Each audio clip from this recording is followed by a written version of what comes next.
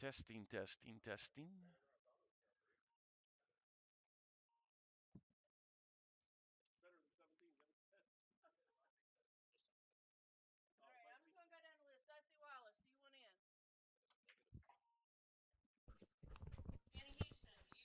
Check, check, check.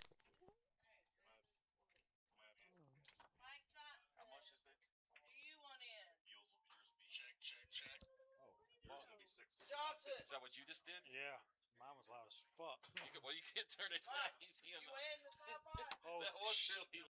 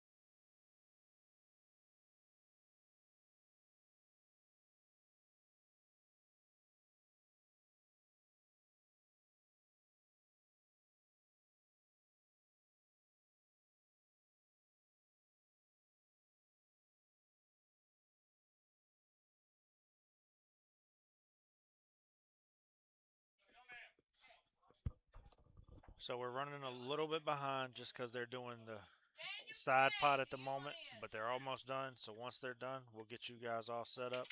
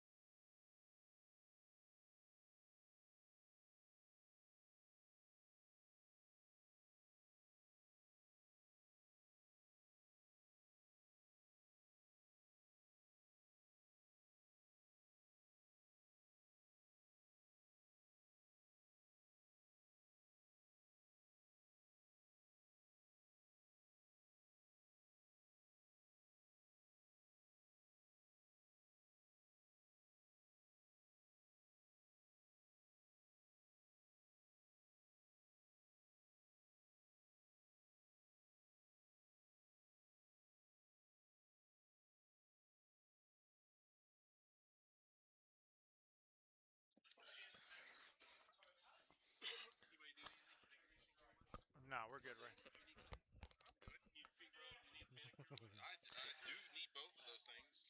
Can you hear me?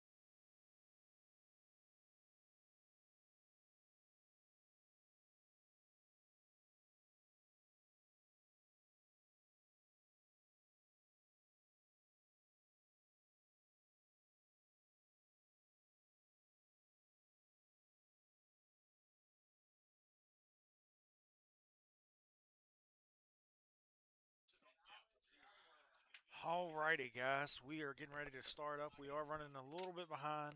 Had to go over some rules. We got a lot of new players that don't know much about the UPL. And if you guys haven't had a chance to check out the UPL, this is the tournament for you guys to actually kind of learn a little bit about it.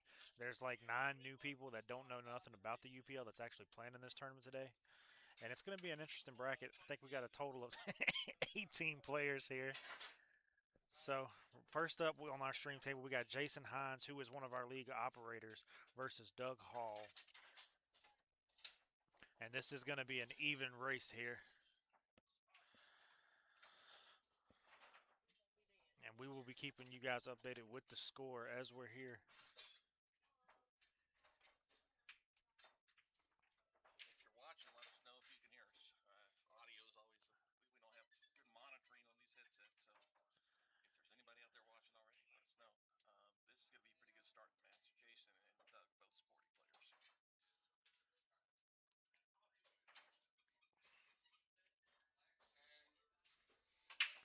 So Jason won the leg, so Jason will get to break. That's one of the good things about this. It's rack your own, alternating break. So if you look at the way the balls are racked in Ultimate Pool, they're racked the same way every time. Ultimate Pool has a pattern, and also that 8 ball goes on the spot. They told everyone that in the rules meeting. I didn't hear that. But the 8 ball actually goes on the spot. Jason knows this because he's the league operator.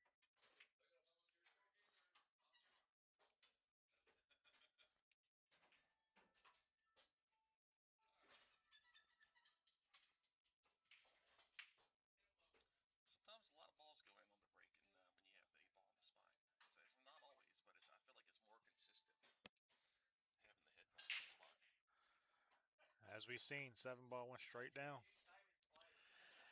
And the thing with this league that I kind of like is after the break, you get to choose. It's open basically, but you do have to announce whether you're going to go stripes or solids. So yes, he made a solid, but he doesn't necessarily have to take the solids here. But it kind of looks like he is going to go with solids. I can't tell exactly. It's a little weird. There's no calling in UPL, but on the first shot after the break, you have to call whether you're shooting stripes or solids.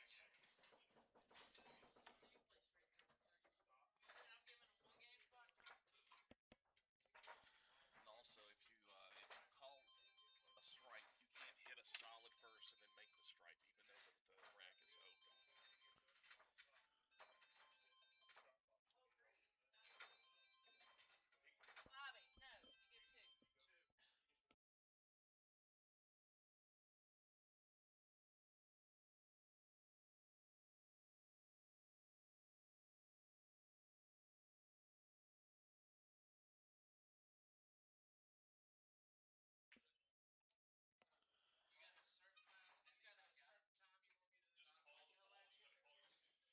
no, you give 2.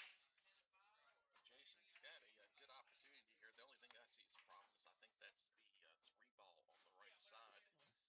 I don't know if it has a pocket on either side. You might be able to slow roll it past the 13, but these pockets are.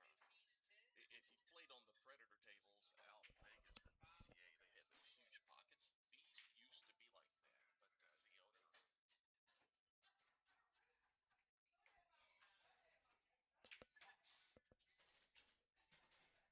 owner. So that was the key shot for Jason, and it didn't go well. That was the only ball he really had trouble with.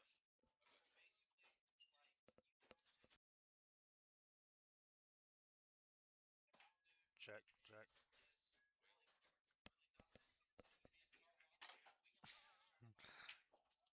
Having some audio issues at the moment.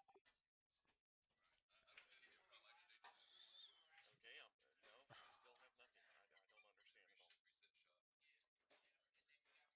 I don't understand at all.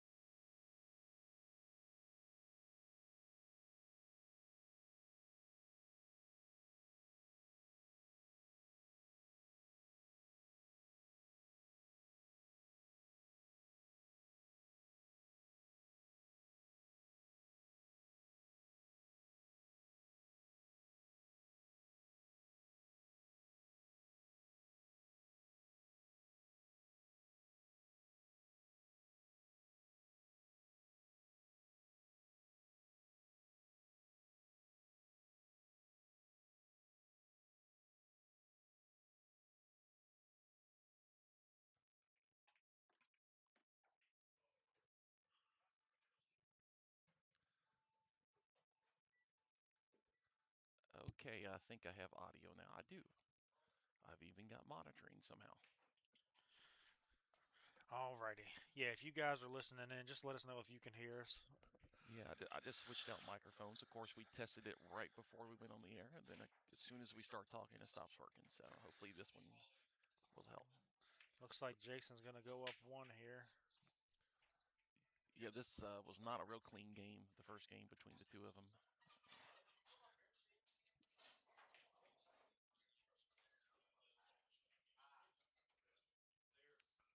So they're on the 30-minute shot clock.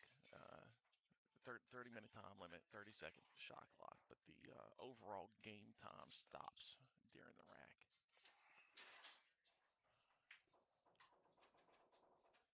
Neither one of these guys are slow players.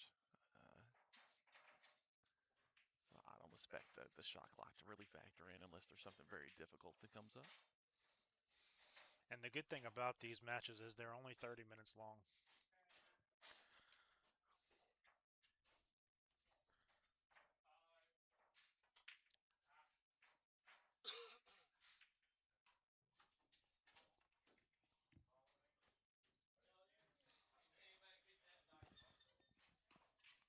And if you guys want to follow along and see the scores on the other ones, we are on digital pool today. I would assume you just look up UPL 8 ball in Roanoke at Warehouse Billiards, and you should be able to see the actual brackets.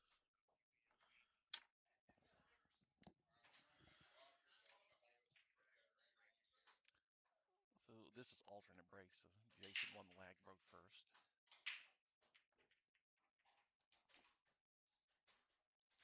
That is a very nice break.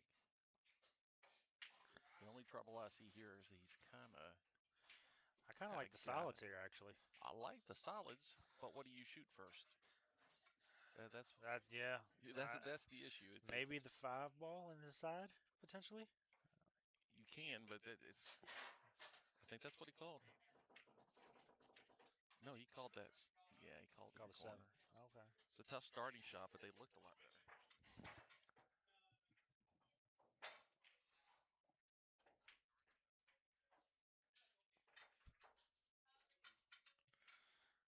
So now Jason does have the option still to choose between stripes and solids because solids were declared, but the ball did not go in.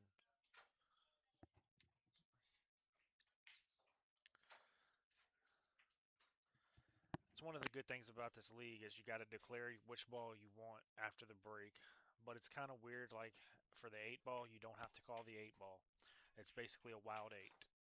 And the way it works is if you scratch and you miss the 8 ball, it's not a loss. But if you make the 8 ball and scratch, it is considered a loss. Yeah, other than that, everything's wild, other than nominating a stripe or a solid.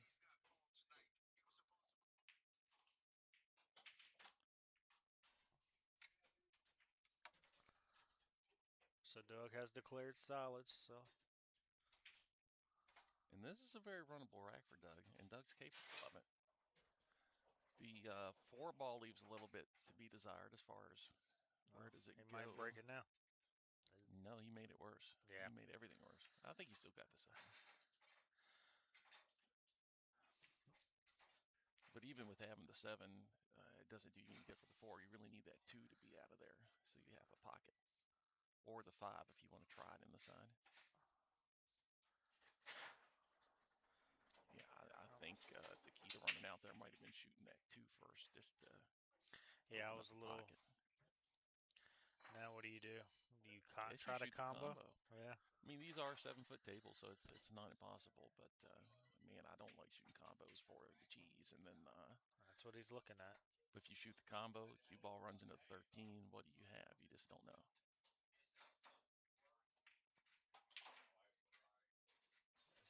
It was a good try. Jason still got a little trouble, I think, with the 10 ball tied up there. He's got a little trouble. Yeah, he wants to shoot this 13 first, but I don't think it's the right shot. And the reason is because that's a great breakout ball for those 2 balls. If you could shoot up table first and then get the right angle on this ball to break those out, that would be. I think that's what he's looking at. I think he is going to have to shoot up table. He's got his glasses on his head. We'll see if that affects his shot or not. I don't know if he can see the ball. For some reason, it's like every time he shoots, he always keeps his glasses on his head. I'm like, you ever worried about them falling off your head in the middle of your shot? I don't know. If my glasses were on my head, I would see about 5 balls at once. This is why you need to get contacts, buddy. Yeah.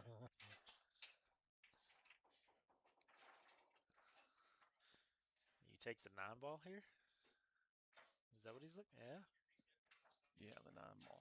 I think you could actually make that 12 ball with what's called a ticky shot from right there. You just basically go off the rail, off the 10, and then bump the 12 in. And it's, Ah. oh, he's going to try to play that 10 ball up table. If it goes, then that's a good shot he just played.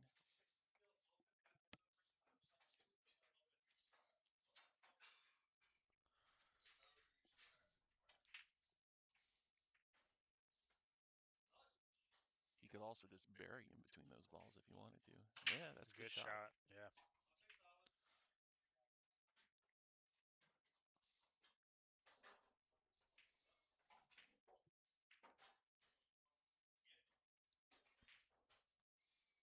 And Jason putting on a nice stroke there. He's leaving the 9 for last so he can roll down and play that 8 ball on the side.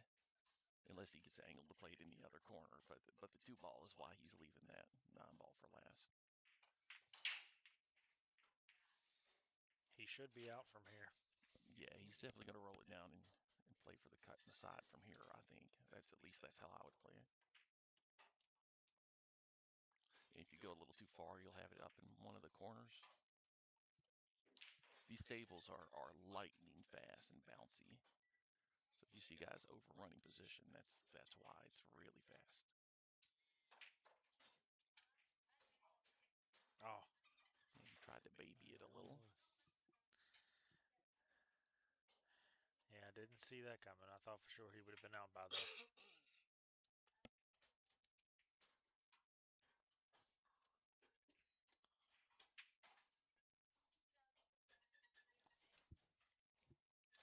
Doug's just about perfect here to get on the 8.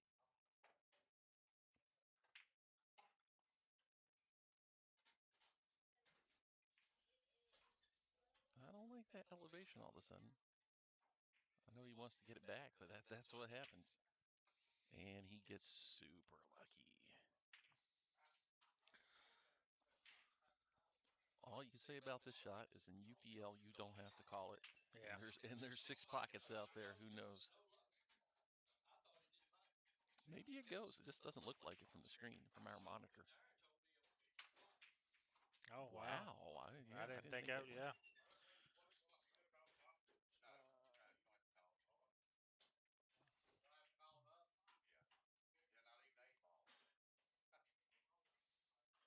Just like that, Jason goes up too. Yeah, the 2-game lead is not such a big deal until you start running out of time. Yeah. It's the worst feeling to be behind and not have enough time to catch up in UPL. It's great when you're ahead, you're just cruising, but it's punishing and very frustrating to me. One thing I wish we could see is the game clock, how much time's left on the game clock, but I don't even see where they got their tablet at.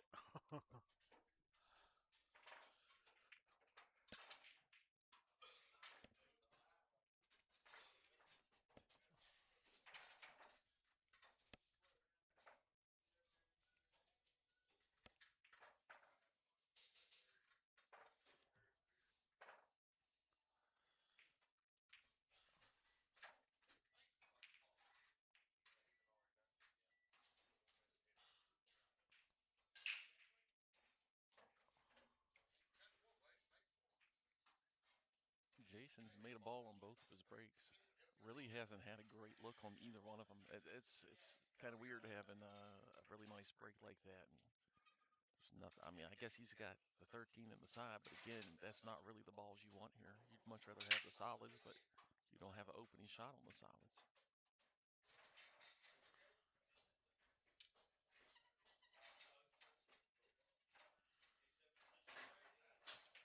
Yeah, he likes the solids so much more. He's thinking about taking the 5 all the way down.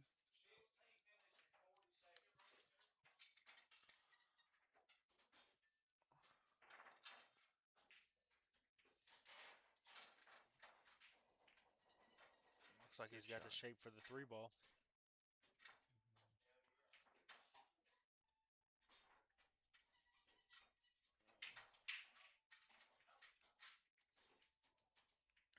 I think he might have some trouble with the. Looks like the 1 ball. He's got a little trouble with the 1 ball, but he's going to have a couple of opportunities to get that out, especially the 4. That's what he's going for right now, I think, unless he's trying to shoot the 7 first. But From 4, you this can angle, kind I of was gonna say pound the you kind of 7. like the 4, yeah. He didn't do it. Close. He might be able to squeeze in there. I don't know. Yeah, if he It's does, he tight. don't have a Yeah, shot yeah. though. Guess he could have the 6, but man, I wouldn't want to be shooting that because then it just messes up a pattern.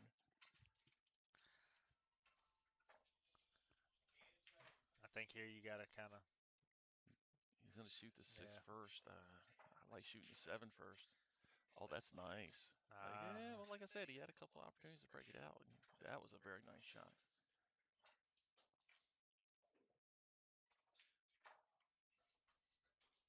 Well, you don't have to. Yeah, diamond well, tables, some other tables, you really got to pound that ball to get it over there. You don't really need to on these tables; they're so responsive. yeah, I think these tables have been playing great lately. I've been up here the last couple weekends practicing, getting ready for my matchup, and they've been playing really good.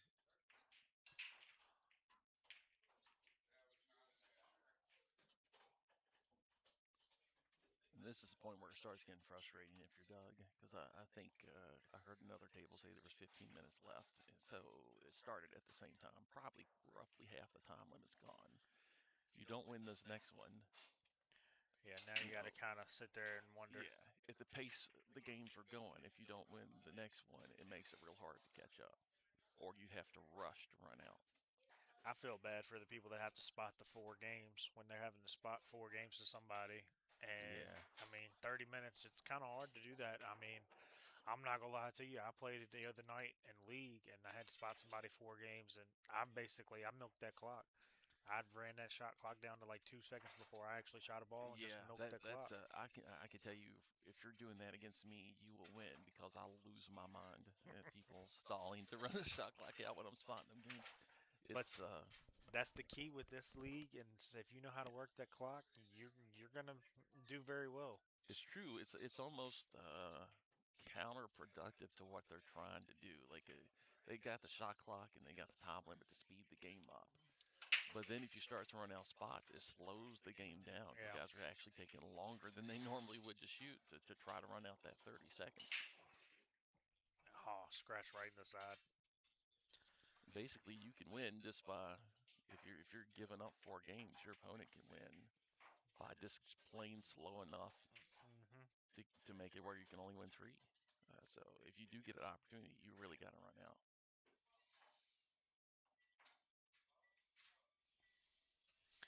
Now, it doesn't affect here, but the one good thing about UPL, which I find it kind of odd here, it's a scratch Oh, on the break. You get ball in hand behind the line, but if there was a ball behind the line, you could actually shoot that ball.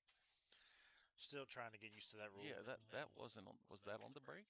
Yeah, Just that was shoot. on the break. Okay, yeah. So he could shoot if there were a ball behind the line, he could shoot it too, as long as the cue ball's behind the line. I believe that rule is wow, that's not good. I think that rules this version of 8 ball is kind of adapted from uh, black ball, like the UK version of 8 ball. And that in itself borrows a lot from snooker. And in snooker, you have a little semicircle at the top of the table. And someone's asking a rules question. Hold on 1 second. I don't believe so. I know you can in league, but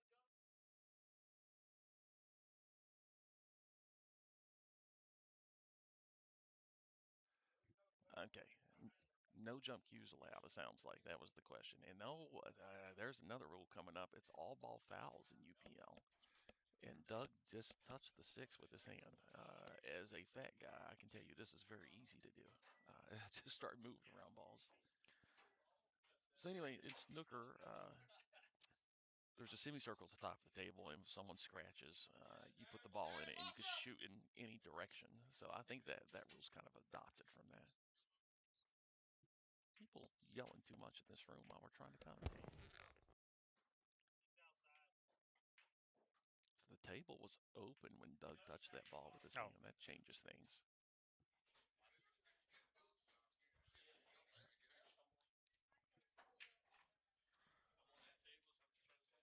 He called you.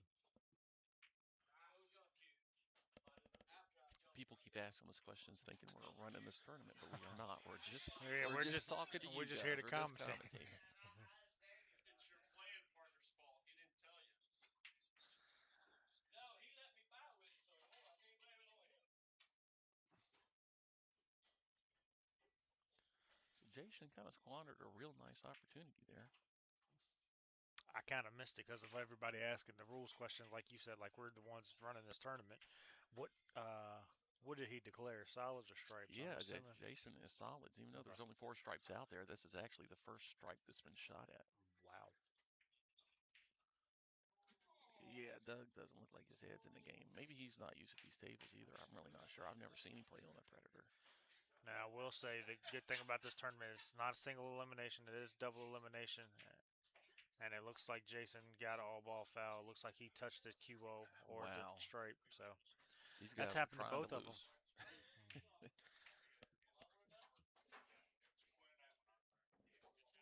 This is very it's an easy thing to do, but it's really nice that they both called it on each other. Now Doug's was pretty obvious, but Jason, I didn't notice it. I don't know if Doug saw it, but Jason immediately called it on himself. So props to him. Looks like that one that I can't tell what ball that is in the corner pocket there, but it looks like it's kind of in the pocket. So I don't know what He he's doesn't going to want be to able to shoot do. that right now, but he might have to. Yeah, I don't think he got quite where he want. Oh, well, he might still go for the 9 here. Well, he doesn't have to play any position if he can make the 9.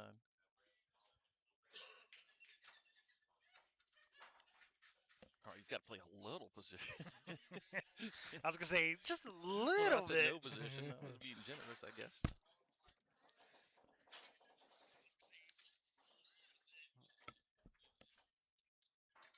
So he's got to shoot past the halfway point and sort of bend this back. That's going to go long. These tables are real slidey, and when you're shooting at that angle, the cue ball is going to travel forward off of its angle out.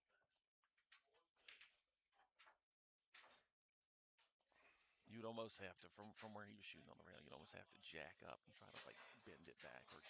Let's see if Jason can capitalize here. He's got ball in hand and kind of a roadmap, honestly.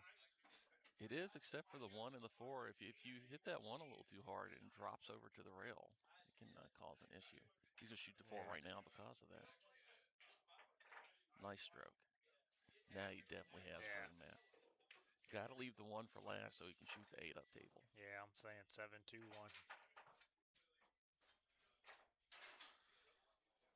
He's going to want some angle on this too, so I'm thinking he's going to try to draw back to about where the cue ball is right now.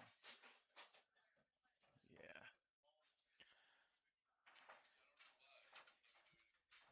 Have to roll up a little bit, try to get the 8 into the side potentially, or far corner. I think probably the corner. Oh. See, this Yeah. is the kind of thing, if you haven't played on these tables, that's the kind of overrun I was talking about. Real easy to do. He's not calling it, folks, because he doesn't have to. It's not called a UPL. He's still got plenty of pockets to choose from. You never know. All right, this is a deceptively hard shot. That ball is deep in the hole. He's going to have to hit it direct and draw. I don't think rail first is going to do it. He did go rail first. It looked like to me he didn't have enough room for that. Hit it good, though. And just like that, Doug is on the board. And I believe it's Doug's break, if I'm not mistaken, so he can get back in this.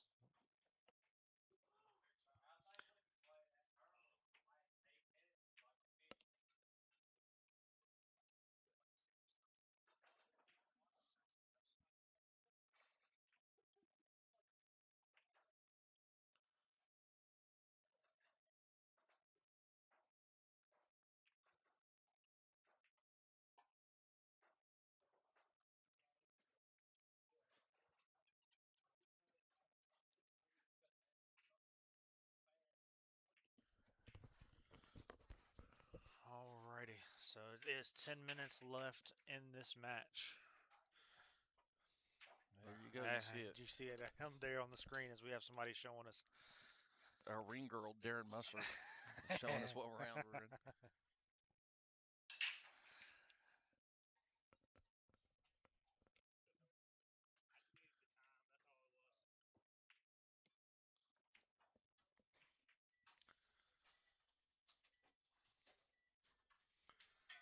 So I thought it was Doug's break. Clearly I was wrong. Looks like Jason's back at the break. Yeah, he's been breaking really well and getting nothing out of it. So we'll have to see if he goes. Oh, he intentionally went forward with that cue ball that time, I think, because of what had been happening, and then didn't make anything.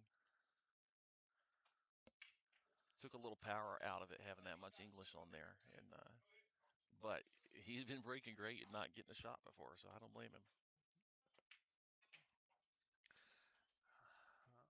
I don't know that he wants stripes, but I think you kind of have to take stripes here. Don't think they look too bad. Everything kind of looks the same. Now stripes look a lot better since he tied up those two solids. And it's still open. This is one I would expect Jason to run out on.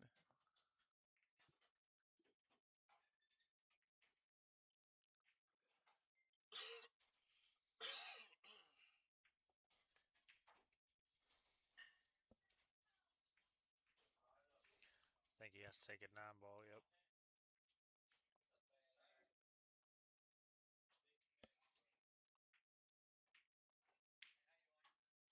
Well, he got straight here, but the 12's so close he can cheat it and draw between the rail and the 15. He'd like to get on that 10 sooner rather than later because it's really only got two pockets, the left side and the bottom right corner.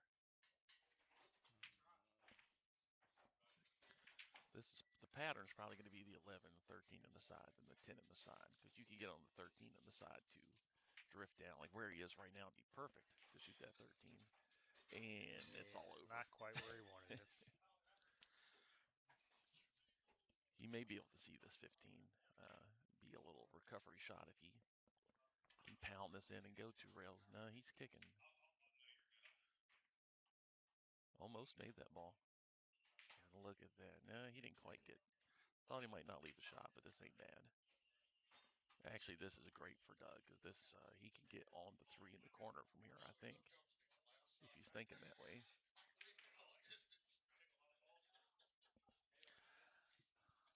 Just kind of seems like Doug's not comfortable yet. No, I don't know. Is this isn't. his first time playing this UPO? I can't remember I don't if he was know. one of the new ones. I don't know. He plays. Usually when I see him, he's down in Collinsville. I know they have it down there, but I don't know if he's playing in it.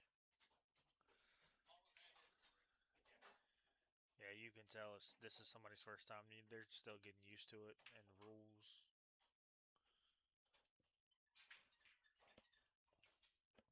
Well, Doug's going to get another shot, I think, unless he smashes this in off the kick, because, again, there's no calling anything.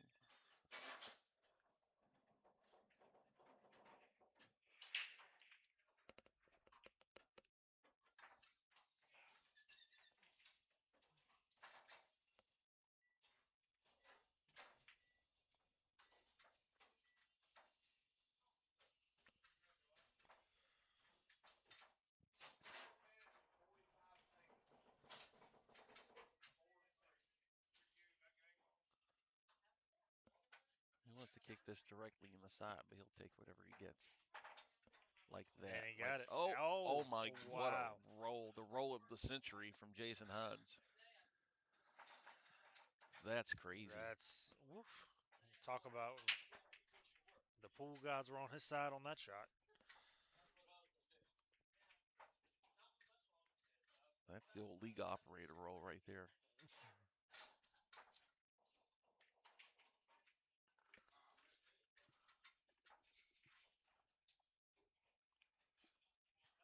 That's such a devastating way to lose that rack and then making it very hard to come back. He's going to have to get 3 racks in probably like 6 minutes. Yeah. which is not impossible, but the way both of them have been playing, it hasn't been going that fast. You kind of have to start breaking out. Yeah.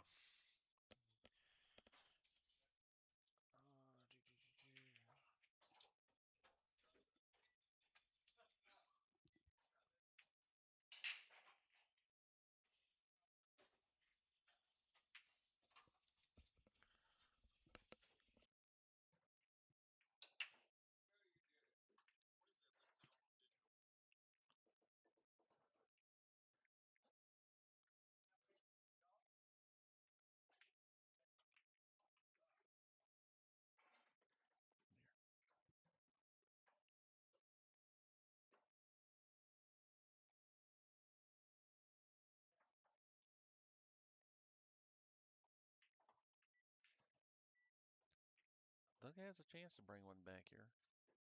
You'd like to even. I mean, this is a tournament. You're trying to perform the best you can, even if you know you're going to lose. That's the way it should be.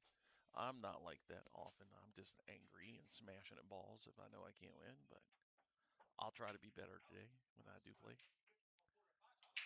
It's like I play Michael Johnson first. I will probably be the first match that ends. I will probably be playing. I will probably have to give up 3 or 4 games to him, is my guess. So that's no fun.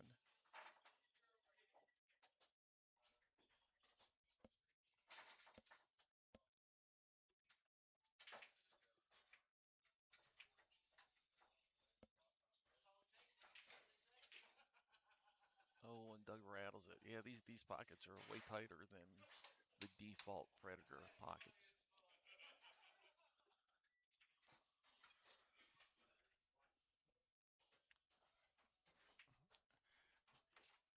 I see that we got somebody in the chat saying the volume is low. Is it both of us or just one of us that's low? We'll try to raise both of us up. You just let us know which one you're hearing more. Yeah, we can adjust the audio. If we're both low, maybe you can just turn your volume up.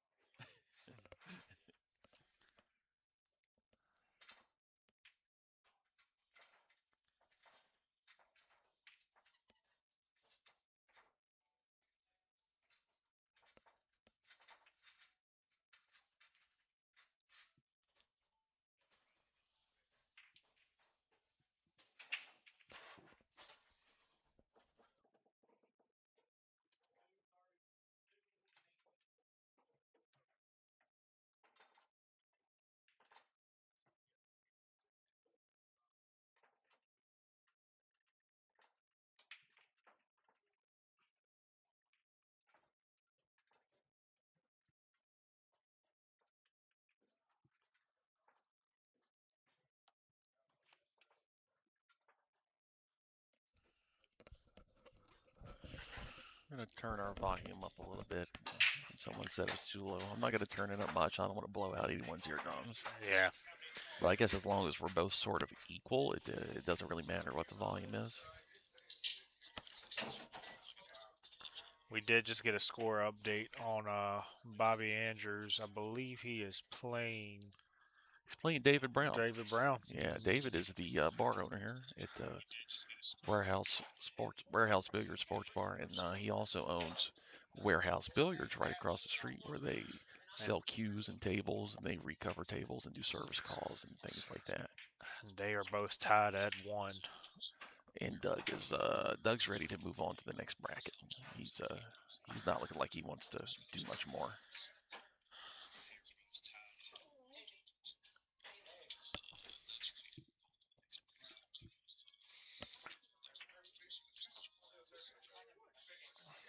We want to thank you guys for listening in.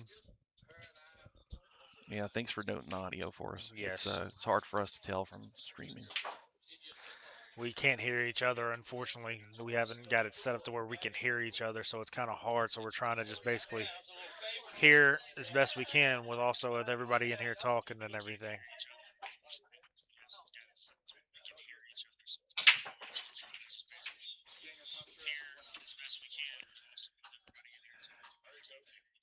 This first round here of matches will all kind of start ending close to the same time, just because of the time limit. And my guess is I will be up here soon. What was the score? 2-1. And we just got another update. Daniel Klomster beat Doughboy Hinckley 2-1 with a one-game spot for Doughboy. So Daniel moves on to the winner side. Doughboy will eventually play on the loser side.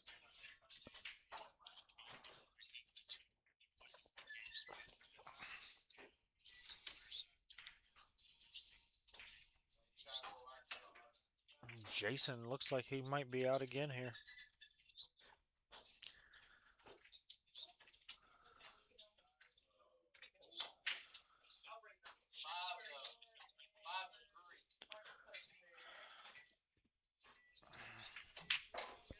Oh, I think he got a little too far. I don't think he wanted to go that far. Yeah, I wouldn't be surprised if he makes this because he's in a comfortable lead. He didn't, but it's man, so much easier to shoot that ball with a comfortable lead. And then also, you're going to leave that.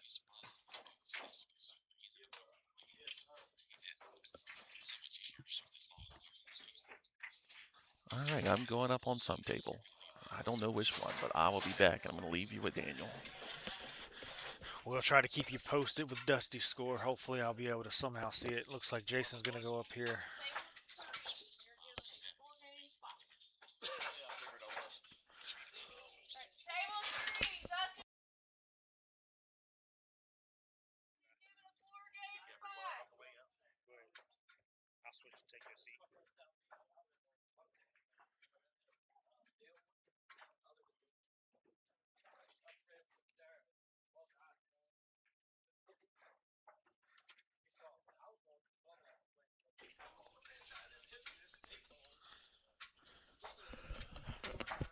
Alrighty.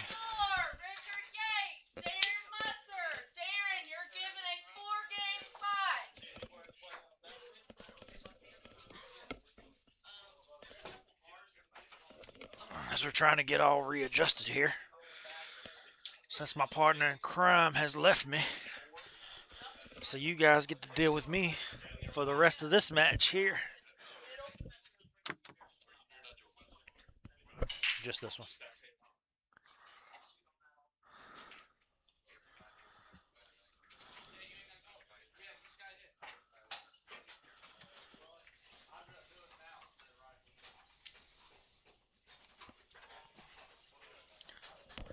And as you guys seen, it's only a minute and some change left in this match. So I don't think Doug's going to mount a great comeback here, but valiant for effort here.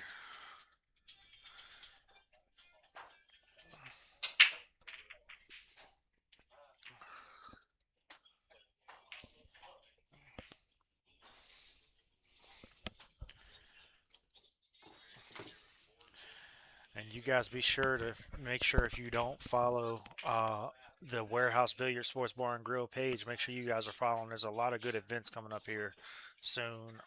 We just announced that we're partnering with my podcast this week. That we're going to start our first Billiards Fight card starting in August. We got a lot of great matches coming up. Our September card's already filled up as well. So a lot of good things are coming.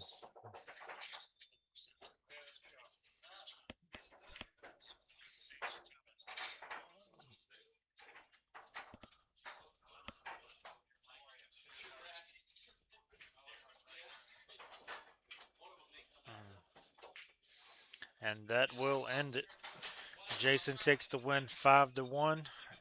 And we will see who will be up next on our stream table. So you guys just hang tight and we'll be back soon. You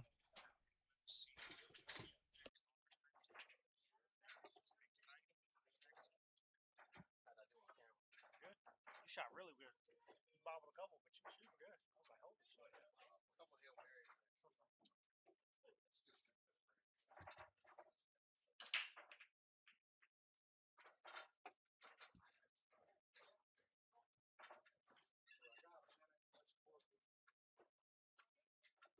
Jason.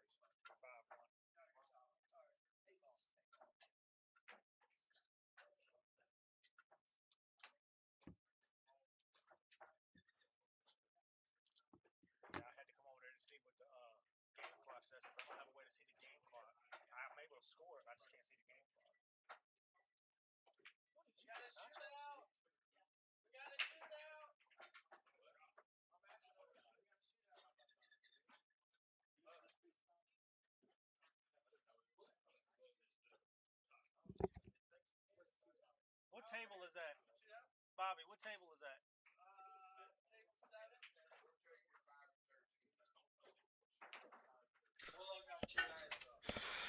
So I'm going to actually bring you guys over to table 7 at the moment while we're waiting to get our stream up for table 8 as we have a shootout.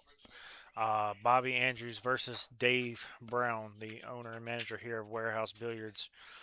They ended in a tie, so this will be a shootout here. And it will be a 6-ball shootout to see who will win and move on the winner side. Right now, Jason Hines is just going over the rules with them for this shootout.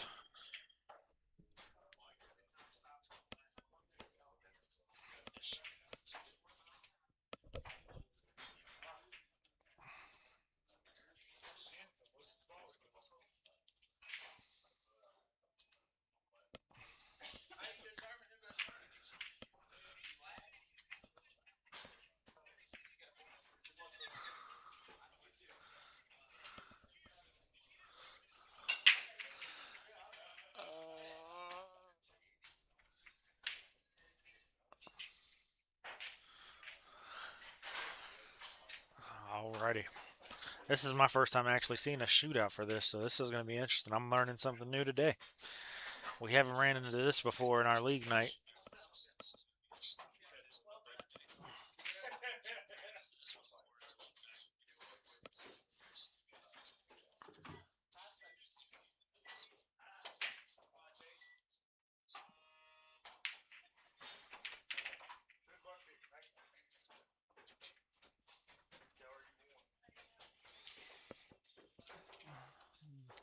Alrighty, Bobby's up first.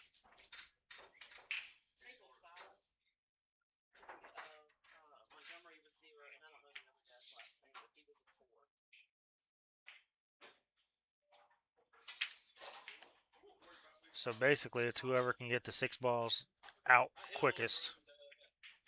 As you see, Bobby's kind of just running around the table here.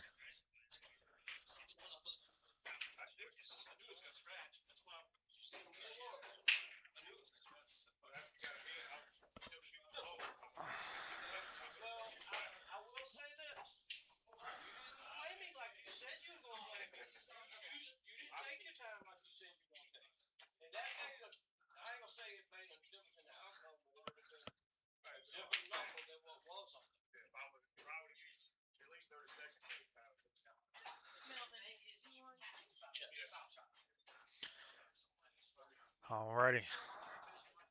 So now it's David's turn.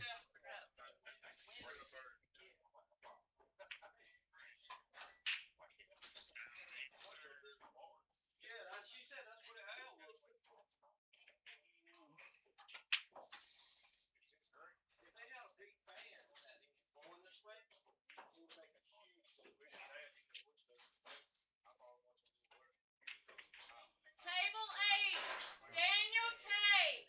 Frank Stowers. Frank, you're given a 3-game spot. Daniel K. Frank Stowers. Frank, you're given a 3-game spot. And I believe Bobby should move on, I think, potentially. I don't know exactly. I'm trying to find out for you guys.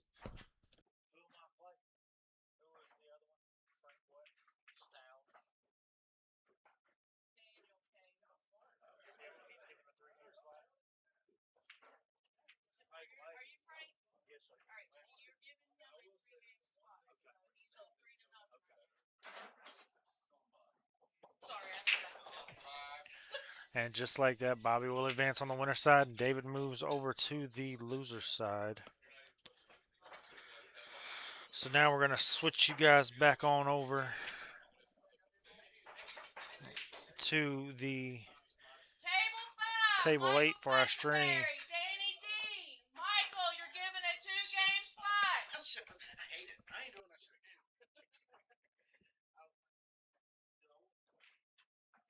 How quick did you shoot it out there?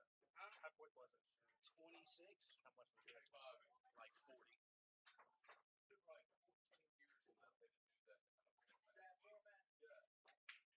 That was pretty awesome. Hey, that was the first time I ever seen that. That was pretty awesome, actually. That's the first time we've ever seen that. We haven't had a tie yet. Bobby wins. And that was pretty awesome to watch. Hey, I did it pretty decent. Yeah. I think it's something else. Choosing the first shot. That's your little decisive. That's what happened to Justin Verlander. He went around the table one time. That's good. Yeah, oh yeah.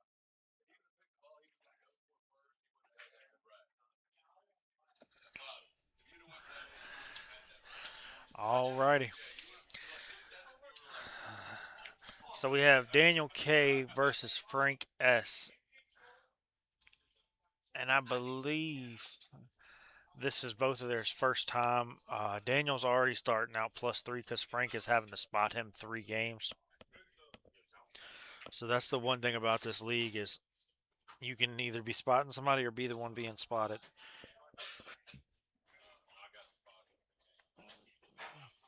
And in this case, right now, Daniel is the favorite with being getting spotted the 3 games.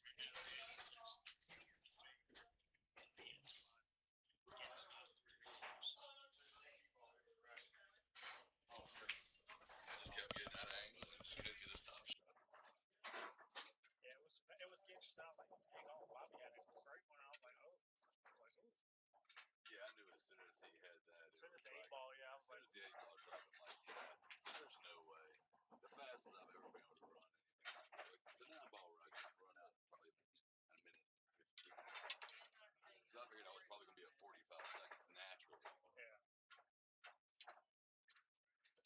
And then I totally shit the bed on the couple on that lead. So.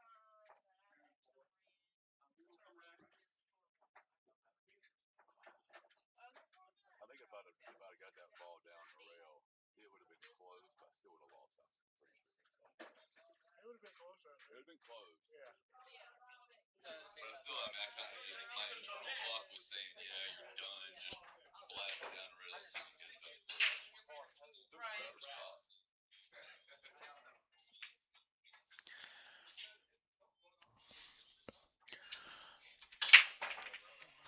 Alrighty, so Frank broke first. Looks like he is declaring stripes here.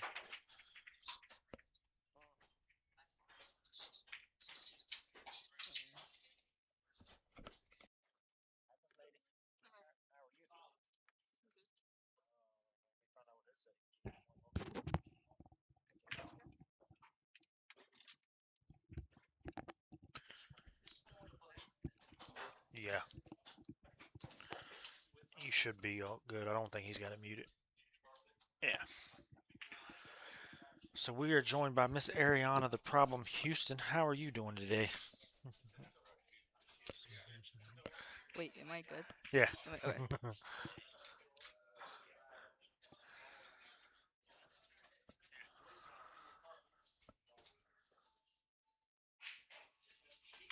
Alrighty.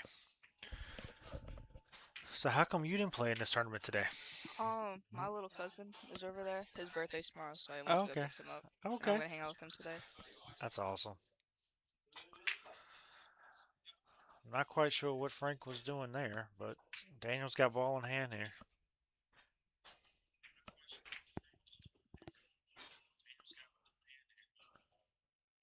How'd your dad do the first game?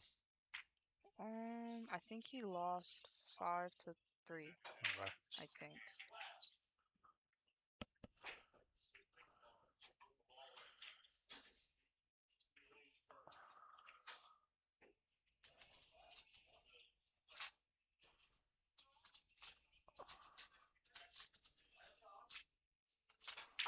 Daniel with the miscue there and somehow still managed to get the ball in.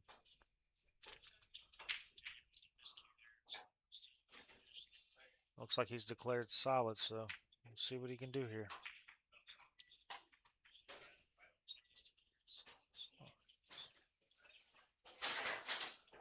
So when is your next big tournament coming up?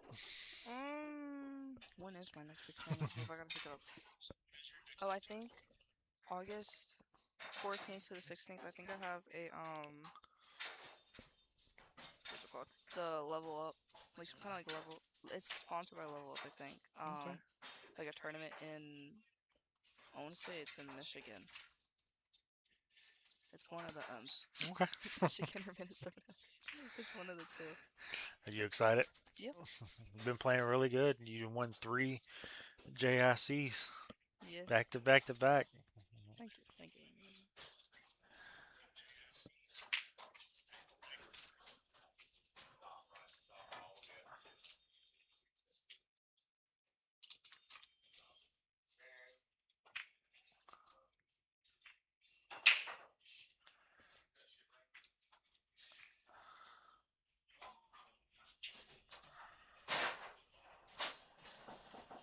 Looks like Frank might have trouble with this one ball. Looks like the 10 ball. I can't tell.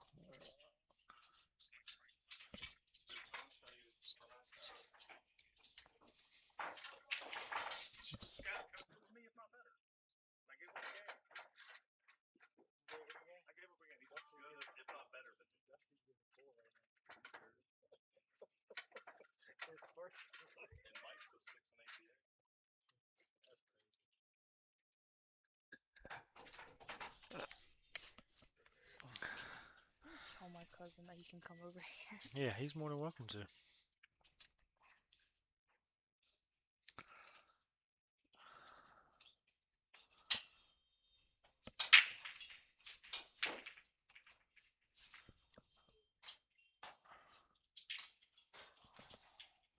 I'm curious to see what Daniel's going to do here.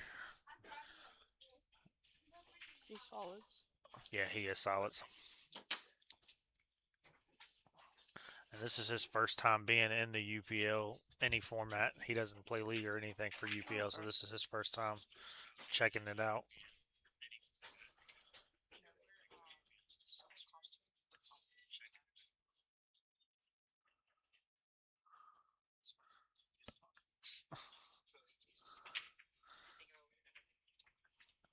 Not a bad leave.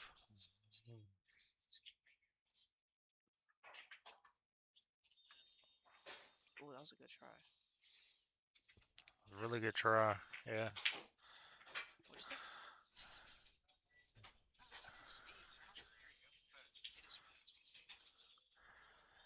Yeah, if I'm Daniel here, I think I'm probably trying to play the one ball close to the pocket, and if I miss it, I'm not going to be mad, but I don't want to leave him a shot right now. Yeah.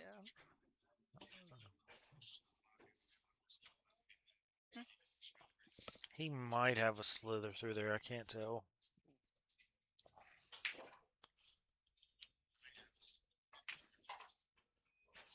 Yep. Oh, wow. Just enough space.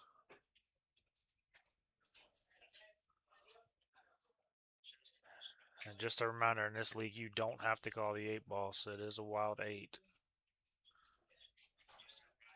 Shot.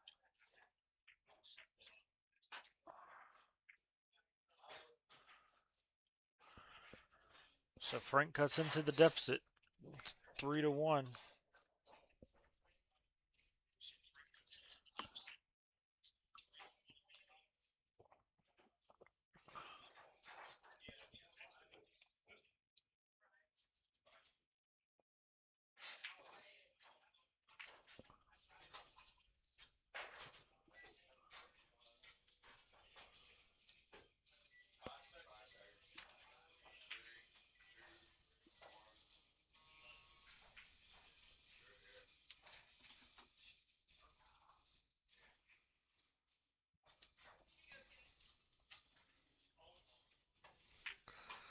So, are you excited about your matchup coming up in September versus Miss Reagan Wallace?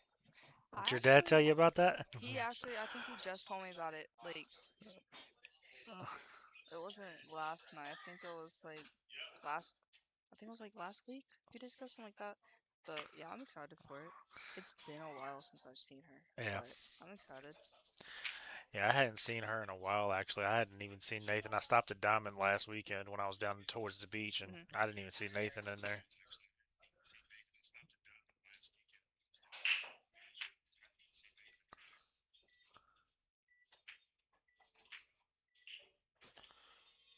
Not a bad break. Curious to see what he's going to declare here.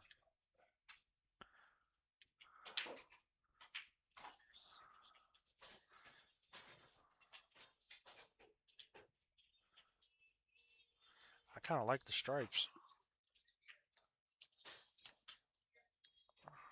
Looks like that's what he's going to go with.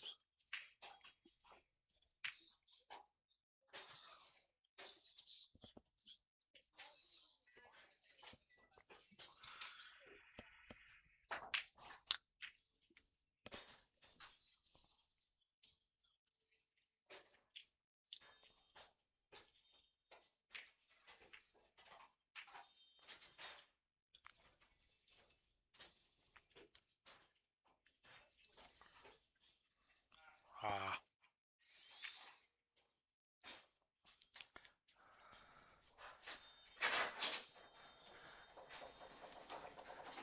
Great shot, but not the roll he wanted to go there. Frank's getting ball in hand here.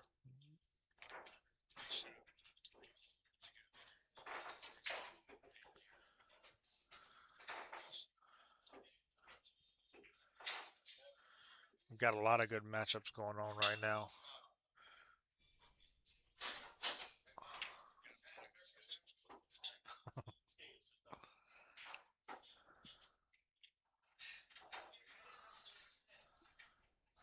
Frank should be out from here potentially, depending on.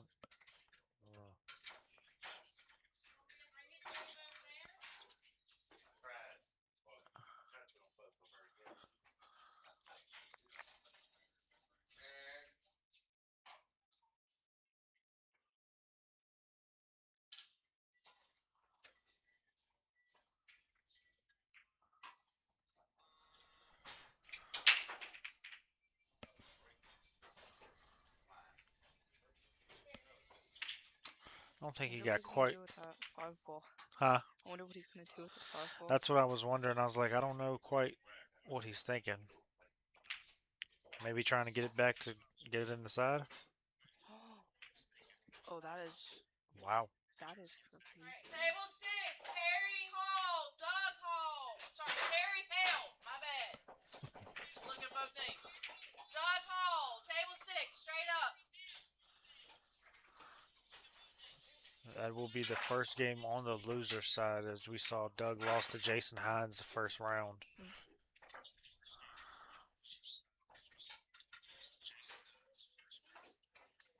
5 ball still a little tricky, I think. I think that 5 ball can go into the corner.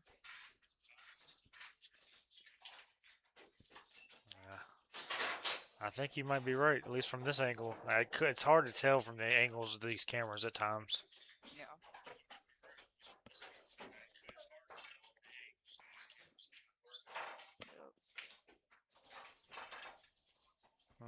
I don't think he wanted to be there for the 8, but maybe he did.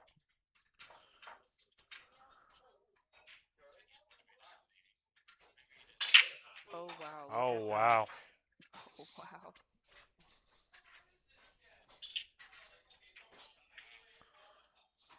And just like that, Frank's down just a 1 game from that spot.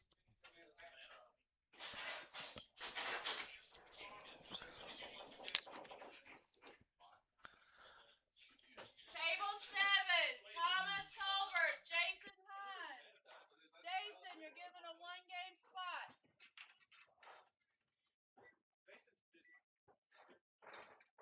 Too bad. Jason said he wanted to play.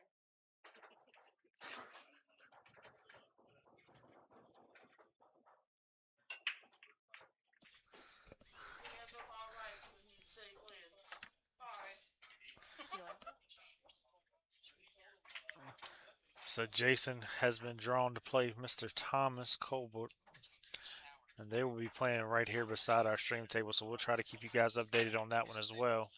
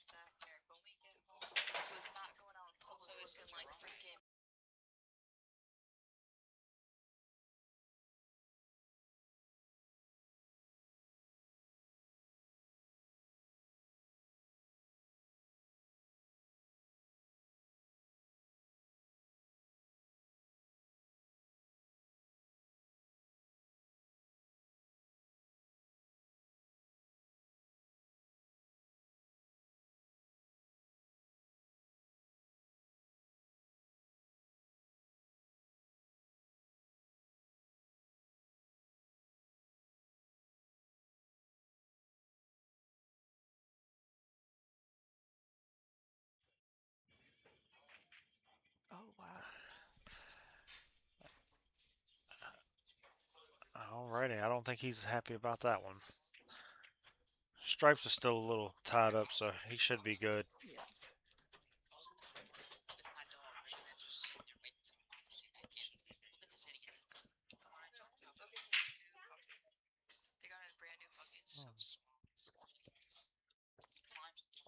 Oh, wow. This is not the normal Daniel that I'm used to seeing play. Usually, he's playing a lot better than that. What's Daniel's like Fargo or like ranking? So he is a 5 in APA. Oh. I don't think he has Fargo established at the moment, Mhm. unless he's playing BCA. Now, he could be playing BCA.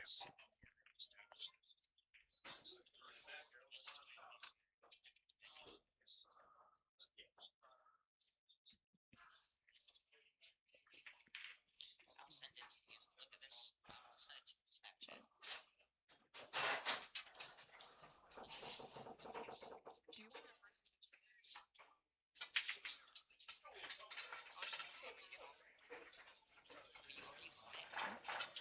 I got it yesterday.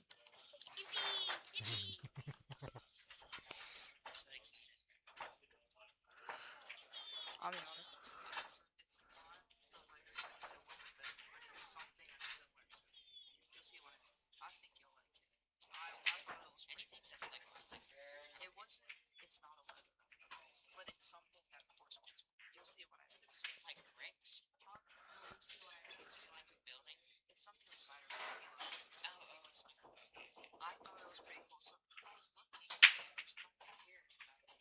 Well, looks like we got some more tied up fun down there.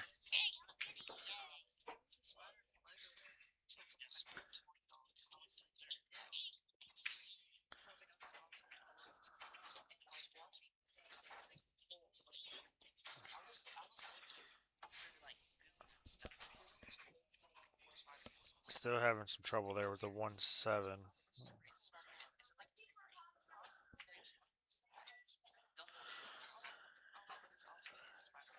It almost looks like he's looking at the 6 ball here.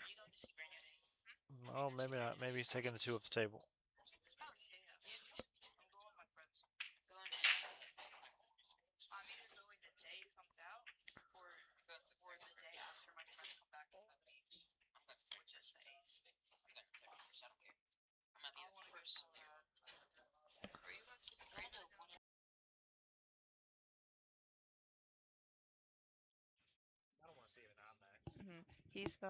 He's a huge Spider-Man fan.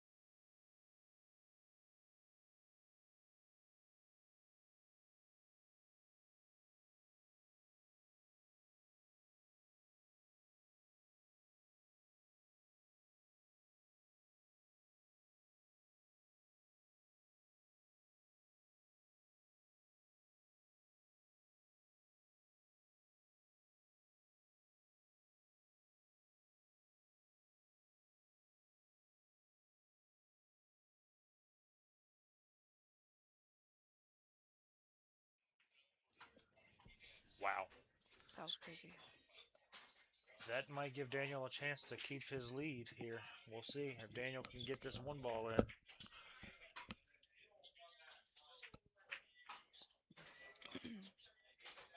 He might have actually caught the break he needed, trying to keep the lead. I almost just called you out because just think at it, Brett. So stupid. Alright, wait a second.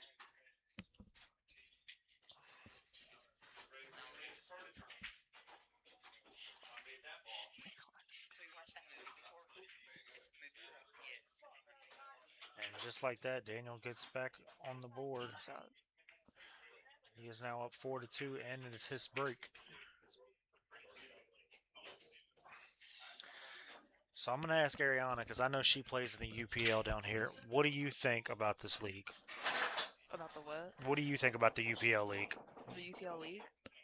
I like it honestly. Um, I hate it when people play slow. I will be honest there. It makes me so mad.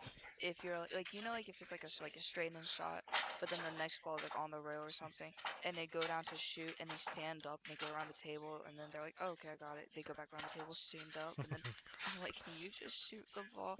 Bobby Andrews, get out of here. But I like it because it's on a shot clock. And you want to get like extended amount of time, so it makes you like actually play. And when I'm usually on a shot clock, I actually play like I should be because it keeps me on like a rhythm. Because I don't if I play slow, I don't shoot as good. So you would definitely hate playing me because if I have to spot anybody, any games, I'm milking that Are clock. you serious? I'm milking that shot clock. I'm not shooting my shot. I'm not even going down on my shot till it reaches 10 seconds. I'll be so serious. I think it was like my second UPL game or something like that. Um, I was playing against a guy. I don't remember his name, but I was playing against a guy, and I think I had to spot him like 3 games. And the guy was using his strategy and was taking the shot clock all the way down to 10 seconds, and I was like, oh my god. I think that's one of the good things about this league. Like if you're the one spotting, like getting the spots, like it's good if you can do that because it's not only it affects your opponent's attempt to come back, but it Yep. also affects their mental because they're sitting there for so long. It's like it's aggravating. Yep.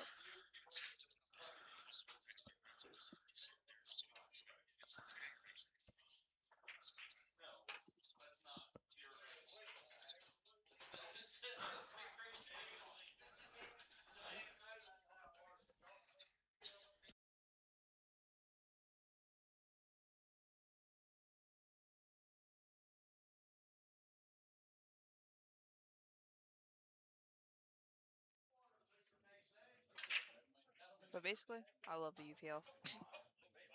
Do I like about the 8 ball though, where it's It's wild. wild? Yeah. I don't like that. But other than that, I like it.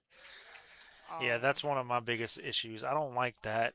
mm, And I don't like the fact that if you shoot the 8 ball and you scratch, but the 8 ball's still on the table, it's not a it's loss. not a yeah. It's just basically ball in hand of your opponent. I don't agree with that. I don't like that you can't call it like you said. But I mean, everything else I like. Mm, Though I'm still getting used to like when you break, if you scratch on the break, your opponent can shoot behind the line, mm. like shoot a ball behind the line. I'm still trying to get used to that, but other than that, I don't really have any issues. But I also don't like the part where if you're like scratch like if you're about to scratch something, you go to capture the ball for your opponent because out of respect or whatever, and that's a loss of game. Because I'm so used to sticking my hand in the pocket or stopping a ball, for like and give the opponent the ball because it's respect or something. Yeah. I'm I literally when I miss or scratch, I just walk away from the table because I'm like if I stay here, I'm gonna grab the ball, so I just walk away. Yeah, I'm horrible about that. I need to Mm. get better about that myself. Oh, he missed. It rattled and threw out. Oh wow. Yeah, I think you can see some nerves from Daniel. Has like this is his first time playing anything UPO related, so for it to be a tournament's kind of interesting for them to just jump in. But I commend them for that.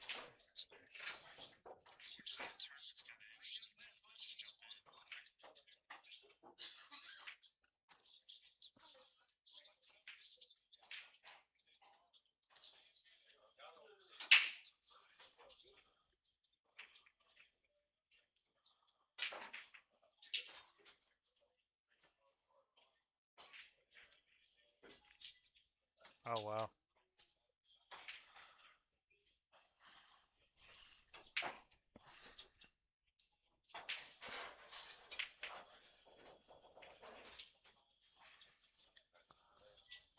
Curious to see what Daniel's gonna do here.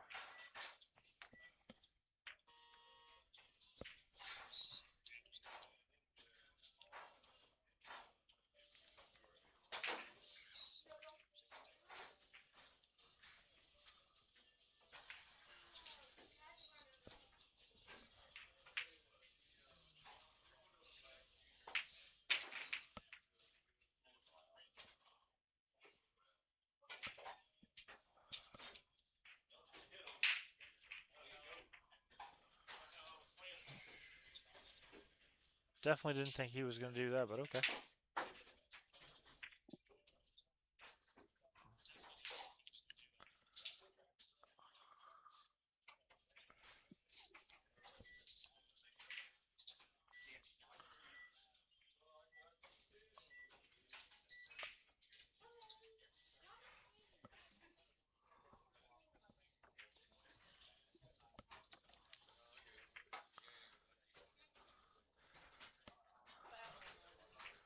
I feel like the 8 ball's kind of in a weird spot here. Mhm. So even if Daniel somehow does get these 2 balls, I don't know what he's gonna do with that 8 ball.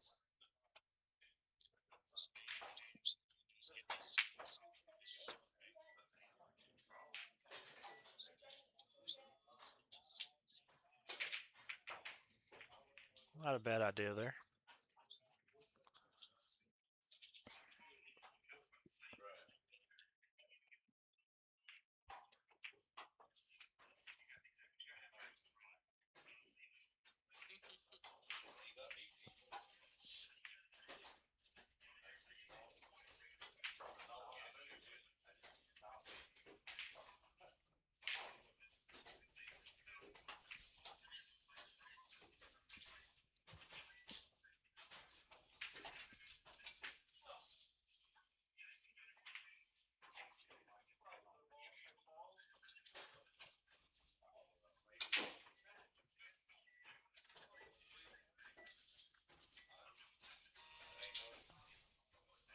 Are you able to look at the scores of the other games?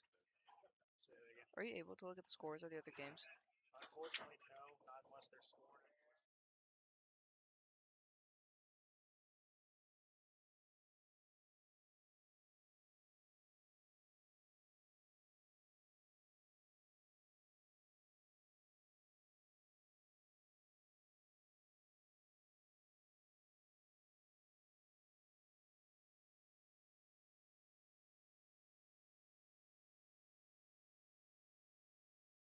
Dusty, I think, has a spot in 4 games.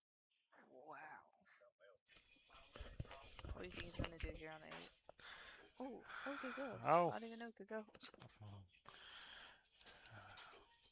well, Daniel goes up, back up his 3 games. That spot definitely plays a factor, more than people would like to admit.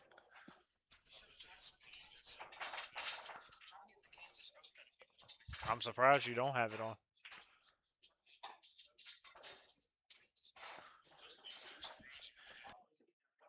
I'll just say you got that. You got the revamp tour going on in Virginia Beach too. Huh?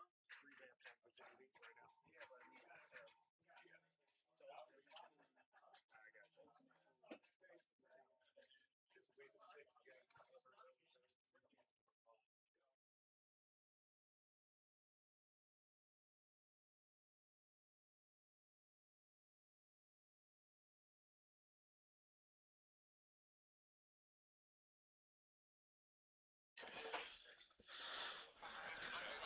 Yep. So we just got confirmation that my co-host here, Dusty, just took his first loss in the tournament. Lost to Michael 5 to -2.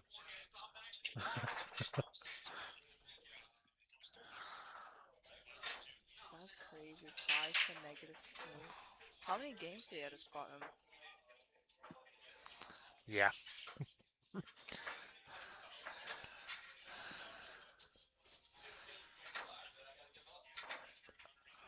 How much time's left on that one?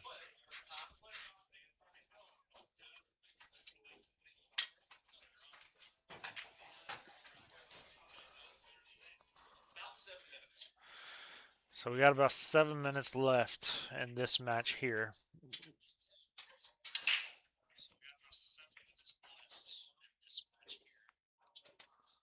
that go into the UPL scoring too? Should. Stop shooting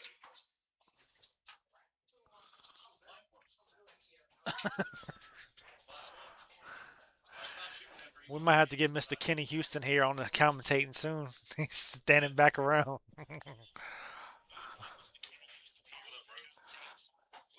only won 5 games, 2, but with the spot he was playing 5 games.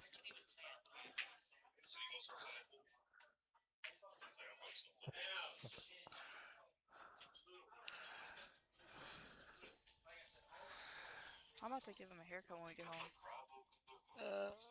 I'm gonna give him a haircut when we get home.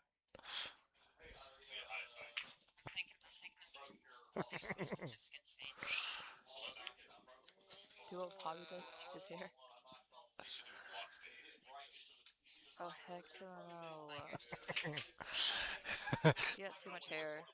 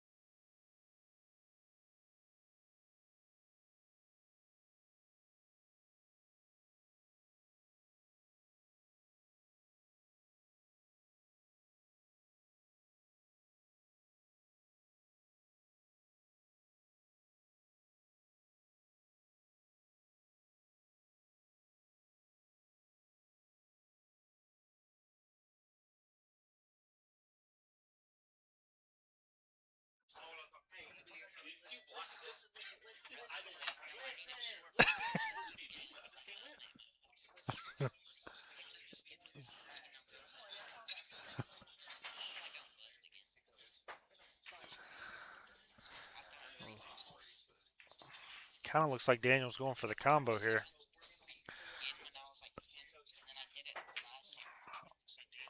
I almost kind of wonder why. Well, Shot.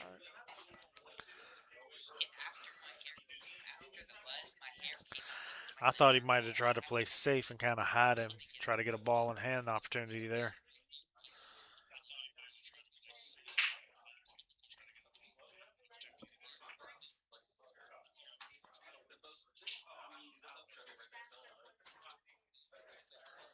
Not bad lead.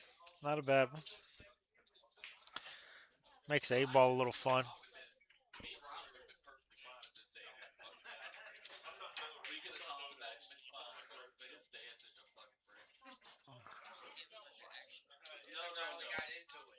And then he said, this was what happened. He said, I'm a fucking grown man. You can talk to me. And then immediately his dad comes and gets in his way to fuck with. Oh, I was there for that. That's a grown man shit. I was there for that. That's grown man shit. Yeah. Oh. No, no. If y'all can hear everything in the background, I got no control over what these people are saying. I love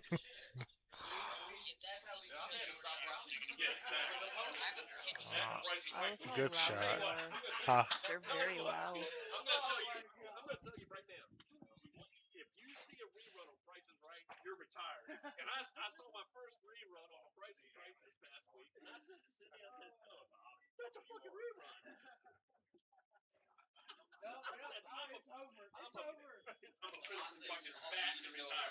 So Daniel gets ball in hand now. Let's see what he's gonna do with it.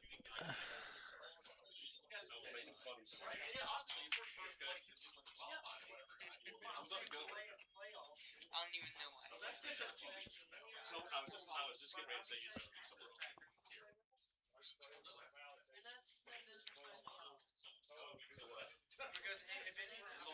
Oh no, no, I get it. My wife same thing. If she wants to go to the pool room, she can go. But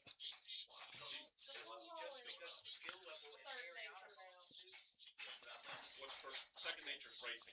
First nature's racing. Oh really? Because you said that, bro. Alan Munson made that. Yeah, that's right. That's after I got my haircut. No, she said there was a you might not come off the team if you Mm. That's what she said.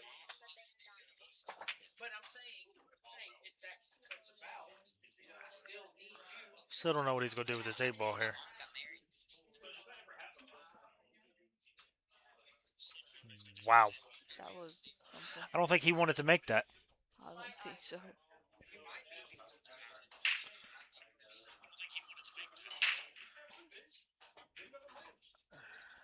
He put some kind of like left on that. Did you see that? Yeah.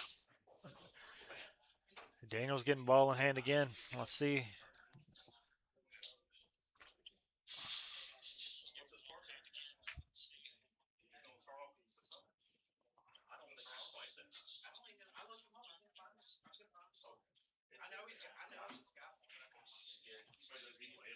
Good breakout there.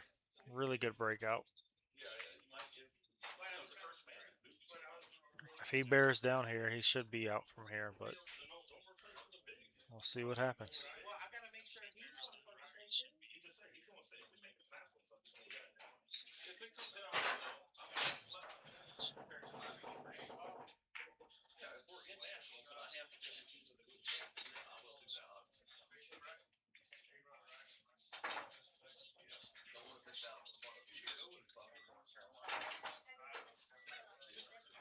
The city that sleeps always.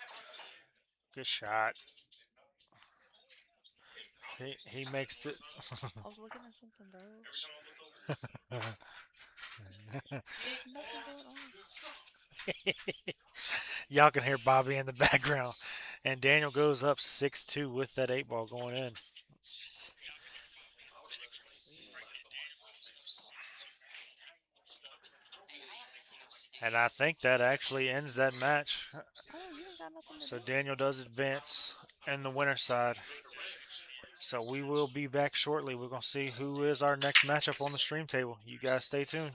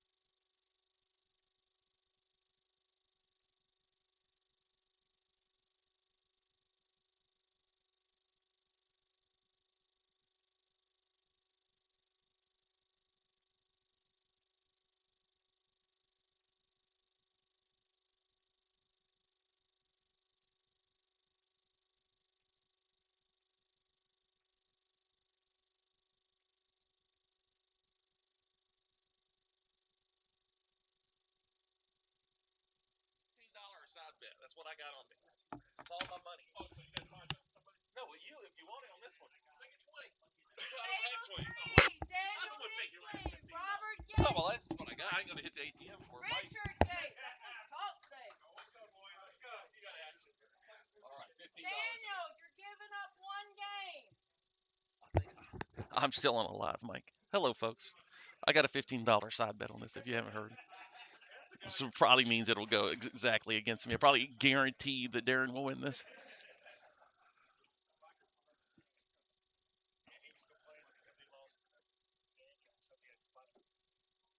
So I just lost to Michael Johnson very badly, but honestly, after the first 2 racks, I sort of gave up. It's with 4-game spot plus a time limit, I just didn't feel like it was possible, and that frustrates me. So I just slammed some balls. I slammed a ball off the table, hit a light socket, broke it. Did you really? So yeah, so is it like one of the outlets on the wall? It hit that just perfectly, shattered it. Yeah. Yeah, my opponent shot at the 8 ball and missed it, and it went 2 rails and in a different pocket, which counts, and that put me down 2 games, which pretty much ends it for you if you have 20 minutes and 6 games to make up. That's the thing with this league right here. It's fun, but it's tough when you're having to spot the It's games. fun if you're the one ahead. I despise it any other time. It's not my favorite format. I think it's exciting the way the pros do it. I like watching them, even though the same thing happens there sometimes. So how do they do it? Just out of curiosity, because I haven't got to see them like this format for like the higher levels. Essentially the same way we do it. They stop the clock a little more often, but it's essentially the same thing. I think the thing is with them, it's like tennis. They're expected to always hold their serve. So it's a matter of the guy breaking serve is what makes the difference in the matches. If a guy breaks dry and then you're able to win that rack, but they break and run on the small tables so much that it's played a lot like tennis, which I kind of think that's not a bad format for pool. But it's a little different when. Also, they always play even. That's the other thing in the pros. It's always going to be an even game. There's no handicaps at all. Yeah.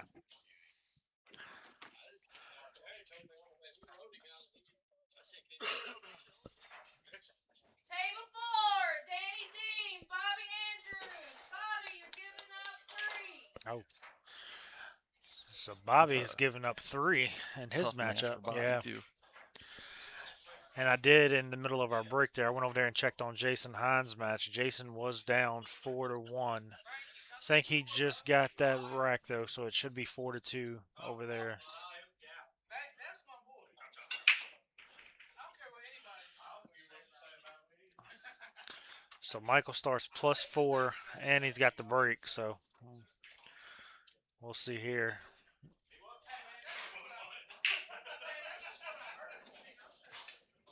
Almost looked like he kind of soft broke that there. So Mike learns a lot from Ron Frank Jr. They're very good friends, and it shows in Mike's game. He's playing really well. I'll never tell him that to his face, but he's actually playing really well. He shoots really straight. He plays a lot smarter as far as his patterns than he used to.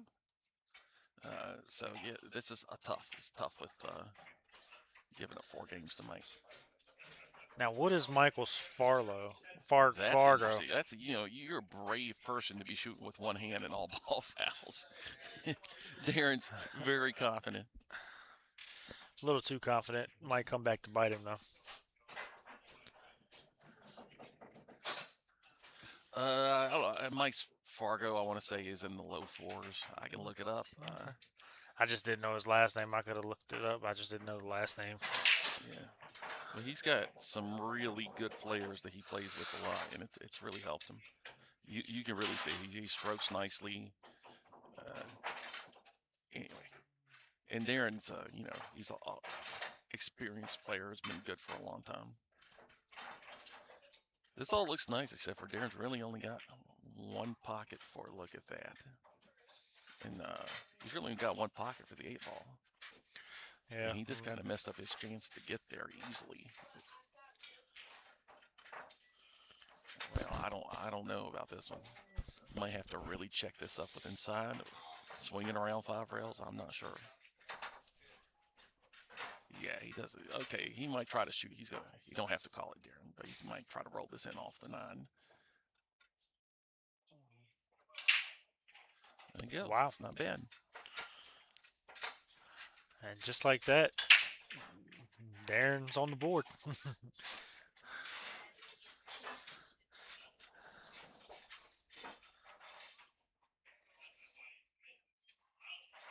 Michael is a 414. 414. Interesting.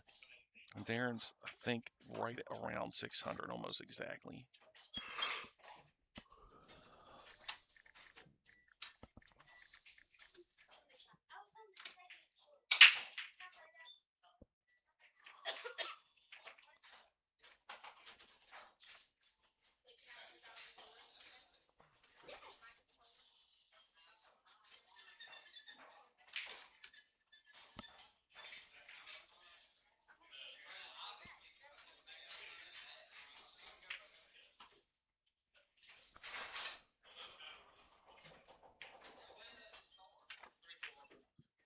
Okay. Just got a score update. Jason Hines is down 3-4 now, but he has fought back. I want to say they should have probably about 8 minutes left on the clock. Yeah, so it's coming down to the wire for them, but a great matchup going on over there. Very nice break to not make anything. That's one of the stronger breaks I've seen to not make anything. I think solids are a pretty obvious choice here.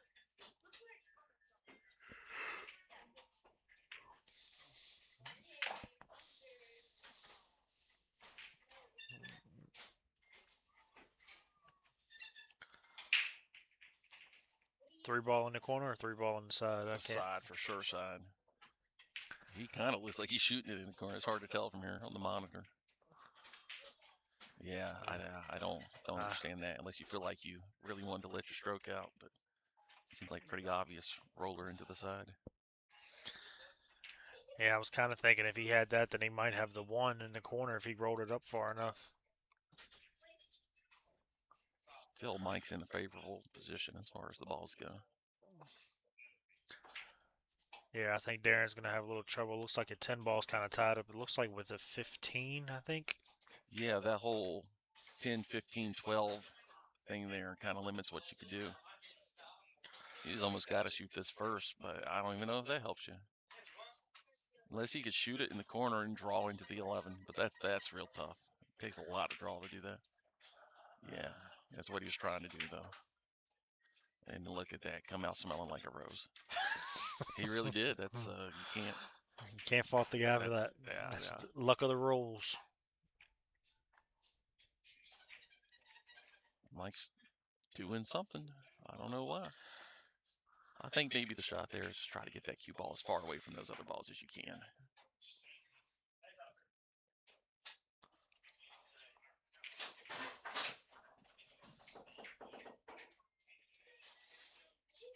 So that looks like the 9 ball there in the center of the table. I don't know why he didn't shoot that right then. Unless I'm being fooled. I guess he's going to shoot it now.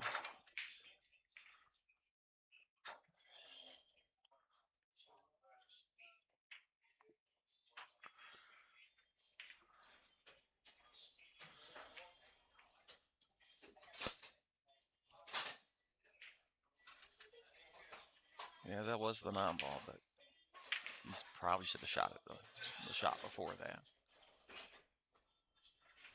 And this is where I think you're going to see that Mike is better than a 414. I would expect him to make several balls here. Of course, when guys aren't playing me, they only play half speed. And then they play me, they play twice as good as their handicap. All right, Mike, you got to be looking at the 5 here. The 5 to the 2 to the 7 in that way. And then the other balls are kind of free. I think the issue he's going to have is getting on the 8. Didn't like that.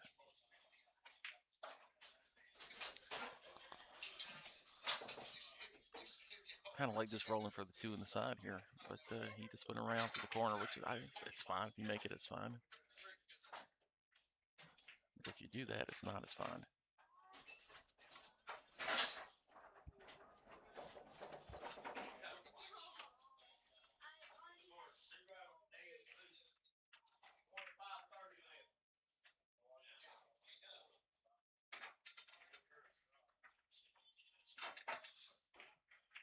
power this one.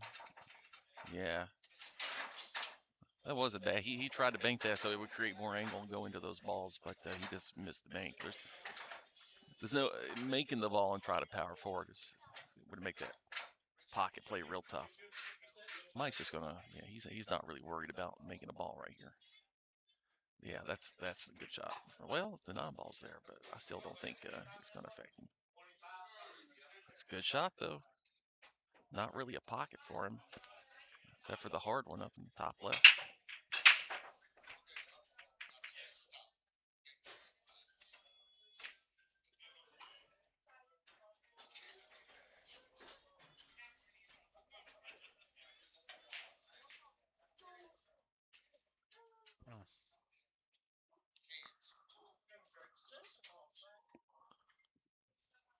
Yes.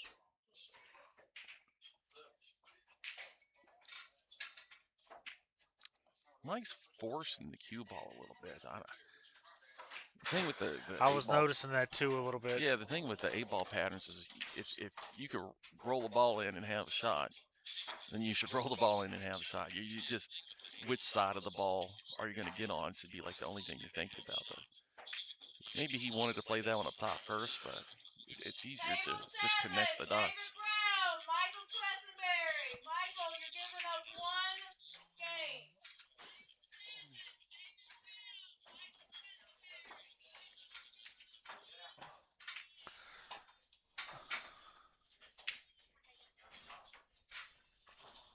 Yeah. Slow up ball.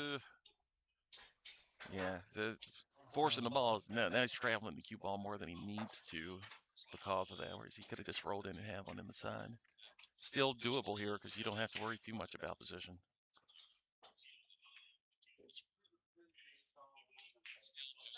There you go. Good shot. Does the 8 go in the side there? Oh, yes. I was going to say, I couldn't tell from this angle. It's Not hard only to- does it go on the side, but you want to play this at pocket speed. So if you miss, you don't leave a shot.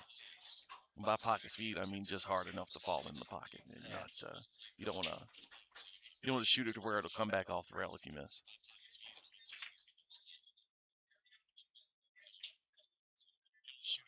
Well, right idea on the speed. Just missed it a little worse than he should have. And Darren's got to really let a stroke out to get back across the table. This is not a great shot. Not an easy shot. Hit it good. Hit it real good. Yeah. It looks like he should be within 2. Yep.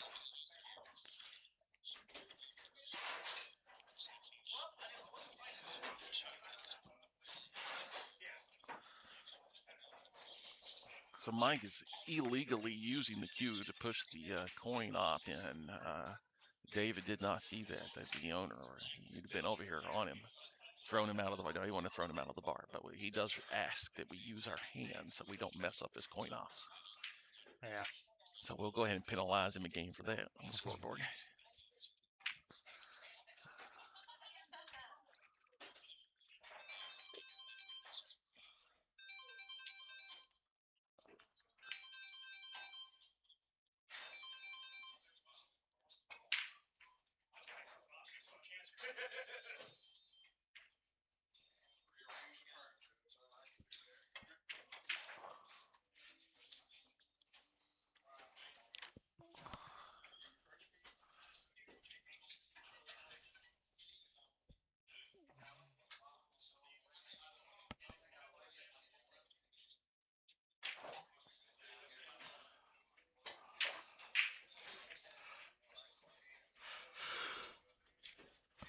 Mike went with a second ball break there, and it worked really well.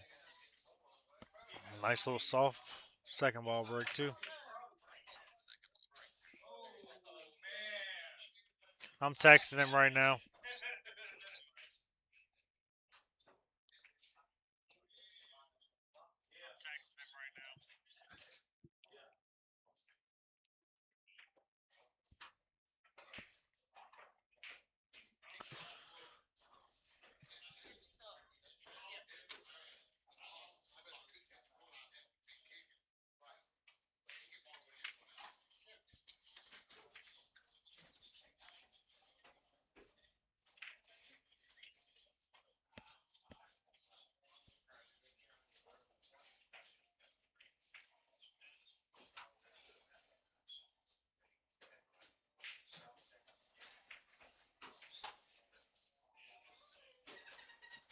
Well, once again, Darren missed that ball, but really came out well out of it.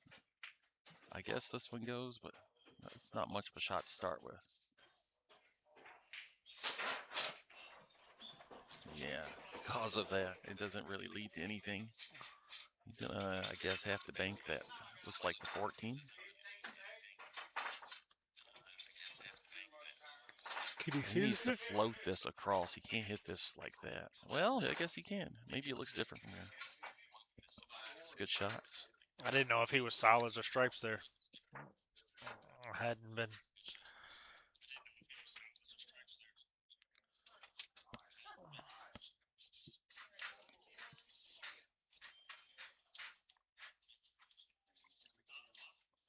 Probably gonna try to knock that 8 out of there right now. Yeah.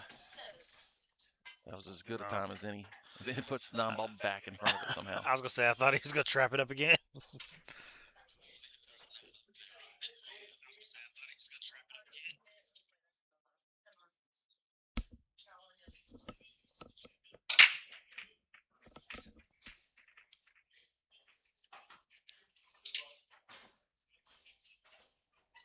This isn't bad. This isn't bad.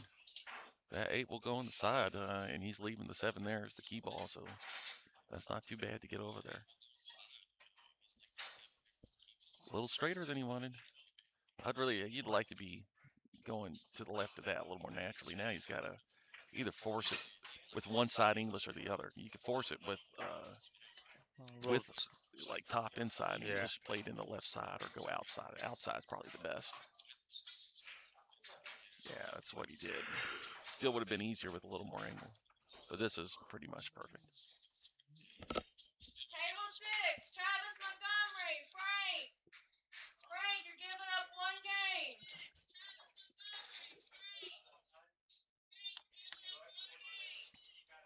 And just like that, Darren's down to one game from that spot. Yep, he's still going to have to win 2 games to win, though.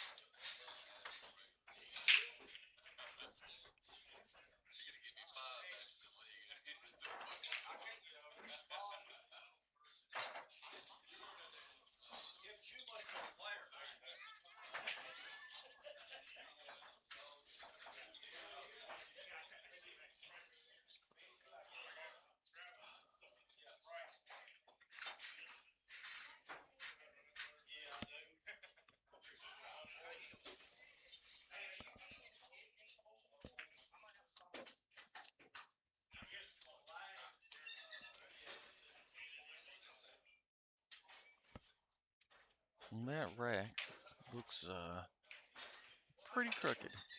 Pretty crooked. I don't think Darren's seeing too straight.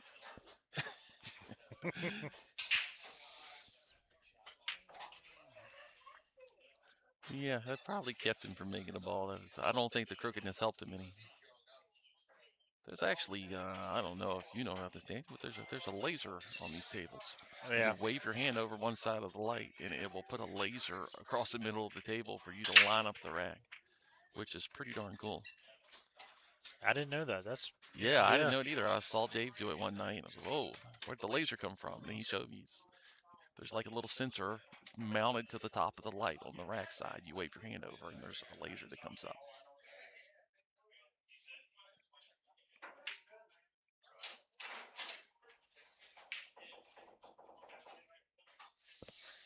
So I just found out looking at the bracket, Mr. Dusty, you are my co-host. So I'm looking out for you. You will be playing the winner of Table 3. Daniel Hinckley or Richard Yates. Yeah. I lost my first one. So that will be your matchup, either Daniel Hinckley or Richard Yates. I'll be giving up 4 games to either one of those guys probably. But, I'll just love. Unfortunately, yeah. Looking at the Fargers they have put in here for him, yeah.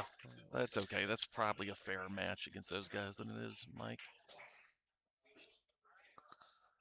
Mike has not shot the same in this match as he did against me, but or really not up to his standard. He shoots pretty good. Maybe he just want to cost me $15. It's not over yet, buddy. Have faith. Still a long ways to go.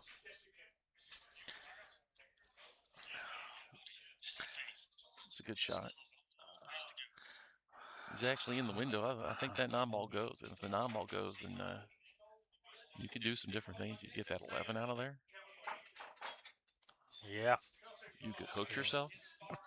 I don't think that's quite what he wanted, but You're gonna maybe try to play this off the 5. If you play the ball, these pockets are tight. But if you play them with slow speed, they really open up. So just roll it in front of the hole, maybe. Nah, he didn't want to hit it that hard. I know.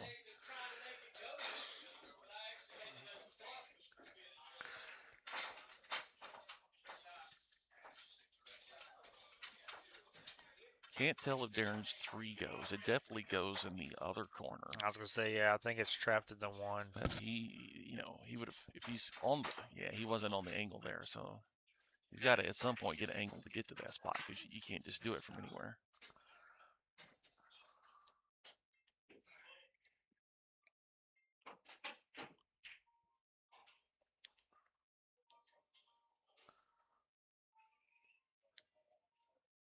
He's kind of in a little bit of trouble now.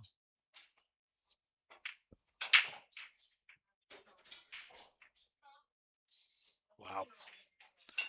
Drew it right back for the 4.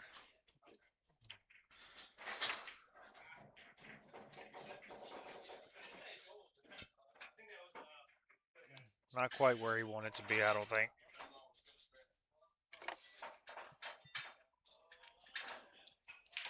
It's not quite where he wants to be because trying to get position here, you could scratch off that 15. He didn't know. He hit it good. It's as good as you're going to get. If you try to draw back 2 rails, you're going to end up in the corner pocket. He had somebody come in and watch that shot. Really good shot by Darren.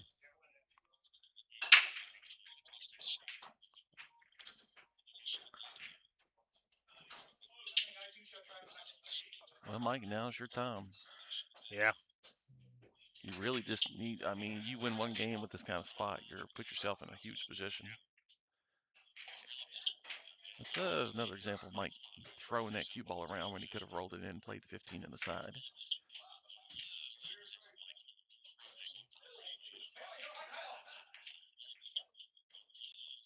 Well, this is a much easier bank than the last one.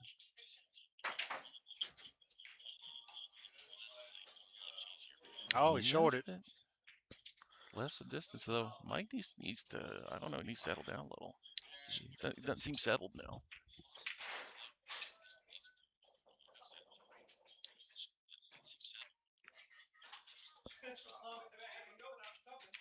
Good shot. That's what I'm saying. He's really got a great nice shot. stroke.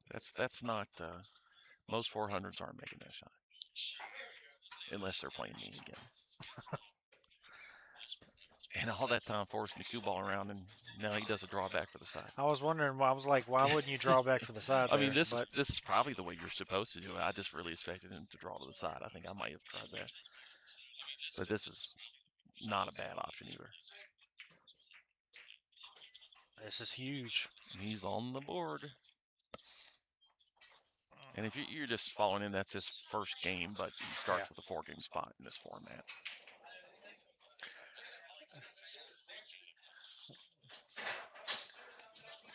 And if you guys have any questions about the UPL and you're watching and wanting to ask us some questions, feel free to comment. We'll be glad to answer as best we can.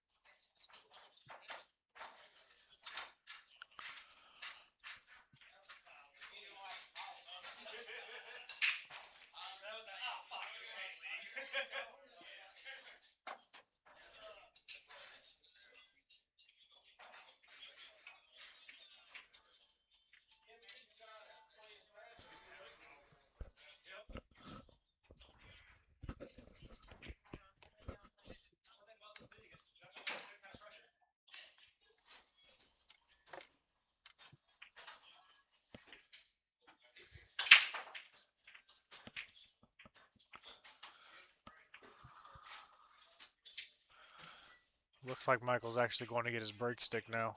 Looks like he's been breaking with a shooting cue. Mike's got he's got some nice cues. Appreciate it.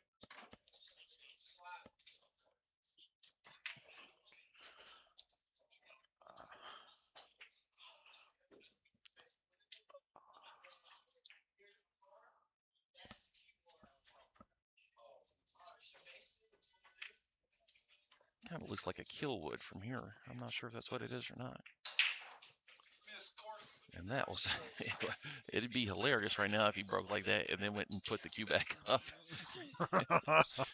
Just take it apart, use it once.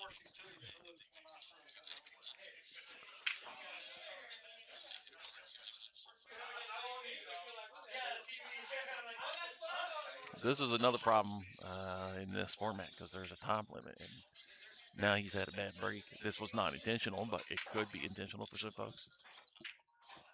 And Good shot. Looks like he's declared stripes. And yeah, that's nice. He's broke it out. So this is not really going to slow things down, but there are ways to slow the game down. And even an unintentionally bad break can do that.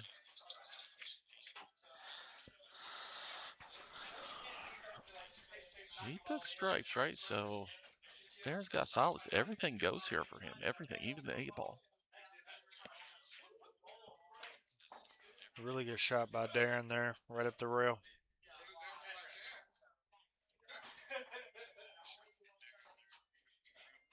That one could use a little work. Yeah, there was no reason to be there.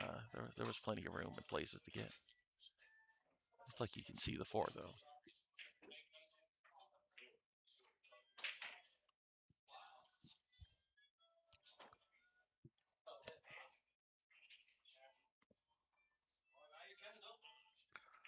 If Michael bears down here, I don't really see much of an issue shot. Well, He almost got him on the first shot.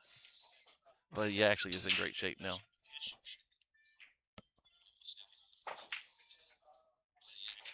If he could just figure out a pattern to make this easier on himself, then that would be ideal. That's a good start.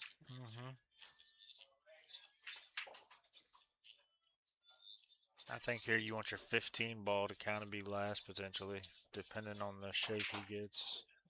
Oh, Ooh, see, I think what he did there was maybe try to get on the 13 and use the 15 for insurance, which is a good idea.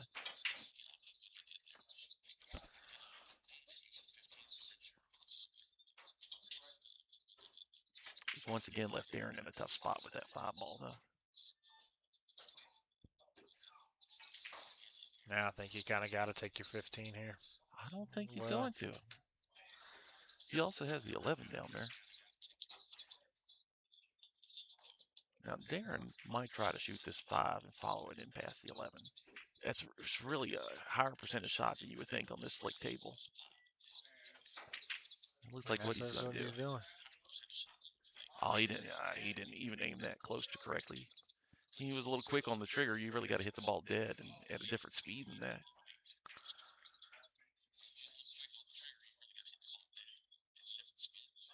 He's going to be perfect if he can reach it. That's the question.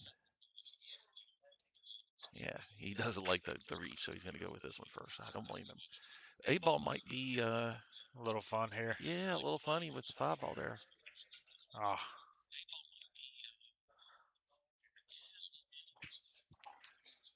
Still making things tough on Darren. He's got to go 2 rails back and forth to get on this 5, which I find to be a hard shot on these tables because of how fast they are. That was good. He's got on a good angle. He's just not bumping the 14 is a big deal here.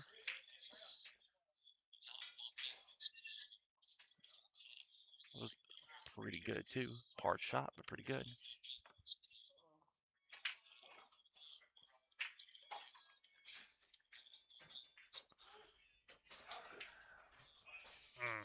Yeah, those pockets aren't playing that easy. That would have went 6 months ago when they had the big pockets. Michael's got to bear down here. He should be out. He's just got to bear down.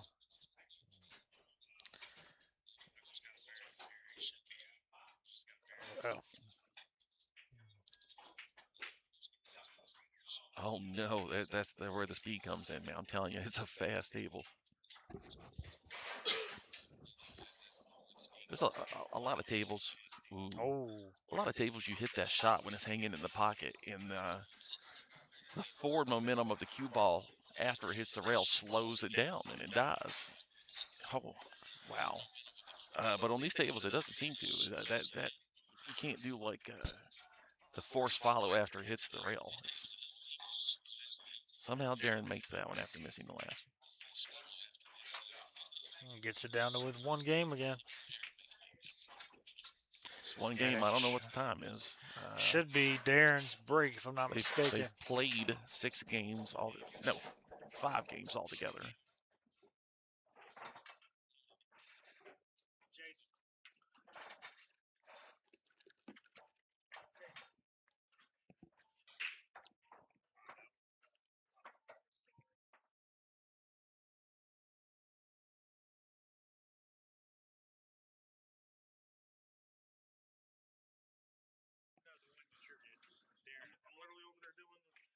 It's about looks like it's about 8 minutes left. So this makes these racks critical. This specific rack critical. It's been a while. I was like, oh, but it could actually. I was waiting on the mat in the previous round.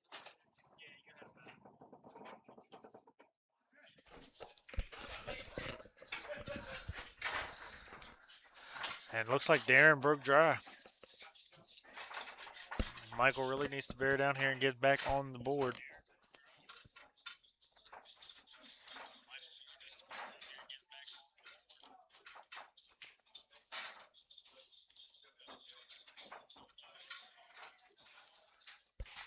Mike object ball fouled somehow. I don't know what he did. Maybe he hit that ball before he was actually taking a full stroke from the way the ball reacted. It's like Darren was they're quick to call that one. I think Mike, he probably called that himself. He's an honest guy. We've seen mostly good sportsmanship here. With the exception of me, we've seen mostly good sportsmanship. Well, for what it's worth, Here's the one I handed didn't shot. see you, so I still say it was good sportsmanship And on your there's part. taking another jab at it. Mulligan for Darren. All right, Darren. That's what we like to see. Highlight real stuff from Darren.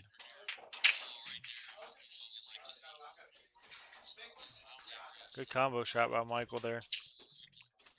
You really, really have to hate a bridge to be poking at balls with one hand in the air like that.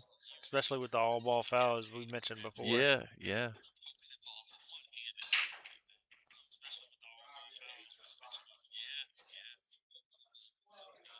Good news for Darren is I think those two solids down there are dead.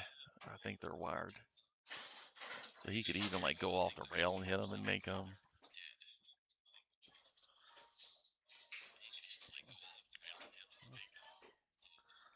And that's not really what he wanted.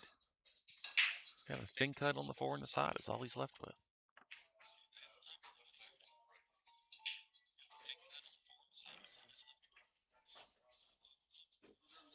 Going from the 1 to the 7s, I don't know. I guess it's not that bad, but you wouldn't leave yourself plenty of angle to go 2 rails around the 8.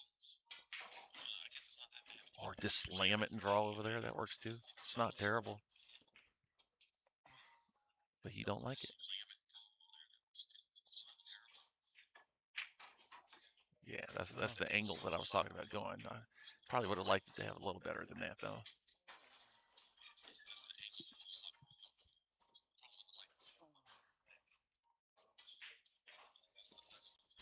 And he gets on the 8 looking to square it up.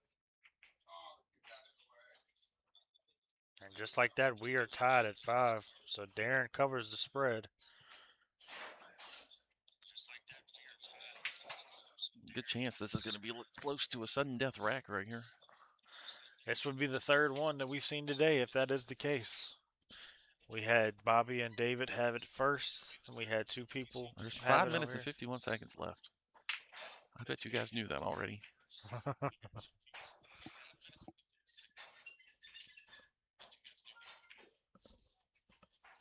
to know if you've seen that. Yeah.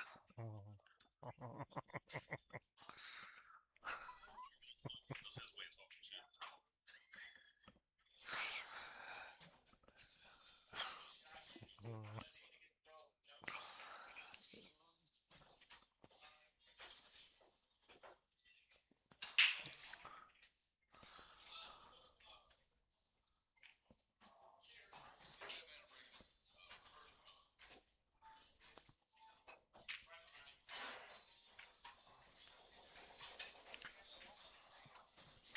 Michael just has seemed very uncomfortable this whole wreck, like this whole match. I don't know what's going on. Definitely not the same Michael we just saw a little while ago.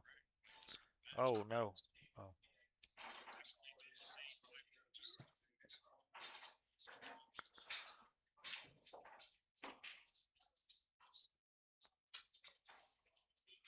These balls reacted very strangely there. They did things I didn't expect. This is Gotta go for the three, I guess. yeah, 3 than the 5.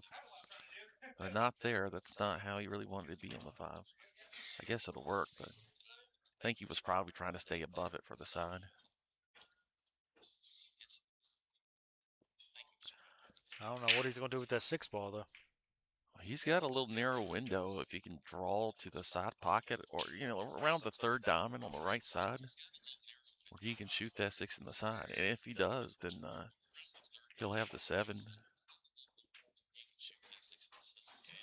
He might have been trying to get there. I don't know.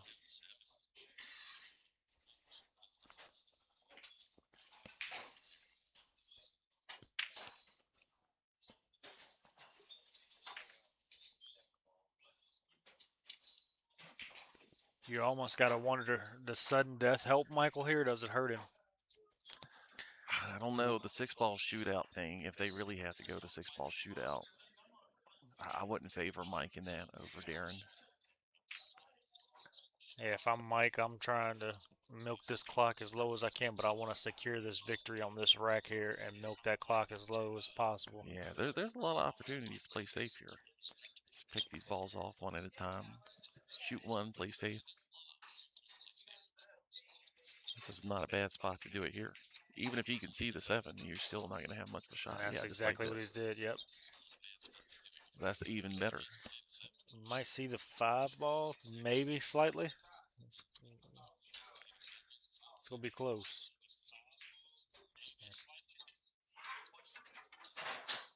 So Darren actually did a lot of work there, getting balls out in the open. That actually was not bad considering he missed it.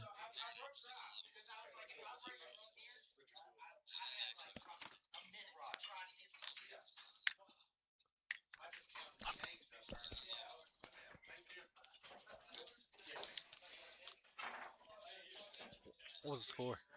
What was the score?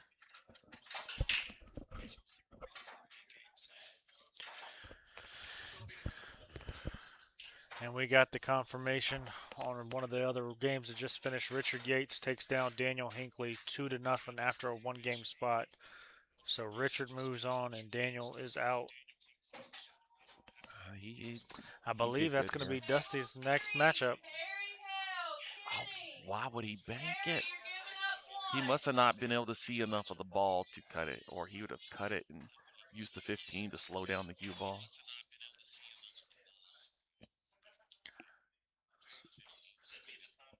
Still could make this. Oh, ho, ho. Wow. That was a great try by Darren. I thought for sure it was actually going to go in there. Whenever a ball's sitting close in front of a pocket like that, the good players generally know how to get to it. It's just something we practice. Play safe, yep. Oh, great safe, yeah. I don't know, though. My problem with this, I don't want to give someone 2 kicks at a ball laying in the pocket. And there you go. Oh, wow. Well, I stand corrected. Darren might take the lead here. He's got a little backboard down here, too. Yep. That probably seals it.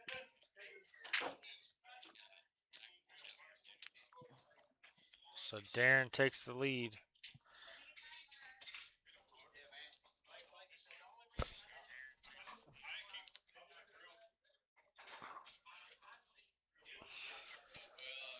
Darren was trying to be sneaky, come over here and try to catch Dusty, but luckily Dusty won't pay attention.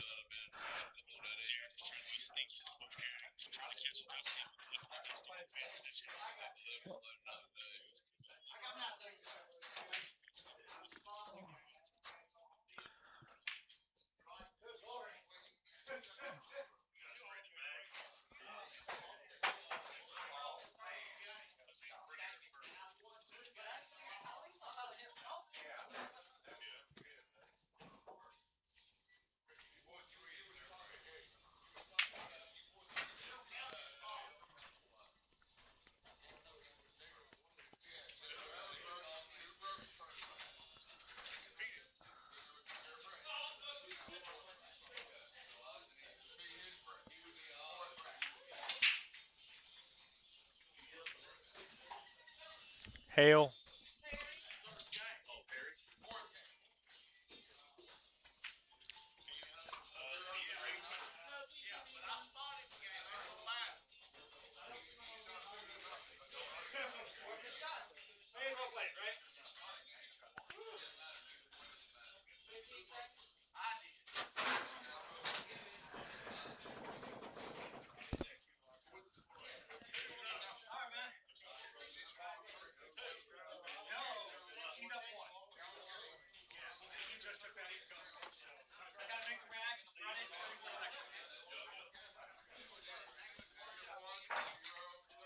I think probably Darren's gonna take his sweet time. I'm not exactly sure what the time is left, but he could probably spend enough time shooting 2 or 3 balls here. Yeah, they're just gonna call it. And I'm out $15. Sorry, I It's was a little confused. I kept hearing some arguing going on over here. I was trying to figure out what they were arguing about on the Rex. Got a little carried away back there.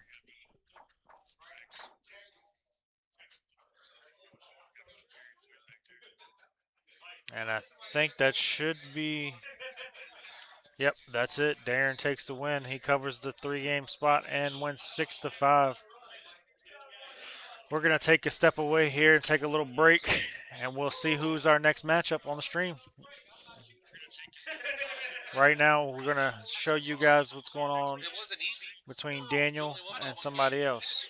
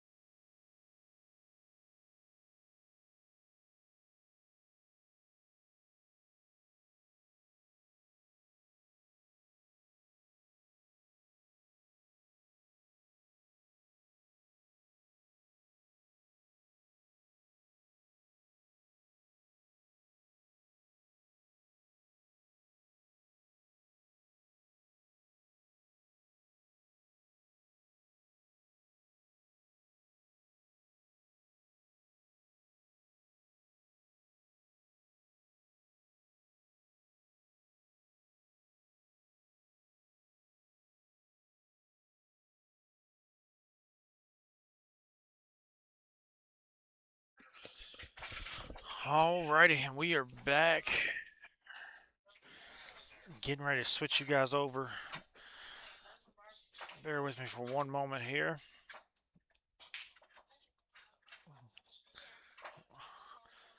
This one's going to be on our winner's side. We have Thomas Tolbert versus Melvin Shelton, and Melvin has given up 2 games.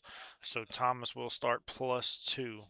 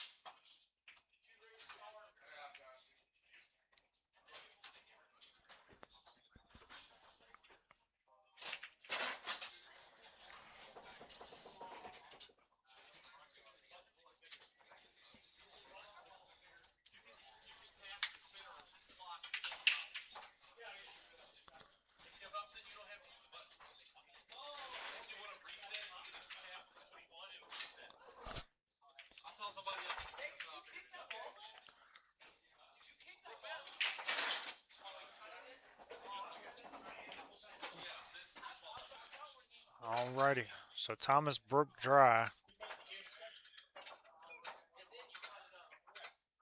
Melvin comes to the table.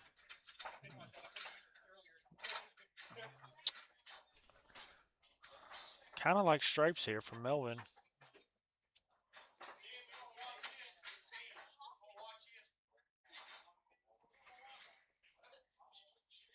Yep, that's what he went with.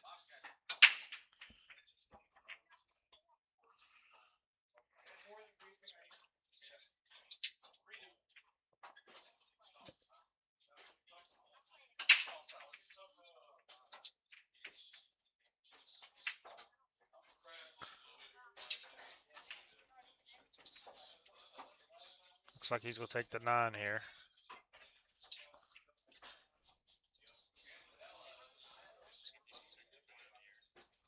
Not quite where he wanted to be for that 11, it looks like.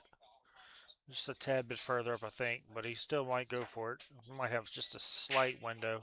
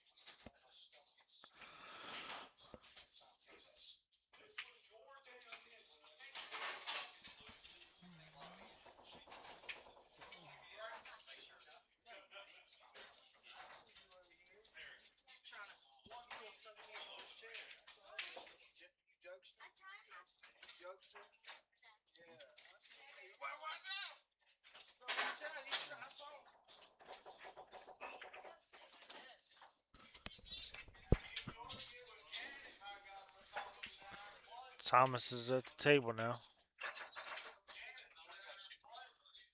I think he was trying to play safe there.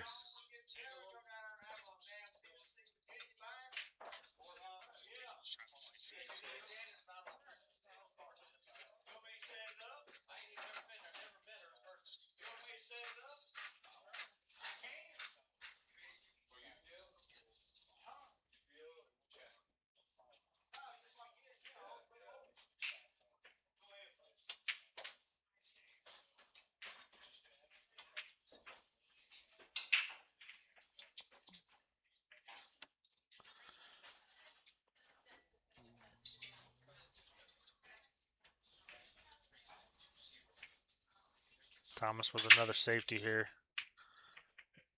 Melvin can see just barely. Yep.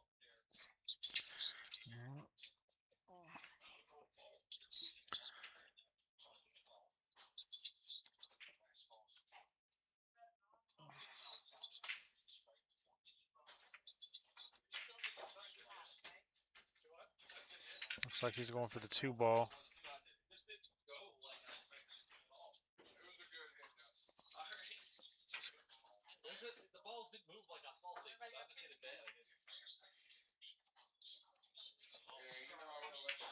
This ought to be a good matchup here.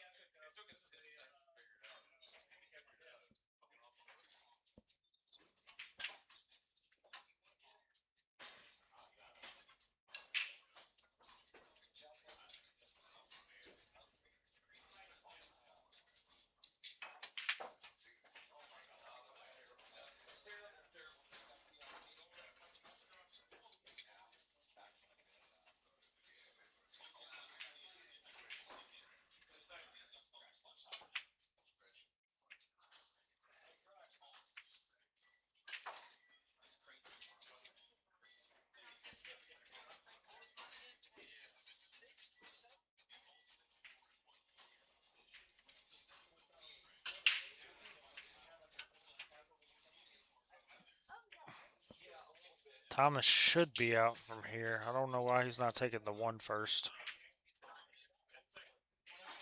But never mind. I stand corrected.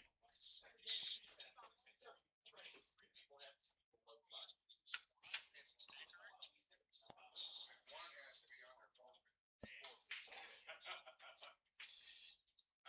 in my defense, I'm just stiff, but I was running it. I was running it. As soon as I missed that first one, I just had to run around like this. I played on table 6.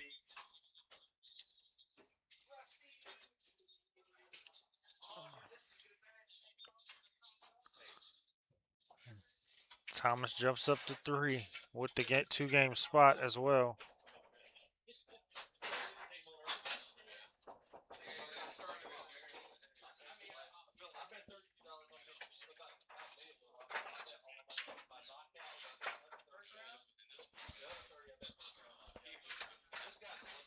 Get around it.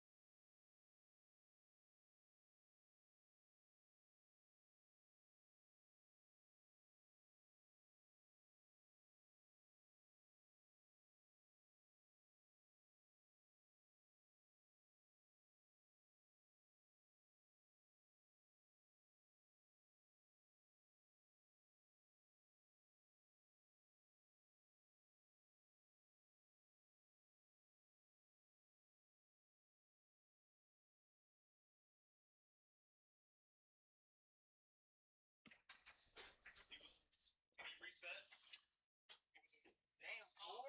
Ain't no way, bro. Table 7.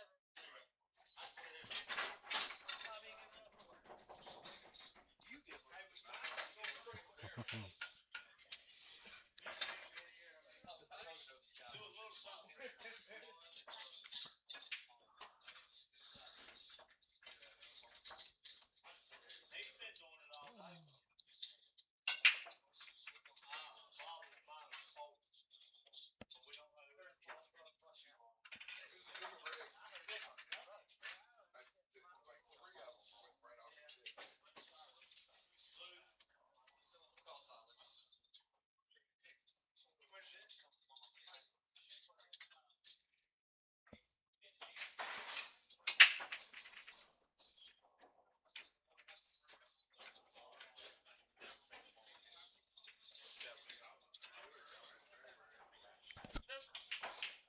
I'm breaking from everywhere. I haven't made a ball break today. Yeah, who goes -4? So he wins flag, he goes next door.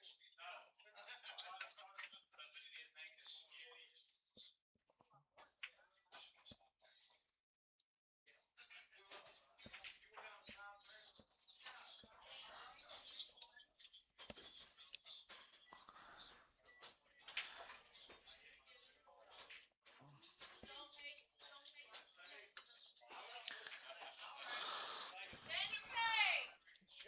Table 6. Player 1 -4. Daniel K is busy. I won't need a rush to break this here.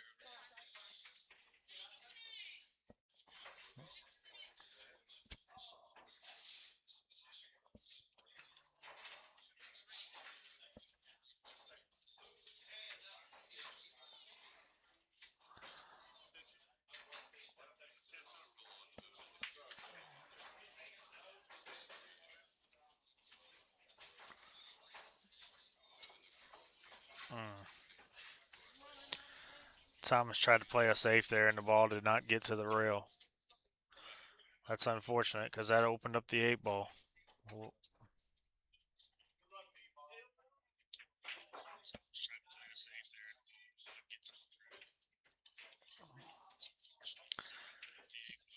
So looking at this, Melvin should be out and be on the board.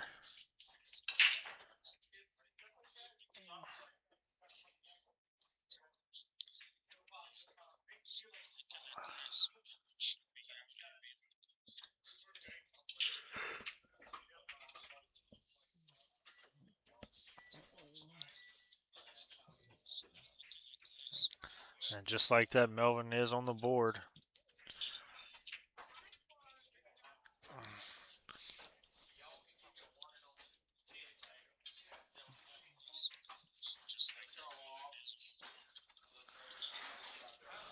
Thomas was spotting him two, and Melvin's gotten one out of the two. Thomas won the first rack.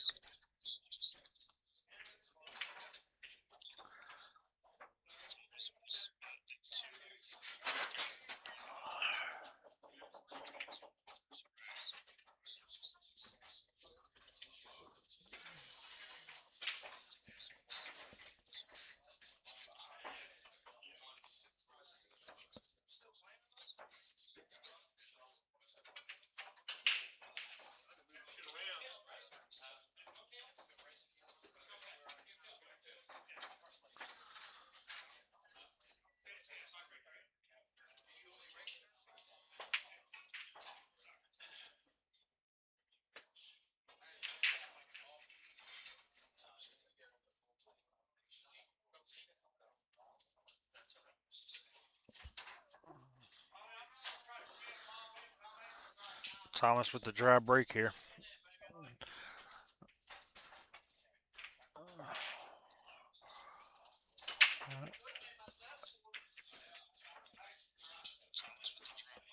Melvin chooses solids here, but I'm not very confident with him right now. As you got the 5, the 2, and the 1 kind of tied up, but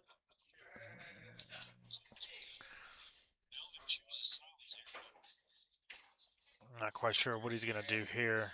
He's still got the 5, 2 tied up, but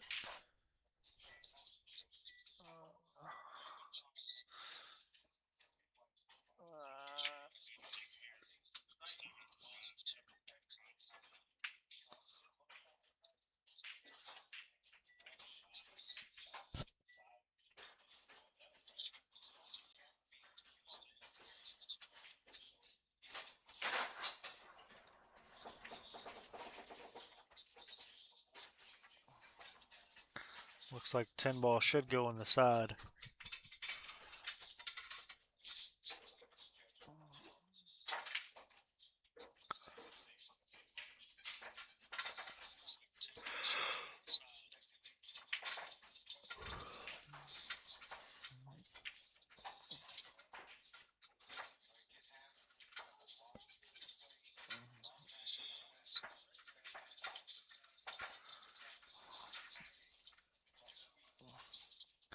Looking here at the overhead camera, looks like he's got a window for the 15.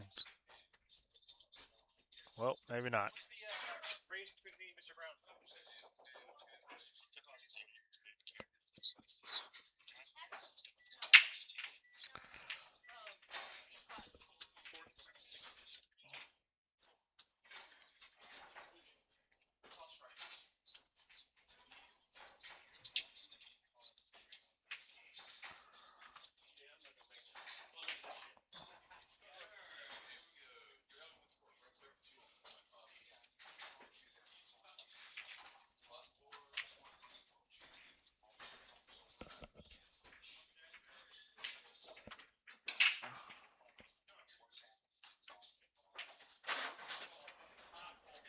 Five ball still count a little funky there. Looks like he's going to take the 1 here.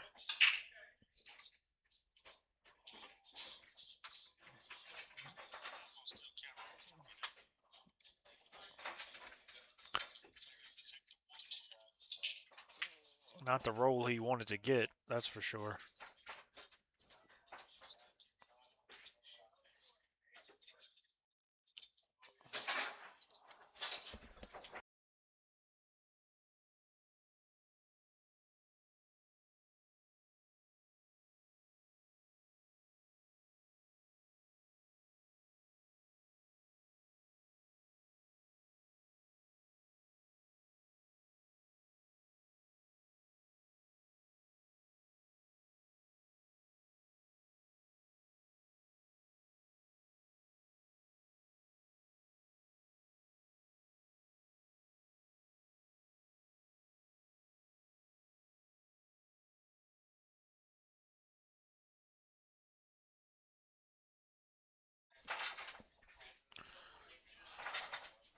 Melvin was able to free up his 5 ball and move the 8 ball around.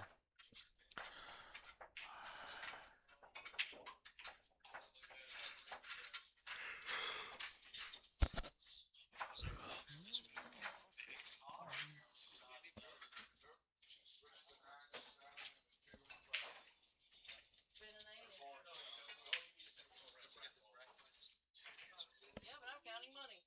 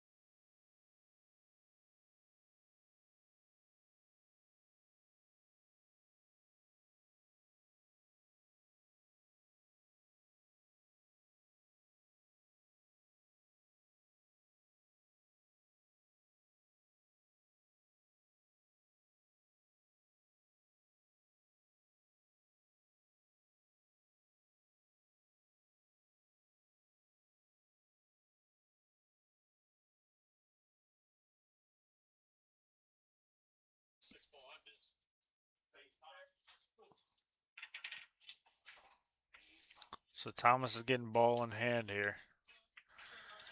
Not quite sure. Yeah, I think he wanted to break that 8 ball out there. It just didn't work. But looking at the overhead cam, it does look like the 8 does go, but he just go play safe here.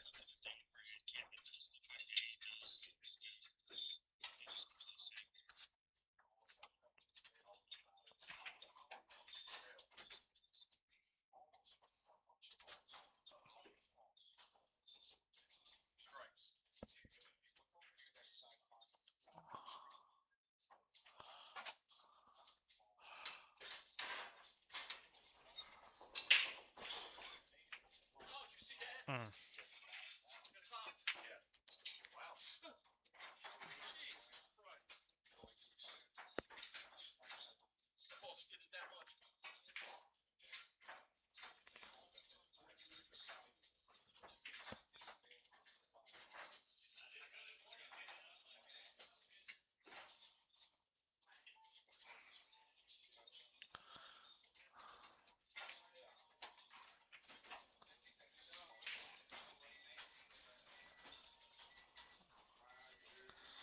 Not quite the breakout he wanted.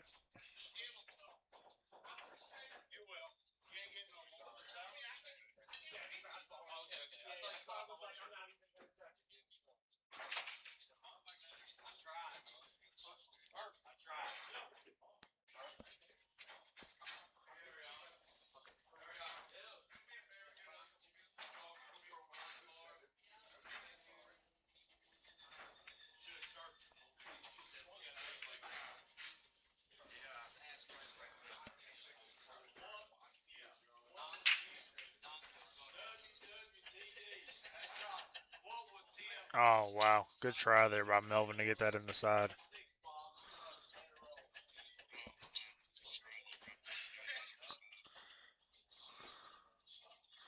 This is still not the easiest shot.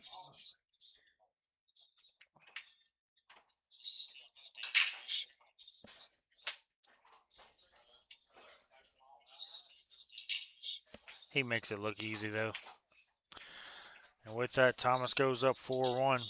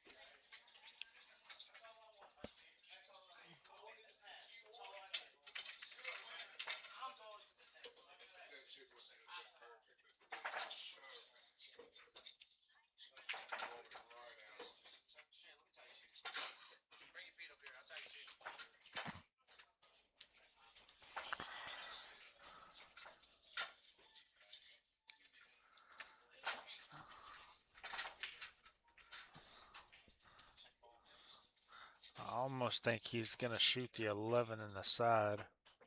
Yep.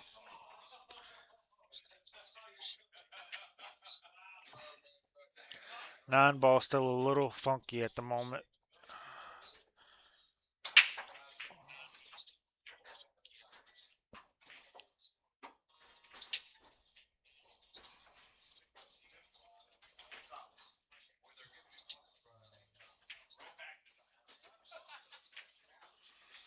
Missed that whole fucking 6 ball. I wasn't even looking at it. I don't know why. I was looking at where I was. The cue ball was going, not the extra ball.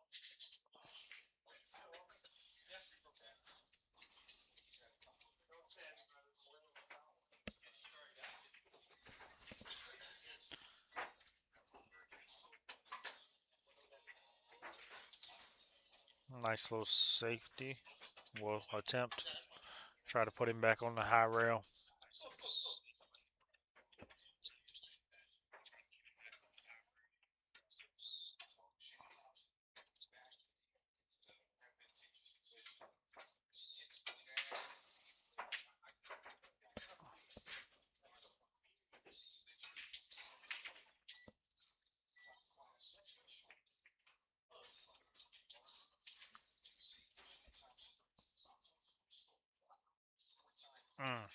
Good try.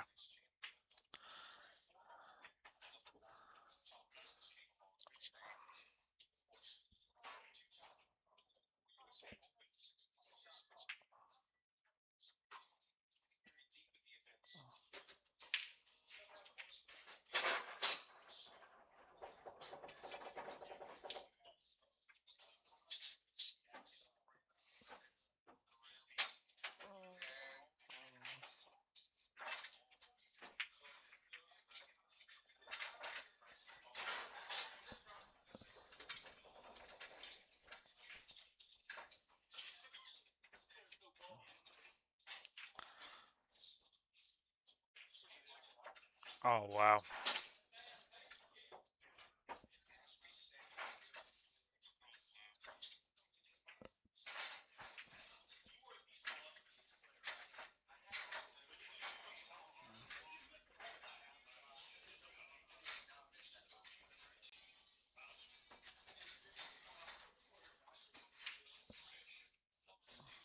Nice little cross bank there.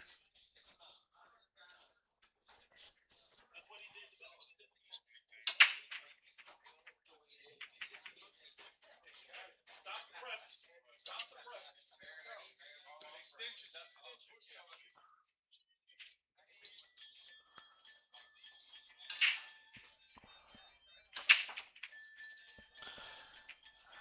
And just like that, Thomas goes up 5-1.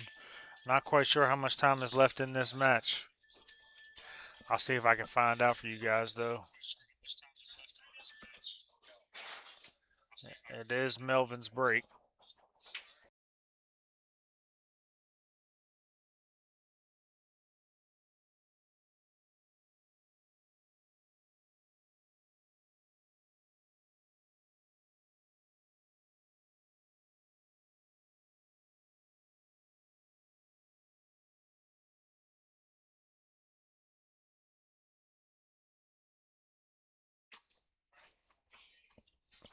So it is down to 8 minutes and 42 seconds left in this match.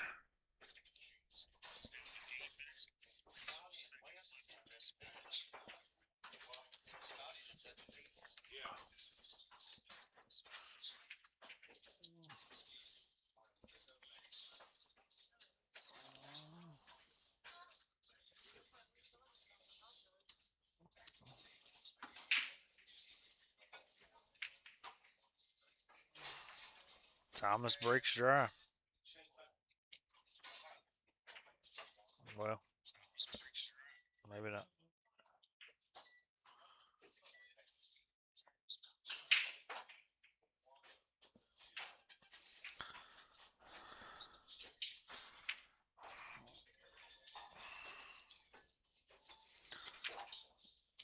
Looking at the overhead, I kind of like the stripes. Looks like a Melvin does too.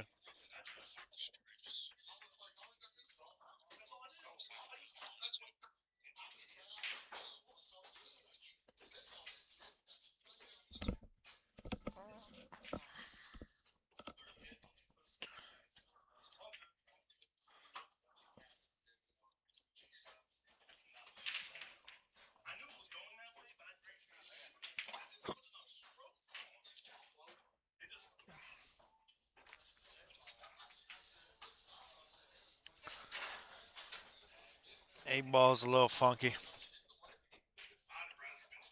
Wow.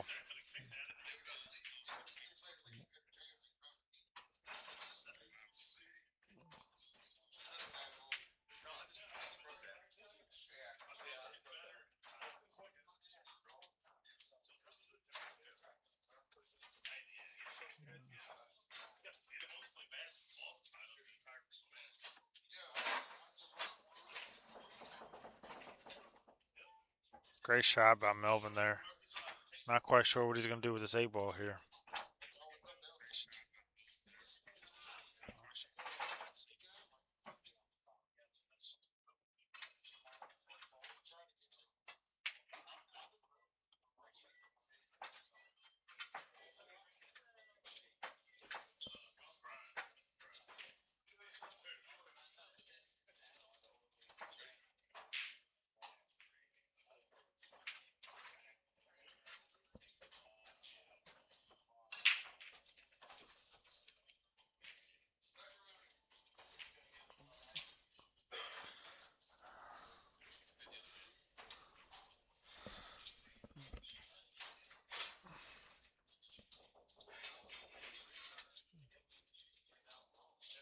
Melvin's back on the board.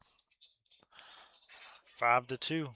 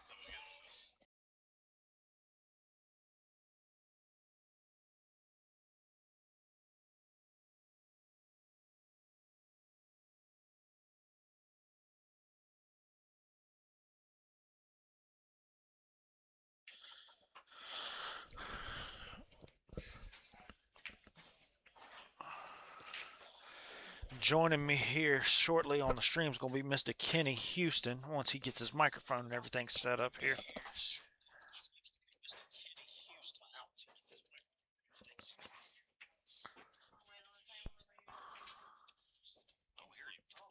You're not going to.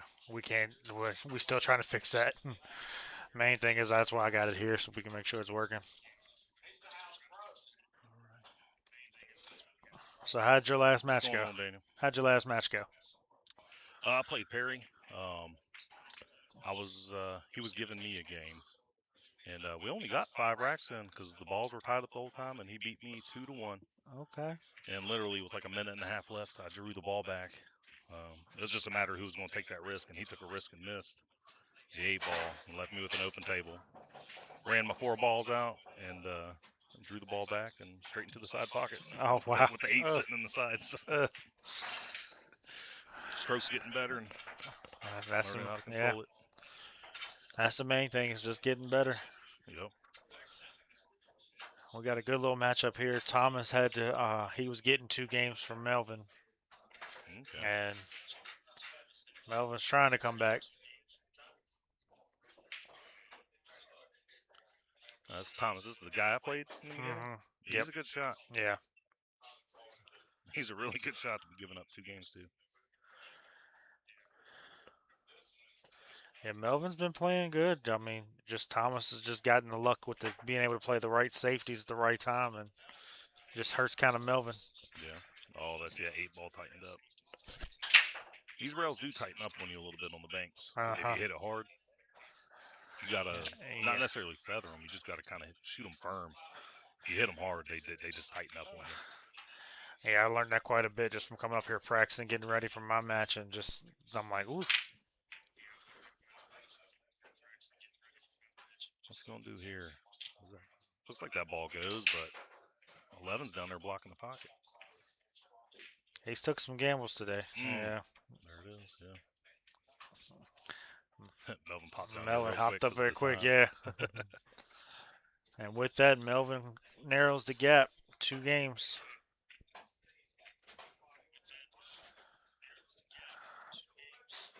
Yeah, I don't know either of these guys. I mean, of course, I played Thomas in the first in my first match. He ran over me. I was giving him a game, so that was tough. Yeah. Um, I don't know much about Melvin. I know he's from my area up in Lynchburg, but I haven't Yeah. seen him play. Thomas, we ran up against his team in the APA World qualifiers this past year, and he put it on us. I'll say that's the first time I'd ever seen him, and according to his team, it's the first time he had ever shot league. They had just found him out of Wow. Farmville and picked him up, and came in as I think a 5, and he's already a 7. Yeah, he's not even playing with his own cue. That's somebody else's cue. Yeah, I think it I might be want to say it's Dusty's. Dusty's, one of Yeah, I Dusty's. think it Yeah, was Dusty's. I can only imagine if he was playing with his cue, how much of a difference it would make. Yeah, but no, he's a good shot. He moves the cue ball well, and I didn't see. Was that dry? Oh, yeah, looks Yeah. like Melvin got a dry break. Not what you needed to do there. Nope. I'll tell you though, even over there just now playing Perry, I couldn't get a ball to drop, and I'm usually 2 balls on an 8-ball break, especially with the 8 being on the spot. So he took solids. Yeah. It was a good turnout for the first UPL tournament here today. 18 players. Yep. A lot of good matchups. There's a lot of strong players here. Mm-hmm. I honestly expected to have some, lower tier players, but we have what 18, Mm-hmm. and probably 12 to 18 or 600 Fargos, or at least close to that. And a lot, I think it was like 7 out of the 18 had never played this before. Yeah. So they're coming in and getting a taste of it and trying to learn a little bit. Now, you play out of here in Roanoke at Warehouse. How many teams do y'all have in y'all's league here for UPL? We have, I believe 6. I believe we have 6. I can take a look. But it's at first it started off when we had our first session, because this is the second session. It felt kind of lopsided just because some players are still getting used to the rules. Players were losing racks for grabbing the cue ball out of the pocket because you can't touch it Yeah. while it's rolling. And I don't know. This session I think has evened up a little bit. I think people are getting used to it, kind of using. If you're getting 2 or 3 games against a good player, I think players are starting to utilize that slow play. Which is a strategy. Yeah. Ariana was in her first session because they opened it up in May for the second session for minors, 16 to 17 year olds. So, but Ariana was ready to fight somebody, basically. No, I mean, not really, but she was ready to fight somebody because they slow played her. She's a shooter. You can't just keep running racks out and let her, or trying to run racks out and miss and let her run a rack out. So. I told her, I said, I'm one of those ones that's guilty of doing that exact thing. Like, if I'm giving somebody 3 to 4 games and I'm getting that spot, I'm going to milk that clock. I mean, you have to. Especially, I wasn't necessarily slow playing Perry, but I knew he's a good shot, and I just couldn't go running racks out and miss and leave it open. So I was playing smarter, not necessarily playing. I was taking way less risk. Yeah. But I did just look. We do have 6 teams. That's good. In our ultimate pool, which our first session we had 5. We gained a team for the second session. Yeah. Yeah, we have 5 right now, and there's so many buys because we only have 5. So we're supposed to be adding, I think, 1 or 2 teams, and if that happens, it should carry down on those. Yeah. Who's the other area that has ultimate pool? Is I think Richmond, right? Richmond does have it. Yep. So does Top Shelf. That's all our same. Yeah. That's our same, but it's Top Shelf. I want to say Clubhouse and Warehouse Billiards here, and then Diamond Billiards I know in Richmond. Does Q Masters have it? Q Master, I don't think they have anything at the beach. Yeah, I haven't seen anything anyway. I hadn't seen anything yet, but Darren and Dusty. Melvin's got it back to within 1 game. I'm not sure how much time they have left on the clock. He made a hell of a bank. I don't know if he was going for that bank in the side, but then he made a hell of a shot on that 8-ball too. So maybe he was. He's out on Melvin. I don't know his abilities in the game. So yeah.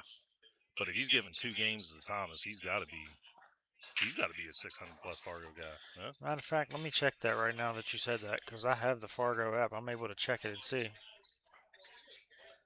You get to that 600 plus Fargo. I mean, just I've only been around the game for 7 or 8 years, and I've only really been around the big players for the last So he 2 is or a 3. he's a So I'm 604 and he's out of Richmond. yeah. So, but yeah, I'm starting to finally be around the in crowd with the big players. So just where I've improved. That's good. So I can play with them. I mean, the odds of me beating a 6, I'd say, are 600-ish Fargo is, I don't know, probably 40%, 40% chance. Just depends on how I'm hitting that day. They definitely going to have the upper hand though. And I think that might have just ended it right there. I think the time might have expired. Oh, yep. Table 5, Perry, Mike Johnson. Perry, you're giving up 4. Yep. Perry's giving up 4 games.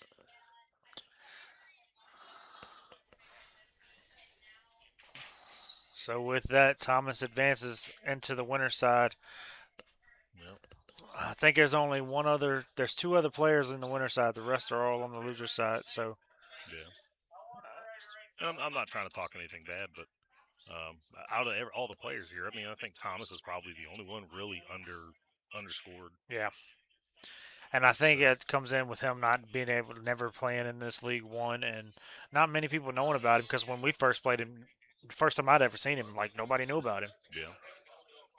Yeah, I would definitely say, I mean, just because we've now, we're in the second session ultimate pool. If you're a 7 in APA, Yeah. You can make balls, you can run racks. Ultimate pool, you should probably be a minimum of a 550 start. Exactly. Minimum. Dusty, you're giving up 1. A 6, you should probably be starting off around a 520-ish. Yeah. A 5 around the 500. I agree. Now, what are your thoughts? I asked your daughter when she got on the stream earlier with the UPL what she liked about it. What are your thoughts and what do you like about the UPL? I like the competition of it, the speed. Yeah. I like the, one of the things that frustrated me, and don't get me wrong, I love APA. That's where I learned to play pool. So, but the one of the things that frustrated me at APA was just, being out there on a Tuesday night for 8-ball and, get done at 11:30. Got to be awake at 5:30 for work. But Yeah. theoretically, you should have been done, 2 hours ago. It felt like. But, so it's more of a, it's almost guaranteed you're done by 10:30. So that's nice. You said you're out? Oh, wow. Oh, no. No, I'm out too. I lost to Perry. We had a really good match. In the chip tournament? But I only live 10 minutes down the road, so I'm just going to drive home. Yeah. Yeah. They do got that chip tournament, which is always a banger. So Yeah. they've actually gotten so big, they've had to turn players away. Yeah. Because they're getting 40-plus people showing up. That's crazy. That's good. That's a good turnout, though, for a chip Yeah. tournament. I mean, yeah, it's really good. And they have different winners every week, so it's pretty even. I think he's running it pretty fairly. But no, back to it. But no, just Ultimate Pool, just something different. I mean, I tried BCA. I wasn't a huge fan of BCA only because I didn't like the one game thing. Yeah. I didn't like that. Ultimate Pool. I think I like the rules, all ball fouls. They really, really get at you for unsportsmanlike behavior. Like you'll lose racks for unsportsmanlike behavior. Yep.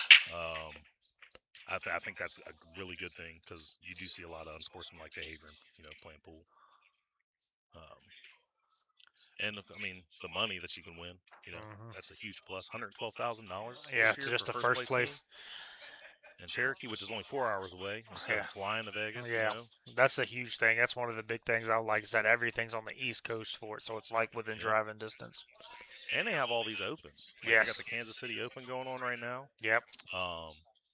It's funny because Ariana, I had actually asked Billy Thorpe if he would do a doubles open with her one time, and he said he would. So I'm gonna hold him to it whenever I think she's ready to do that. Oh yeah, that'll be a good pairing. I think that'll be really good to watch. Yeah, she likes banking. She's really good at banking. That's a strong part of her game.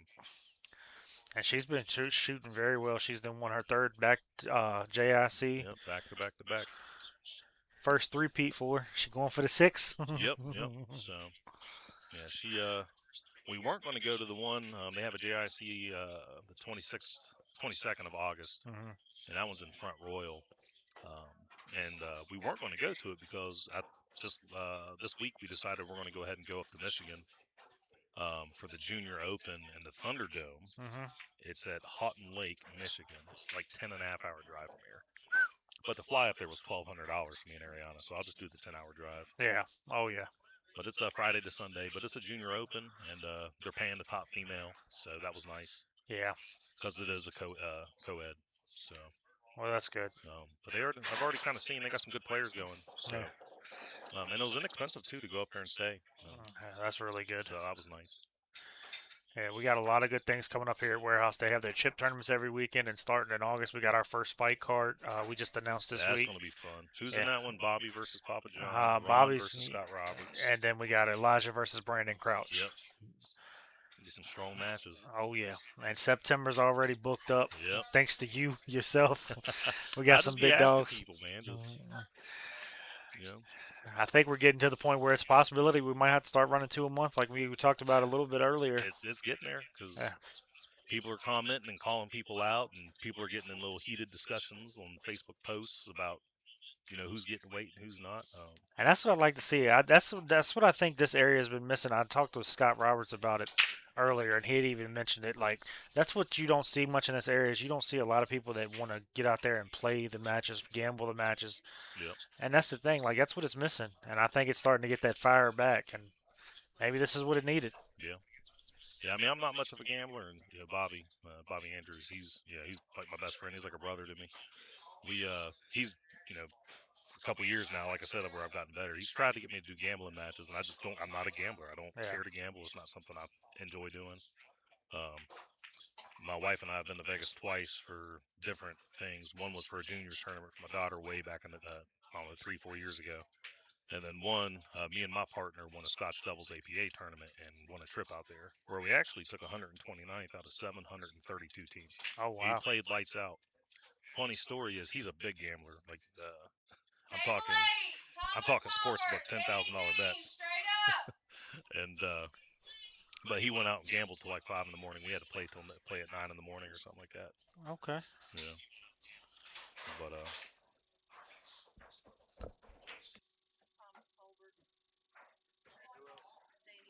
looks like we got Thomas Tolbert and Danny Dean coming to the stream table. So this will be a good match.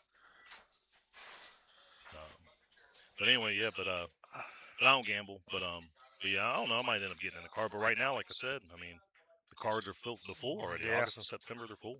Yeah. So, and we got a big match in September. Oh yeah. I got 2 big matches in September. Yeah, 2 elite matches in September. Yeah. Those are and I'm looking forward to it. That's gonna be yeah. And we got your daughter actually stepping up and playing in that one too. So I mean, Yep. even an exhibition match, we gladly will put you guys on the card. So just reach out to us and let us know. It's gonna be fun. Get a little commentary behind your game. Oh yeah. I'm looking forward to it. That's for sure. Yeah, this is my first time ever being behind on the commentary. But you're used to it because you're on stream and doing Twitch and things, so you're kind of used to it. Yeah, yes, I stream my game, my PC game, my Xbox game. So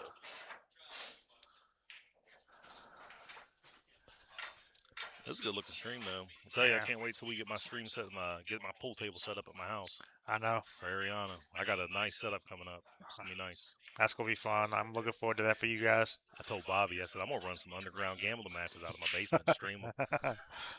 He's probably like, yes, count me in. No, he said no. He said keep it personal. He said keep the home. Yeah. Which I agree because you can have some. Oh yeah. Uncharacteristic type people. Yeah, I used to run some poker games and they got some wild sometimes. Plus, if anybody ever did anything to my table, oh yeah, it'd be a flip out. Yeah. Here we go though. Who is this? Danny? Danny with the break. Yep. Ooh, Cuba almost went. Dry break. It's gonna be dry. Yeah. With an absolutely beautiful lead for Danny. I'm just pushing up there to the rail. Oh, he went for. Oh no, 8 ball. I'm curious to see here. Still not easy. Look at Yeah, that 5 and what was that the 5 and 15? yeah. And you can't do the combo because Yeah. nothing's been No dirty declared. breaks. Yep. Yeah. Ultimate pull. If you don't know, you cannot do a dirty break. So you cannot start off shooting while it's still open and shoot a stripe into a solid or a solid into a stripe. You can shoot a solid stripe solid. You just can't do the dirty combo. So it looks like Danny's taking solids here. Looking at the overhead camera, the only ball that really is a trouble ball for him is that 5 ball. Yeah. Maybe the 2, depending, but I don't know. You want to maybe bring it over and let. Are you able to do that? Oh, we can. Look at that. yeah. Yeah, 5 and 15. Yeah. That's really right now Personally, only. I mean, there's not even a breakout ball right there, really. I mean, the 2 ball can get an angle somehow on the 2 to come get the 5 out of there. But Maybe here, potentially, if he, I don't know, thins the 4. Kind of hard to tell if the 4, it looks like the 4 might go in the corner. 4 definitely goes in the corner. He might be able to get the 5 out right here. He's going to need a good stroke. Oh, he missed it.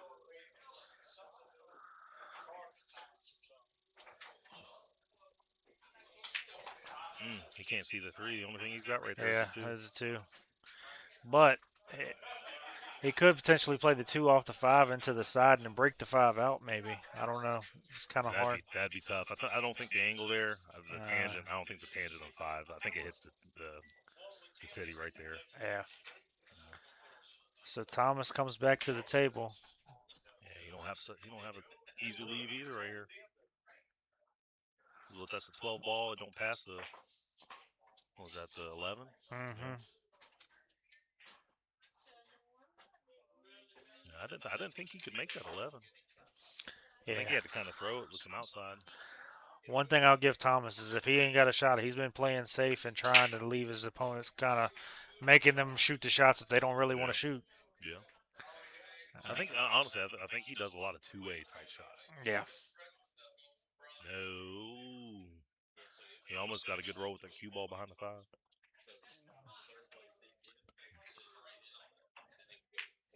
And outside of the 13 and the 9, I mean, that's pretty open. But I think the 9 goes in that bottom right corner, so, I mean, I think it's good. I think the 9 might go in the bottom right and the 13 go in the left. Good shot.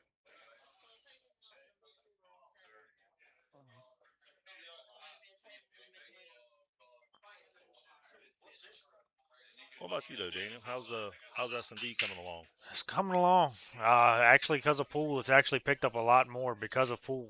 Which I think I remember you kind of saying before you kind of wanted to get in the pool to try to get it a little more. And I'm very thankful for you and your family for helping me out, promoting that more. Thankful for David for sure, and Warehouse just helping more and more because we're able to help put on these fight cards and things like that and get out at there more. I've actually talked with a couple of people out of Carolina covering some of their tournaments as well. So, I mean, it's really good. That's good. Yeah, everything's moving faster than I expected. It's just like once I started one thing, it just took off. I was like, ooh, okay. That's how it happens. Yeah. Man. Is Greg still coming down for the fight in August? Yep, he will be down here. With Dusty, right? Yeah, he'll be down here. Me, him, and Dusty will be down here. I don't know if he'll be here for all 3. I know he's going to be here for the last 2 for sure. Okay. Yeah. And him and Scott are actually playing this weekend down at Virginia Beach. I think Thomas should have killed that ball and brought it off the rails so he could shoot the 9 in the bottom right. But say it again, sorry. Oh, wow. Well, he just back cut that ball. Yeah. That's what I'm saying. He's a good shot. Yeah. And I've given up a game to him. Yeah. He ran over me. He won the first, I think, 4 games when we played. And I didn't shoot bad. I missed one ball. He run the rack out. Same guy. That's mental. That's all mental right there. Yeah, Greg and Scott are actually playing in the revamp tour this weekend down at Virginia Beach. Yep, the 8-ball, the 8-ball open. Yep. Yeah, we wanted to go to that. Me and Ariana wanted to go, but we had this.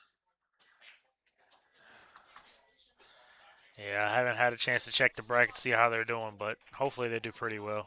Yeah. They've been playing some good 8-ball here lately. Well, yeah, it should be started up now. Let me see. It's on digital, so I'll get it pulled up. I'll check it out. Yeah, Greg Taylor, man, he's the best player I've ever played in a tournament. Ever. He's the best player I ever played ever. And this was several years ago. I think I was like a I, good five in APA or something. I But mean, I I'm knew how to play defense. yeah. And I made him play me. I think it was a 7-4 race. I think he was giving me three, but I made him play me for an hour and a half. Oh wow. I played a lot of defense. I mean, of course, he kicked out of it and hit it and Yeah. whatever. But I might be a little biased just because I'm close with them, but to be honest, I think he's probably one of the best, if not the best player in Lynchburg. I mean, he's he's up there. I think I mean just Fargo rating. I think he's top 15 in the state. Yeah. So what's up, Tim? Good man. So Danny goes up What was that one. one called out? Revamp. Revamp. Yeah.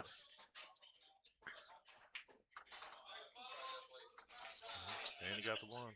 I got you it. got to shoot that 8 ball with confidence. That was what, like an 80-degree cut. You just got to shoot that and know the cue ball's going up and down the table. I think that was just kind of all a little bit mental. Let's see, revamp, July 11th, 12th. I don't see it on. So I just found it. It's under Virginia State 8-ball bar box championship. Oh, okay. So Jamie Gonzalez actually beat Greg Taylor on the winner side 7-3. Really? Yeah. You said Jimmy Gonzalez? Jamie. Jamie Gonzalez. This is our third shootout of the day. We've got a third shootout going on. This is Daniel Klein versus David Brown. If you've never done a shootout, it's actually kind of fun. Me and Ariana did it one day for fun. It gets you if you can't run. Yeah. It'll get you. You got out of breath really easy. Yeah, see it right here. Let's see. So Scott and Greg are both on the loser side, but they're waiting for their matchups. It's a tough field they're playing in, but very doable for them. Yeah, they're used to that pressure. Greg he beat David Jenkins 7-1. He had a bye. He beat David Jenkins 7-1. He lost to Jamie or Imy. Maybe it's Imy. Imy. Gonzalez. I don't know him. You know? I don't. Interesting. But he's going to get to play. It looks like Jimmy Bird. Jimmy Bird's up 6-3 against Eduardo Garcia. How many players they got in that? Let's see. 64, I think. 30? No, 36. Oh, only 36. Okay. Yeah. Maybe they just capped it at 64. Yeah, I think it was just a cap. But me and Ariana went out to their 9-ball open in, I think, February. I think it was February timeframe. They had the 9-ball open, and that was our first time out there at Peninsula Billiards. That's a nice pool hall. If you've never been, it's a really nice pool hall. Yeah, I hadn't had a chance to get out there yet. That's one of my holes. Yeah, it's big too. They got a lot of tables. Good service. I met Rob Leeper out there. Good dude, Marine. So me and him kind of kicked off. I was Army, and it was funny because he was giving like his the opening speech for the tournament, and he went like old school drill sergeant, like Marine Corps style, cussing up and down. It was actually really funny. And I pinpointed that he was at least prior service. I asked him about it. But yeah, Ariana, that was kind of one of her first big tournaments she had played in. Yeah, she did well. There were 17 ladies that came down. Oh wow. From Philadelphia. Most of them were APA. Some of them played in tournaments and stuff, but most of them were APA. And I mean, some of them were solid, but yeah, Ariana made friends with most of them, and that's how she actually got connected with. There was a lady named Trouble was her nickname, and she actually good friends with Jeanette Lee, which got Ariana in touch with Jeanette Lee, and that's how that whole thing happened. I was actually going to ask you because I interviewed her about that, and I hadn't had a chance to talk to you about it, about how that came about, because I know that was a huge moment for her. Yep. Yeah, she had no idea. I just told her nobody likes being told that there's a surprise. They want to know what the surprise is. Yeah. And of course, she didn't like it. She wasn't the fan of the surprise, but I told her she had a surprise at the expo, and yeah, eventually we got up there, and Jeanette Lee goes by, and we're talking with Vincent for Predator. He's one of the big guys on the sponsorship side of Predator, and we're talking with him, and he's like, "You want to meet her?" So we go over there, and Ariana's breaking down in tears. So she's meeting her, That's her her. number one Yeah. kind of thing. And of course, Jeanette gave her a hug, and Ariana didn't believe us about going to dinner with her. So then we ended up getting to dinner later on. Oh, Oh Danny wow. routed it. Oh no. Oh wow. Um, but we ended up going to dinner with Jeanette Lee, and Jeanette was in the bathroom at the time, and Ariana, didn't see her, of course, so she thought we were messing. And next thing you know, Jeanette comes out of the bathroom, and she breaks down in tears again. It was adorable. All right, 1-1 over there though, Danny and Thomas. It's a good little matchup going on right here. But no, it was real cool, man, because it was actually after the expo, after all of that. That's whenever you actually reached out to Ariana, Yeah. and was like, hey, can I get an interview? And then of course, me being protective dad, I was like, who wants to interview you? Who the hell is S&D Podcast? I thought it was a joke because there's a lot of scams and stuff Yeah. out Oh there. yeah. But Ariana's Facebook blew up after the expo. Yeah. She only had like maybe 150, 180 followers, I think. Yeah. And within 10 or 15 days after the expo, I think she was up to 350. Yeah. It just overnight. Just started exploding because she got a lot of attention while she's up there, and big Predator logos and whatnot. She can play, but she actually played Tatum. I think Chatting. Uh huh. Shannon Chatting. Anyway, she was she's the last year she was the defending women's amateur champion, Oh wow. and Ariana was. She lost to her, but she was playing her, and there were Yeah. several people watching. Of course, people were asking about who Ariana was, and yeah, so Yeah, I remember So- seeing her. She had came up to the clubhouse for the pool series when Justin Yep. Clark was up there and played. That was the first time I'd ever got to see her play. And I sat there because I had good friends with Braden Campbell, and I had seen him, and I talking to her. I was like, "Who is this? Like, she plays very well. Like, I've never seen her before." And he basically told me who she was and everything. So I went and found her on Facebook, started following her game and everything. I was like, you know what? That's somebody I got to talk to. And I saw what happened at the expo. I was like, this is gonna be perfect. yeah, she finished in her money. She finished in the money. I think what she finished? I think 16th or something. Hmm. If And I remember there was correctly. like 500 ladies or something. I can't remember how many it was, but it was a lot. But she finished 16th. So. And That's the thing. There's a lot of talent in the juniors that a lot of people don't see or telling don't you, pay the attention. girls, juniors specifically, just because I watch them all the time because of Ariana. There's a lot of female talent coming out of the juniors. Oh yeah. There's this little girl, Tanvi. She's 12. Her and Ariana are always battling. I'm pretty sure didn't she battle her not this past one but the one before they were in the finals going back in and forth. Jacksonville. Yep. And Tanvi was getting the upper hand on Ariana. The first few times they played, Ariana was just getting her head, and Tanvi just, for the most part, she don't show it as much anyway. But she just doesn't seem to get that nervous. She's been doing it for a while now. She's a good player. Yeah. So, and now Tanvi's growing. Every time I see her, she's an inch taller. So she gets taller and she can, reach that 9-foot table. So, Yeah, watch out. Yeah, she's definitely a force to reckon with right now. That's for sure. There's another little girl. She's I think 11. Her name's Harper Carson, out of West Virginia. Tanvi's out of Maryland. Okay. Harper Carson's out of West Virginia, and she's fired. Sweetest little girl, but when she's at that table, her eyes can cut right through you, and but she can play. At 11 years old, she can play. That's awesome. And, that'd be something I'd like to see us be able to do between all the pool halls we have down here. If somebody is able to just like set up something just for like the juniors, even just the girls in this area, just to showcase the talent. There's I know, and I guess I don't want to say too much, but I know that there's a tournament, a memorial tournament that another pool hall here in the area, I just don't know if I should be saying the name, but another pool hall in the area, they want to get this huge tournament for a gentleman that actually passed away. He's big with the juniors, big at the pool hall, well known. I gotcha. And actually passed away at the pool hall. God rest his soul. And but they want to make it a memorial tournament and make it the largest juniors tournament in the nation. That would be. They do need sponsors. They need ways, but they want to make it like a $30,000 added juniors tournament. Yeah. So, which would be awesome. So, oh yeah. But speaking of sponsors, how about ESPN Match Room? Man, that's huge. Like I am so excited for that. Like you have no idea. That was when I got the news on that. It was the best ever. I'm like, yes, much needed. I think it's finally great that pool's finally getting the attention that it deserves because it hasn't been before, and it's sad because Yep. I mean, I agree with what Bobby told me a little while, probably a couple of weeks, maybe months ago. Me and him sat down and talked. He's gonna get funny on this one ball. Pool is gonna be in the Olympics before long. Like it's gonna be an Yep. Olympic sport. Why is it not being shown on these TVs? Like you got all these Yep. other sports. I mean, you got cornhole.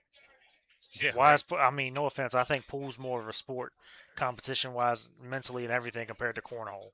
Cornhole, it takes some, I would say, more athletic, like physical athletic ability Yeah, than the mental than the for mental sure. side. Yep. So I'm sure there's mental, but I mean, if you're comparing to say, I mean, I compare pool with billiards with golf. Yes. The mental aspect is that demanding. But I'd always wondered, like I said, I'm new to the game, so Yeah. I've only been around the game and that was APA. I'm really only around, the pro, watching the pros play and the gambling guys around here. I'm only around that the last 2 years. Yeah. So I didn't understand why we didn't have sponsors like, say Toyota or Hyundai, Yeah. Samsung, something like that. And but now I'm getting more of an idea that the thing that happened with I'm not gonna say no names, but Yeah. the stacked game here, what 6 weeks ago, Mhm. a lot of money was involved in that. Yeah. So that kind of opened my eyes. Okay, yeah, it does happen, and it's happening now. So Danny can get out here. Don't hold it. There you go, Yeah. off the rail. One ball That's a good inside. shot. Yeah. 1, 2, 8. I think he can. I don't know. I kind of like probably just stunning this over and putting the 2 up in the top right corner where he's at. But he probably ain't gonna stun. He probably just slow roll it, honestly. He's going 2 Oh rails. wow. Okay. 1 rail. He's gonna have to do the same thing here with the 8 ball, with the 2 ball to get to the 8.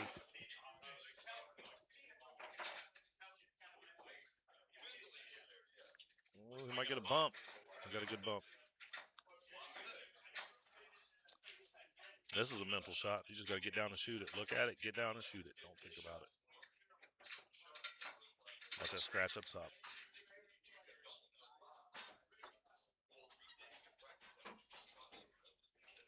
This looks like it's going to be good.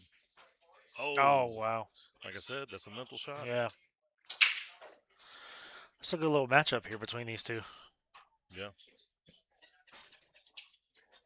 Yeah, Danny's a good player.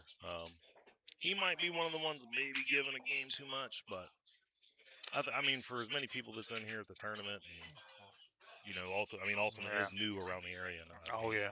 I don't know. Is there any actual calculator to calculate what somebody should be? Based on say Fargo or APA level, or I don't know. That's something that we've been wondering about ourselves because we got a few that to me are very underranked. But that's because, like you said, it's a new thing that not many people know about it. So it's kind of like trying to figure it out. dang, Danny just hate Danny. to say it, he kind of gave that away. He had, I would say, 2 decent opportunities on 8 ball. Yeah. And all he had to do was make a good stroke on the 2 balls, and he'd have been straight on the 8. So Yeah. So now Thomas is going up. Should be up 2-1 here. he wasn't He even went on real the for scratch. yeah. He came off the rail. Yeah, I would like to see. Yeah, I would like to see how the BCA has their Fargo getting reported. I would like to see UPL be able to report to Fargo to help people establish their Fargos. Yeah, because there's got to be a way to. Yeah. Because I mean, even in a. If you go to a handicap tournament, I mean, you're using Fargos. People are still getting weight, so to say, with the games. So I don't see why you couldn't. Oh yeah. And honestly, I don't know why you just couldn't use Fargo instead of Upscore. Yeah. Honestly, I mean, it's already an established system. I mean, to me, it makes more sense.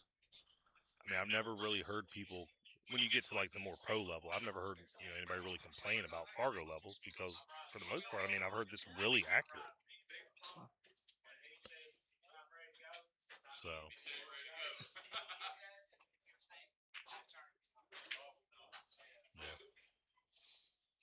yeah, my Fargo is really low because when I first started playing it, playing APA and learning to play, and I got a little stroke under me. I was like a 4 or something, maybe a 5. And I went down to like North Carolina, down to Raleigh to they got a big pool hall there. I can't remember what it was the name Break of it. time. Is break time in Raleigh? Hmm. Okay, yep, I think If that it's was the it one I'm then. thinking about. Yeah, I think it was break time. It probably was when I think about it. But I went down there. There's a 9-foot table, so Yeah. and I'd never really played on a 9-foot before. I go down there and play in a tournament, not having a Fargo, get my teeth kicked in a little bit. Played in another tournament, 9-foot tables, got my teeth kicked in, so it lowered my Fargo. And I don't really play in a lot of tournaments anymore at all, just because my daughter's always playing in them. But I tell you though, Dave's done a really good job here at Warehouse. I'm gonna actually step out and give myself a break, and I'm gonna let Bobby Andrews come in here and commentate with you for a little bit. Yeah, Give you sounds some good. matchup with some Bobby. All right.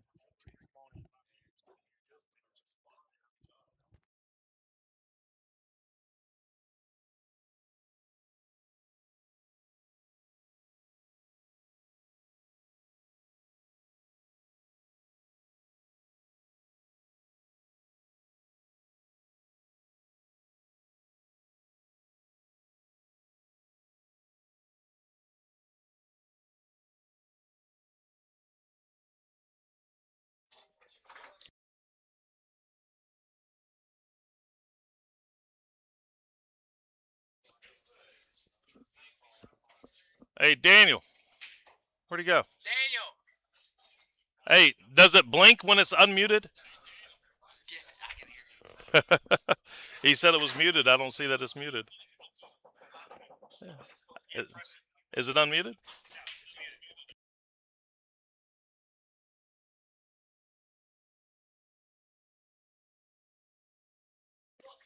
There we go. Oh, so you told me wrong. Sorry about that. I'm all yelling into the mic. He told me it was muted, but I couldn't really tell. But Bobby Andrews just stepped into the booth. He's out of the tournament just like me. What's up, guys? Thanks for having me. I appreciate it. Man, this tournament, man, we had a pretty decent turnout. It's everybody's really enjoying it. Yep. Can't wait until we have another one, man. Yeah, I think it turned out pretty good. Me and Daniel were talking about it, and I kind of expected more lower rank, players to show up, just where it's a handicap tournament. But honestly, the majority of the players here, like me and Daniel were talking about, are like 600 Fargos and up. Yeah, yeah, it's a good, Yeah, good, that's a good solid. sign. Yeah, good solid field for sure. And no, honestly, if this many higher, better players are interested, it might not be a bad idea to toy with the Masters, that new one that's coming out where it's an uncapped team of 3 to 5. Yep, yep. So We're getting ready to try. We're gonna try a couple things. We got Masters League coming up. We got the Scotch there's Doubles a Scotch Women's doubles League. possibility. Yeah, Yep. yeah. I tell you what, Danny Dean and Thomas T. That's actually a pretty stout match right here. Oh yeah, it's been good. Danny honestly gave him that last one. He had a tight cut from the I don't know, about the middle of the table, but it was a tight cut into the side, and he just he hit the titty, and then he rattled another the 8 ball the second time. So Yeah, this Thomas T. Man, he kind of came in and sneaked into the tournament a little bit. He's playing really well. He's I've kind of talked about it. Yeah. yeah, he is. But he shoots real straight and he's a good player.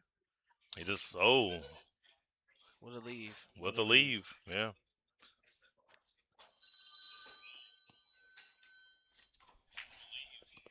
Let's see what he does here. I think he's going to try to play safe here.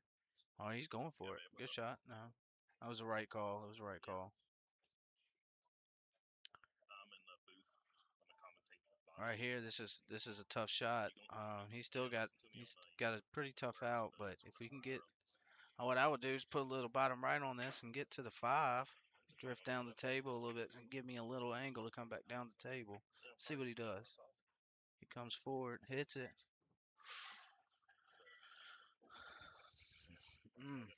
Yeah, this is a tough outcome. That's an unfortunate roll.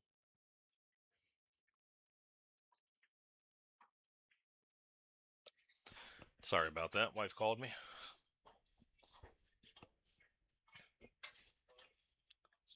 And Man, I this guess is. I guess Thomas is from Richmond. Is it Richmond? Is that I where thought he's that's from? what Daniel said. I thought he said Okay. Richmond. Okay.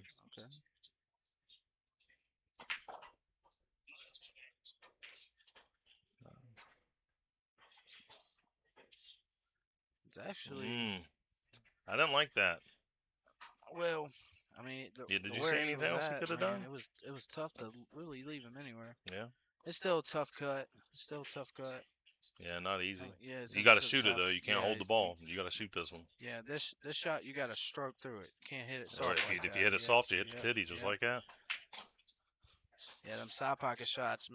You know, when you shoot those side pocket shots, you really got to stroke You through got the to ball. stroke through the You gotta ball. stroke Yep. through the ball. You can. The friction of the table is going to grab it. That cut Yeah. induced throw. Yep, correct. It's going to grab the ball. That's inside Ooh. English right there. Ooh. You got a good leave though.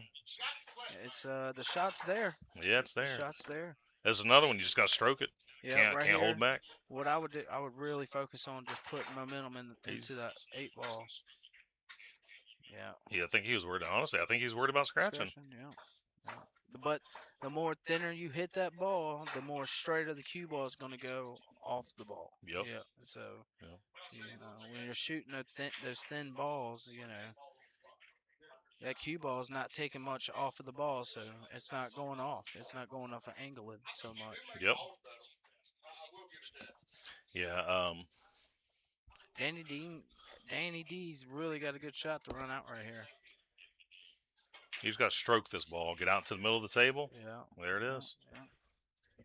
He's got center of the table. That's exactly where you want to be because you have two options here. But I would shoot the 3, just stun it to the rail a little bit. Yep. Yeah. Oh, Exactly Ariana's walking up over here. A little bit of top left on this ball. Oh, he tried to hold. Well, he held it. I would actually try to shoot through that ball because holding that ball would be tough. But hey, he hit it well. Can't be mad at the guy. Get out. Get out. Get out. We got an heel. Or it's an even race. Even race. I forgot it's the ultimate pool league. I ain't gonna do that here. Call your mom and ask her.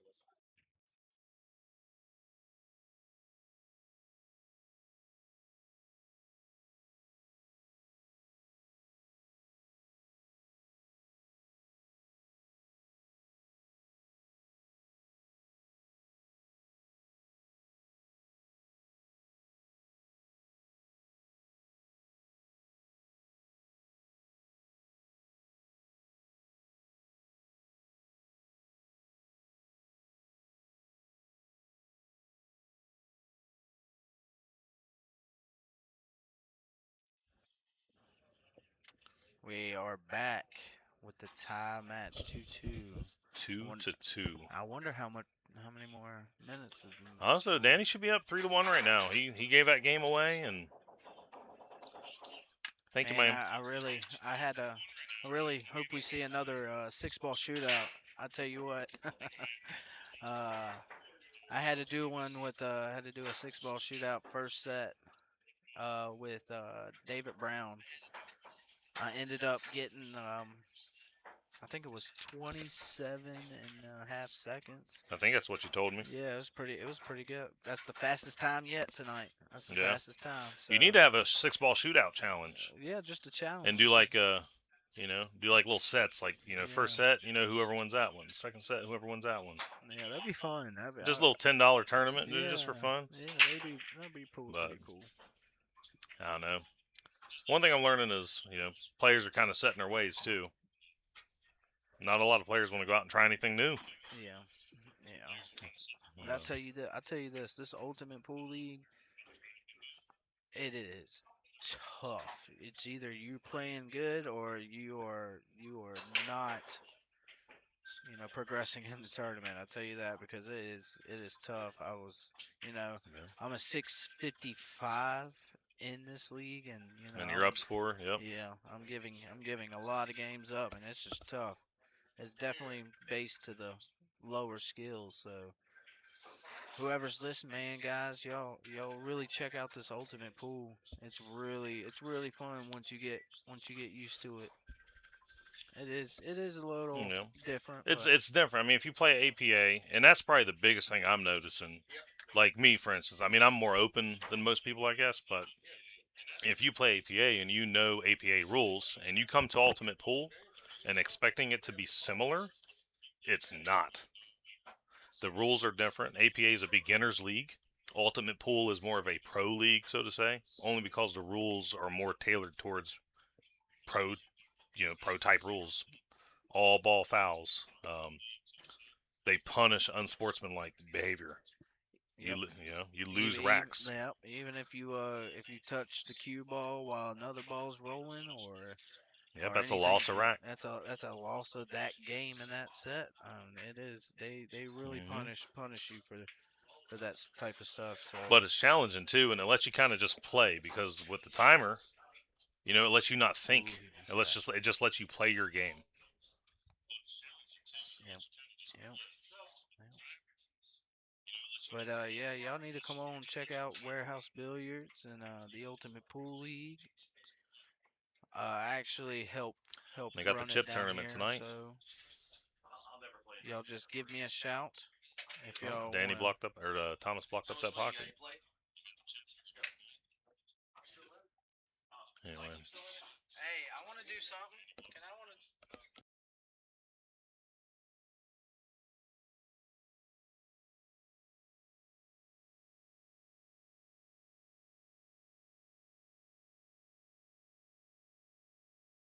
Table soon. It don't count.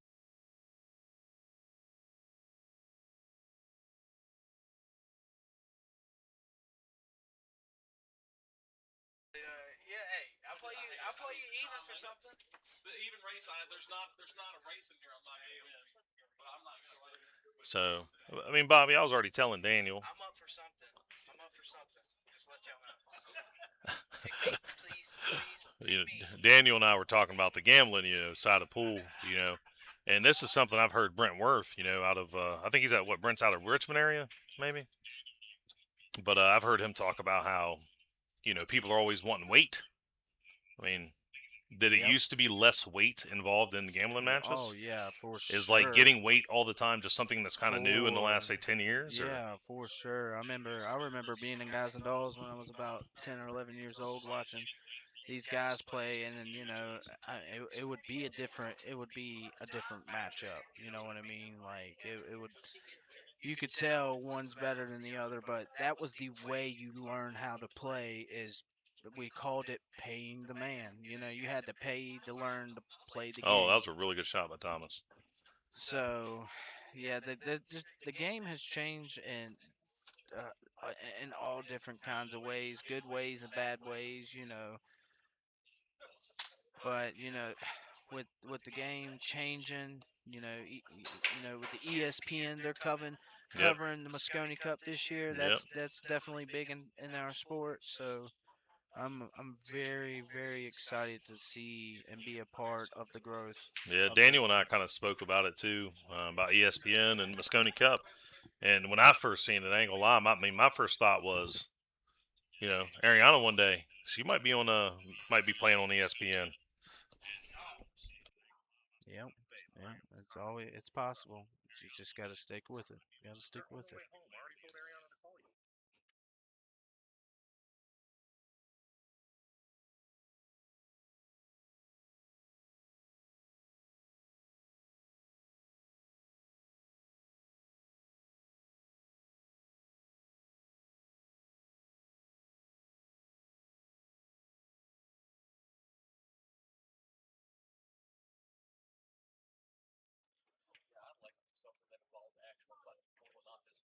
Yeah.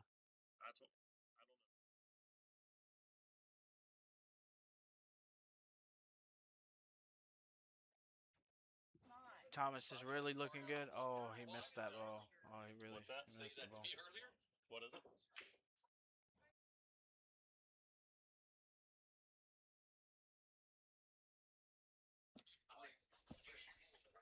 All right, Danny should be out right here. It's a good stroke. I'll play y'all even. We'll play There y'all you go. There you go. Table 4, Perry, Frank. Why y'all gotta get Perry, spots? you're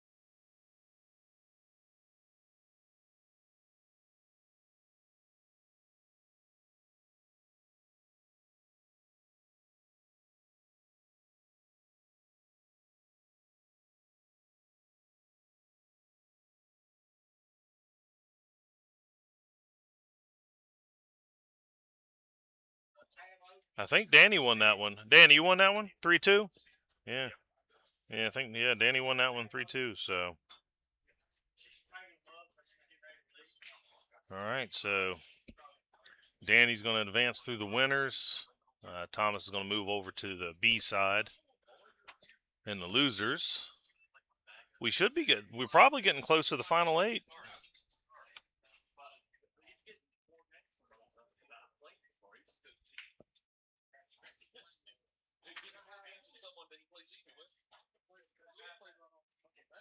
Table 8, Jason Hines, David Brown. Straight up. Tell me, do you really want to love me? Are y'all too young to know that song? All right, we got Jason Hines and David Brown for the next match here on the stream.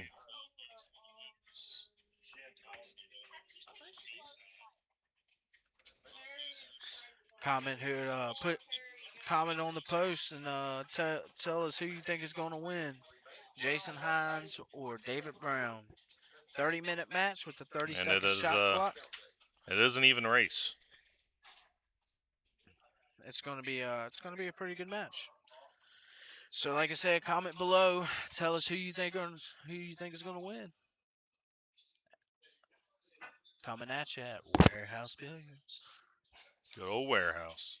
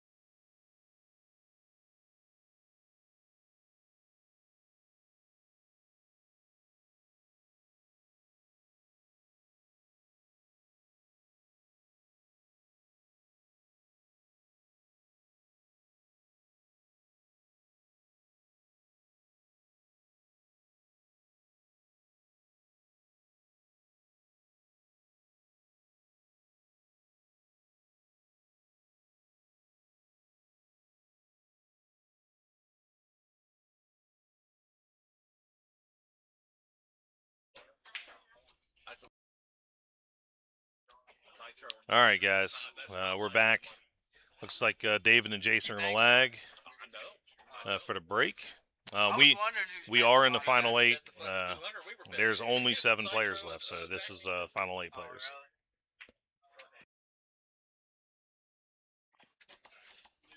And just so you guys know, on August 15th here at Warehouse, there is our first big official fight card. It looks like it's turning out to be 3 big matches.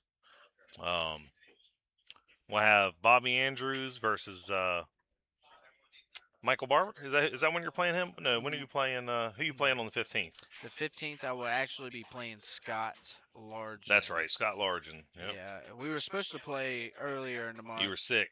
His tummy hurt, guys. So, say that again. Said you were sick when that happened. Yes. On yeah, the first I time. was He not, was sick. I was not feeling the best, but we rescheduled. We're doing it August 15th. We got a good crowd. But you coming. got that. Dusty Wallace is trying to get a game with somebody. Yeah, that's Dusty Wallace and Caleb. Looks like Jason's going to win this. And Caleb Caleb Bales. Bales. He's from Blacksburg, I believe. Yeah, he's a Blacksburg player, but it's going to be a good match. And Who's the other match? And then we also got Doughboy and Daniel Smith playing on the small table for, I think it's 500 in the middle. Okay. It's gonna be a good match. It's gonna be definitely gonna be a long day. It's gonna be starting at 11, and probably the last match is starting about 7 o'clock. Yeah. The main event is gonna be probably starting at 7 o'clock. Yeah, it's gonna be some good matches, and then the September fight card is gonna be. That's a big one. That's a real. There's some big names coming. Well, we also got the August one. There's some big names and big money. Yeah. Oh yeah, then there's another fight card in August. Yeah, August 22nd. 22nd, yeah. We got 2 weekends, yeah. The first match is Elijah Wallace playing Brandon Crouch. I think it's a race to 10. Yep.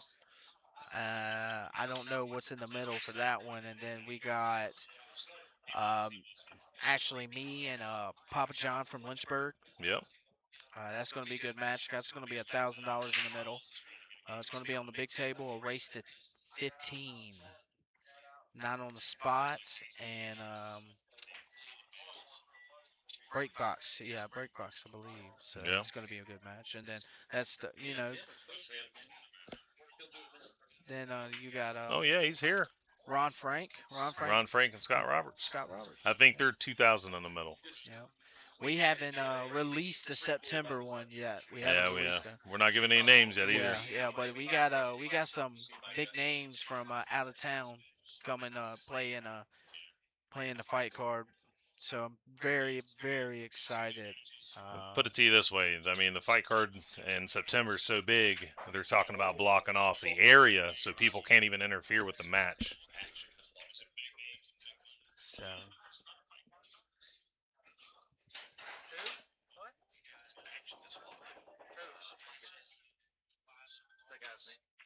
Oh, shit. I beat him at 4.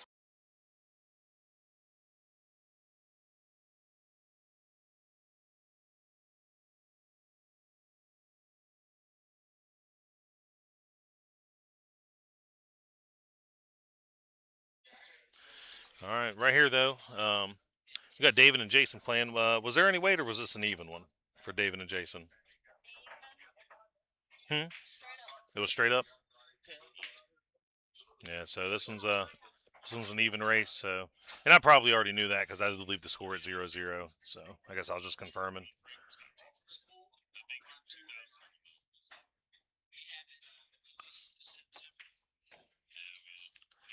Yeah, if you guys are wanting to get in any fight cards, message Warehouse Billiards. You can message myself, Bobby Andrews, Yeah, definitely. Daniel Smith, S&D Podcast. So, I mean, we all kind of got our hands in the cookie jar a little bit. Yep. Well, we're just trying to help grow the game and give y'all. Some David good rattled matches. It's okay though. Look at the lead. Yeah. I mean, even if he comes on the left side of that 3 ball, I mean, he's scratching. So ain't no way of holding that ball. Yep. He's gonna kick at the ball. What I would do is it's a soft kick. Yep, soft, but kind of low. It kind of rushed it, but it's okay. It's not too bad. You guys can't hear it, but David was just giving Jason a bunch of crap because you can't touch the ball while it's still rolling, or it's a loss of game. I didn't like that ball in hand, Yeah, David. I honestly, personally, I would have shot the 11 ball right there. I would have shot the 11 ball and just run out because that's your trouble ball, and just trying to get a perfect position for that 11 ball, it's gonna be tough. Yeah, and I mean, he don't have an angle here either. Yeah. I think he should shoot the 15 almost and put the cue ball down on the rail behind the 8, even if he can see it. You know what I mean? Yeah. But the Because thing Jason is, has to make an attempt to hit those balls. If not, correct, it's a loss of rack. correct. Thing is, you got to think if you shoot the 15 to that rail, it will be coming back towards the 8 ball. So the possibility there is, making that 8 ball. Oh, he went for went the in bank. banks. Yeah, good shot. Yeah. What you gonna do though? This I'm is pushing the 15 to the pocket, to the side pocket. That's what I'm doing. He put the cue ball there. Don't go. Oh. the thing is, guys, right here in this certain situation when the balls are frozen, like the 3 ball to the cue ball, you actually have to shoot away Yeah, I'll from give you guys a the view 3 so you ball. can see it. Right, you see that 3 ball and the cue So ball? it's different Yeah. than it's different. So you got to shoot away from the ball. So Yeah, in away. ultimate pool's logic, the balls are already touching. So if you shoot into the ball by pushing through, you're double hitting. Yep. So that's why, like, that was actually a good hit. That Yep. was a So good hit. you got to push 90 degrees or more away from the ball. Let's see what he does here. Does he? No. Oh, why did he? David, he just messed up. Yep. Yeah, Dave, that was a clean hit.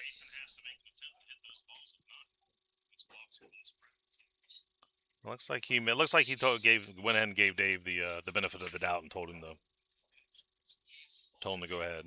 So that was just good sportsmanship.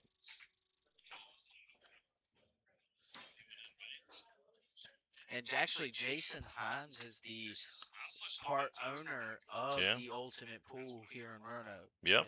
Yep. Him, Jason Hines, and Tim Bryant. Tim was here. I don't know if he's still here or not. Yeah, he's still here. Okay, he's helping with the score over there. So. But yeah, they're some good guys, and they got a good thing going on here. That was a good shot by Dave to draw out. Yeah. This right here, all I worry about is just stroking through the balls. Yeah. Good, nice stroke. I use a little bit outside there just to help it. Yep. Good shot. Watch out for that side pocket there. I said a little bit, not a lot, just a hair, a little bit of top right, just to help with that cut induced throw with that angle.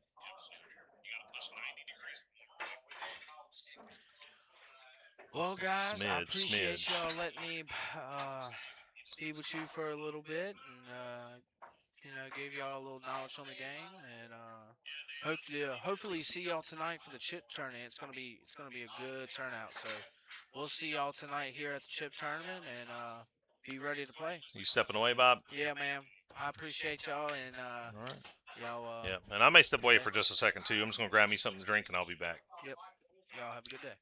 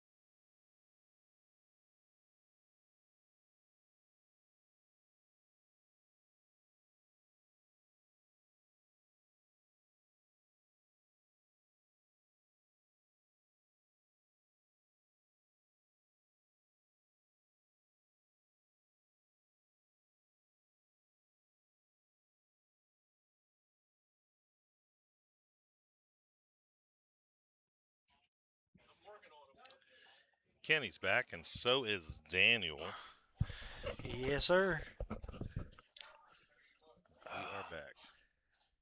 We got David playing Jason Hines, and this is, I think, for 5th place, 4th place. There's only 7 left, so it should be about that. Oh, it's 8 left. Okay. Okay, 8 left.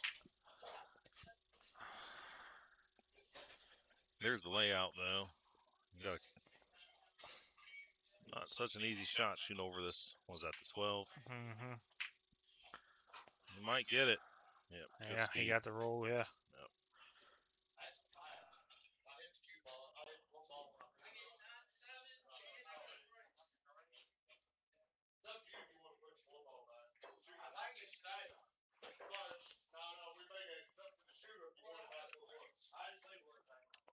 Yeah, Jason was talking to me before about actually getting playing me in one of the fight cards, and I mean I'm just meeting Jason, through Ultimate Pool, so. But Bobby said him and I would be a good match. So I think it would be. Yeah. we might get it going. I don't know how he plays on the big tables, but It'd definitely be a good one to watch for sure. yeah, I've kind of seen him play a little bit, and I mean I feel like it would be a good match.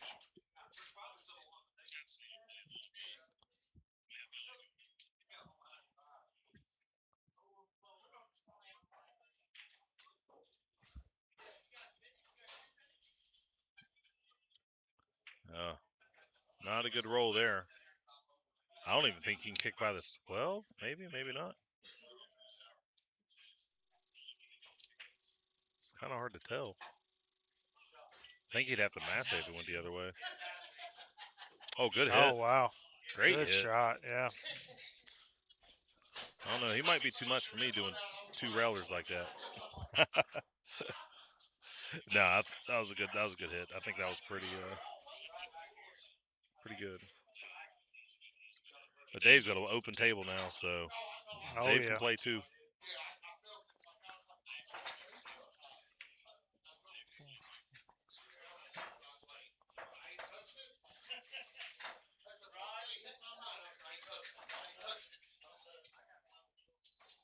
Ooh. I think he goes 2 rails for the 14, maybe. Yep. Oh, did he hit it? He hit it too hard. He's all right, though.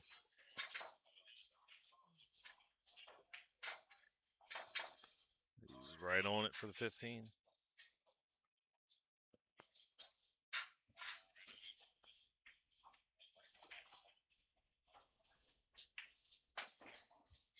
I think he's trying to figure out how to get back. I think you just follow this with some top.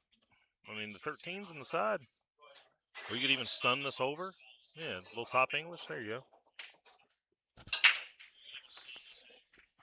Now, I don't think the 8 ball goes in the corner. So. We can take a look and see. It goes in the upper corner, though. Yeah. It goes in the side. It goes in both sides and the top corner. That's not a bad play by Dave, but Jason could lock him up on that 8 ball right now, though. Yeah, that's what I expect Jason's going to do. What's he doing here? Okay, he just rolled it. He might have rolled it too much. Far. And I think the 8 goes to the corner. I think he opened up the corner now. So. It's definitely not what Jason wanted to do there. You could tell. Oh, wow. Oh, he missed it. He missed it. Oh. Jason gets ball in hand here. Yeah. I don't know. Me right here, I'm probably giving a little bit of angle coming off the rail for the 8 in the same corner.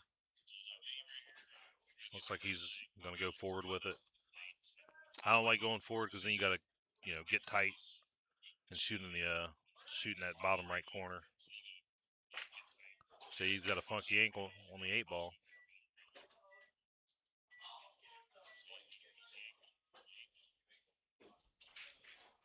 And that's why I didn't like that. Yeah, kind of worked out for him, I think. Yeah. Well, Dave could have cut he can cut that 10 ball over and kind of block that pocket up on the 8. Just leave the cue ball down table. I think that's his best play. I don't know. He might slow roll. Yep. Yeah, that's not bad. But I mean, um, That's a I don't wild think you eight. can. I'm off. Yeah, I don't think you can cut that 8 over. I Yeah. mean, if it does, I mean, you're gonna have to hit the crap out of it. It's gonna be a heavy hit. But he could also just leave the 8 in the pocket and block it up. Oh no. No.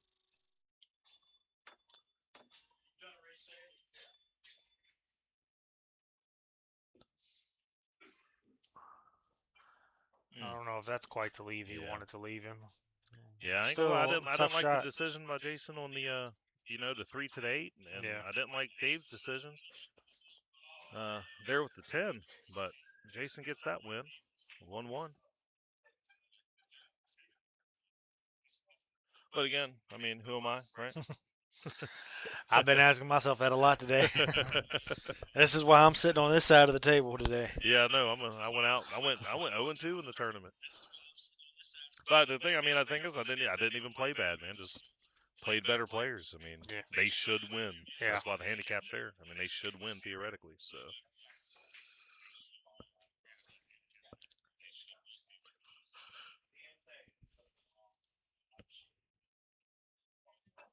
Yeah, it looks like maybe they're getting maybe a tablet. So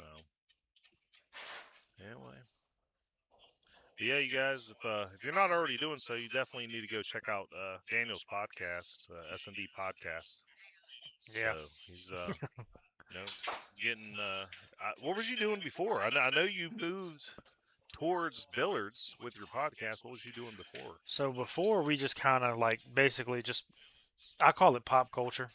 We talk about anything from music, movies, and sports. Like, and I think me and some buddies, like, we talked about it, and like, we're still gonna do like our weekly NFL picks when the NFL season starts back up. We'll have some guests on, just talk about the weeks, do our weekly picks and things like that. But mainly, it's just gearing towards more of the pool aspect because so many people are doing podcasts this day and time. It's kind of hard. But the key is to find something that they're not talking about, and you I talk was going to about it. ask, what's the key to having a successful podcast? Yeah. Because I mean, every pool hall, you has somebody that streams in some kind of way. Yep. So, I mean, how do you separate yourself from, For me, I'm just like Billiards Sports Network, Yeah. BSN. For me, it's just a matter. I'm trying to get more. I'm gearing more towards the juniors. The more, just Yep. because not many people are looking at them right now, but they're the next ones that's coming up. So like Yep. right now, if you look at They're the like some of the bigger ones, like they're talking with the big players like SVB, Feder, Filler, like they're talking with those guys. Now I'll still talk with some of those. Like I've had interviews with BJ Ushery, Justin Martin, and a few of the other ones. But the juniors is where they're at. Like that's your next generation that's coming up in this game. Yeah. There's a lot of good talent, man. Yeah. Hayden Ernst, he's showing out Mhm. again at another tournament right now. But I remember because he's 14 now, I think, and I think whenever he was 12, he was 11 or 12 years old, and I seen him for the first time over at Wolfsden for the JIC, because JIC used to go there, and he was in the finals against another one of the juniors. Kid's name's D'Angelo Spain, Mhm. the Jaws, or Jaws is his nickname, who's another really good junior coming up. He's 15 years old. He's 6 foot tall. Hayden's 14 years old, and I think he's 6'1", 6'2". Man. But Hayden put a 5-pack on Jaws Oh wow. on a small table. But that was at 11, 12 years old. Put a 5-pack on Jaws. And that was my first time watching, and I'm telling you, Hayden's the future for sure. And watch out, if you don't know who D'Angelo Spain is, Jaws, Yeah. and the juniors, I'm telling you, he's out of I think they're out of Maryland, and the kid is filthy. He's another really good one. But those are the super young talents. I mean, 15 years and Jaws' dad does training. He's actually a master PBIA instructor. Okay. So, Huge shout out to Ra and Ortiz for what they do for the juniors. They do a lot for the juniors. Yep. Yeah, Raw's good people, man. And JIC's making moves. Yeah. He's kind of shared some of the secrets with me, but so I ain't gonna say nothing. But the JIC's doing things, and if you got kids that want to play, these juniors tournaments are nice. Oh yeah. They're they're fairly reasonable to enter. I think for the 14 youth, I think they do $70 for an entry, and for the older kids, they do 125. That was actually funny. Did you see that? Did I see that right? Did the 13 jump out of the pocket and kiss Uh-huh. the cue ball back? Yep. I don't think I've ever seen that before.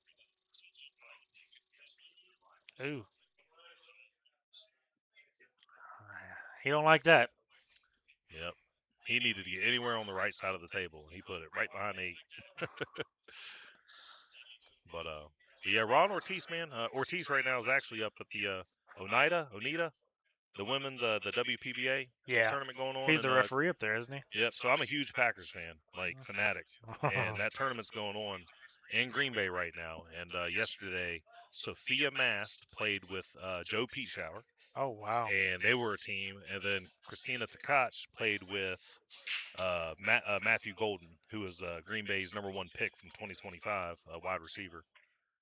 He posted one of the fastest 40 times in the last like 10 years or something. He's going to be a big part of Green Bay's offenses coming up here.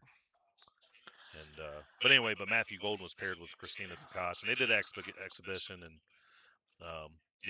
Matthew and Christina, they end up winning. But the point of it is Ortiz is up there actually reffing for the WPBA right now, and so he got to hang out with Matthew Golden for a little bit and have some conversations, and I was messaging back and forth with him.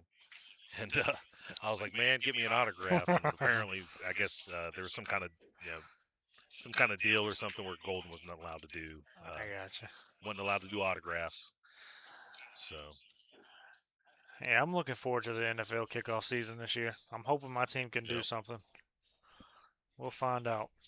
Who's your team? Philadelphia. Okay. I have no hate for Philly, but the only thing is, I guess our fans are lethal. I'm gonna tell you, our fans are the worst. It's not that. It's just I'm jealous of Philly because Green Bay had that talent for years, and Green Bay still has that talent. Mm-hmm. They just never been. We won the Super Bowl with Aaron Rodgers back in 2010, and I mean I truly feel like we should have had 3 or 4 Super Bowls between that time frame, and I mean just one. I mean, Brett Favre just won. Aaron Rodgers just won. 2 of the greatest quarterbacks to play the game just won Super Bowl. Meanwhile, Eli Manning's got 2. And his 2 come from beating one of the best. Yeah, his 2 come from beating the GOAT. Yeah. So, which I don't think Tom Brady's the GOAT. He's got the rings to prove it, but.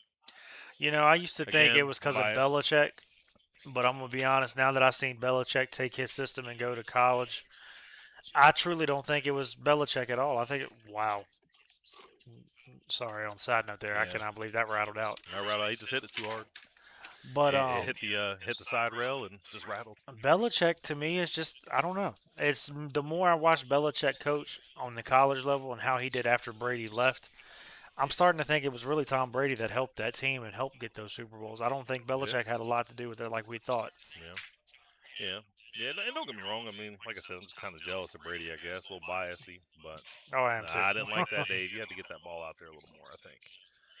But I don't know. If you go back and look at the stats, Brady had like #1 offensive line. He had like #1 defenses every year he went. And that's where I get kind of jealous. Green Bay had bottom-ranked defenses all those years. Never had a good defense, but there you go. Dave made that one there 2-1, and my dad said Washington Commanders all the way. Who did? My dad. He's a big Washington fan. I can't believe you said Washington Commanders. Yeah. And the Redskins for a true Redskins fan? That's true. Yeah. Aren't they supposed to be going back to that name, I think, sometime soon? Like, they had signed some kind of petition? I think the nation wanted them to go back to the name.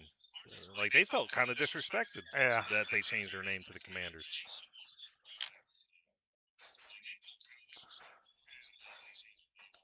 So David's up 2-1. Yeah. I don't know how much time is left. That's the one thing I wish we could put on here is like the game time. But yeah, there's got to be some kind of way to get it up there, Yeah. But that's above my head with technology. I'm still learning the system myself. I've been on it twice now. This is about the second time working with the system. Yeah, OBS is nice. And Dave's got a good little monitor here too. He's got one of those extra wide monitors, so the spread on it's nice. This is good. Yeah, I'm working on getting me a new monitor and set up for my podcast and everything. Yeah. Right now, I just use basically my MacBook laptop, but I'm hoping to get the iMac and be able to set that up for this and also for my streaming for when I'm video Yeah, that'd gaming. be nice. That's It my is kind goal. of nice too that Dave has everything kind of here for you at the same time. Oh yeah, makes it so much easier. He invested some good money for the cameras and the tables and the lights. I mean, if you have not been to Warehouse Billiards, there's some really nice tables. The environment's nice. The table's got 4 1/4 pockets. It's got 2 9-foot tables, 8 7-foots, all Predator, and they're well taken care of. I mean, he's a Predator dealer, so Oh yeah. he sells other stuff, but I think he does. I think he does Olhausen and Brunswick's as well. So Jason.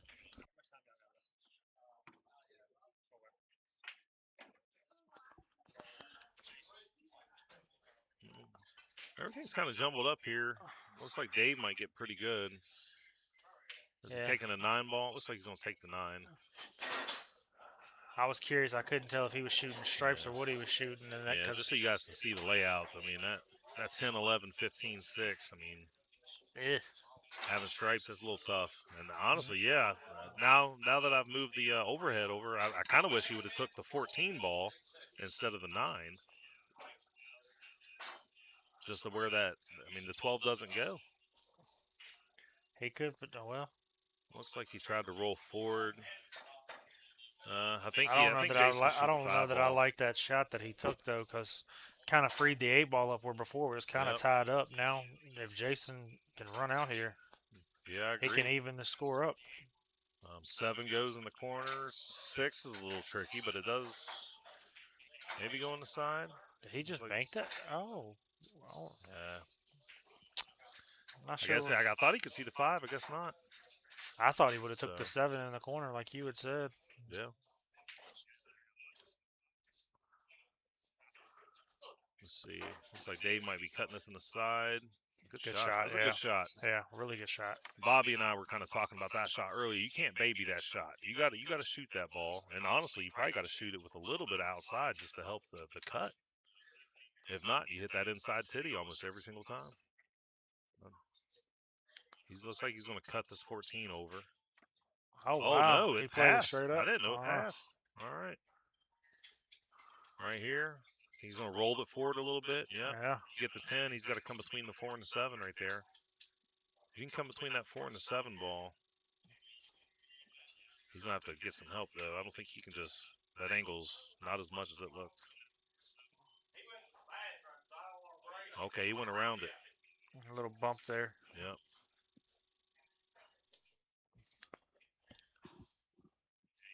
I mean, if he makes the 14, it looks like the 8 only goes in that bottom right. So... heck, I don't know if it passes the 7. I don't know if the 8 ball passes the 7. I think he's looking for the... Oh. No, that wasn't it. Come on, Dave. Read the tangent line, buddy. I was thinking if he would have somehow made that 14, he's probably looking to try to get the 8 in one of the side pockets. You start with the 2? Yeah, you start with the 2. I mean, that's the only trouble on the table.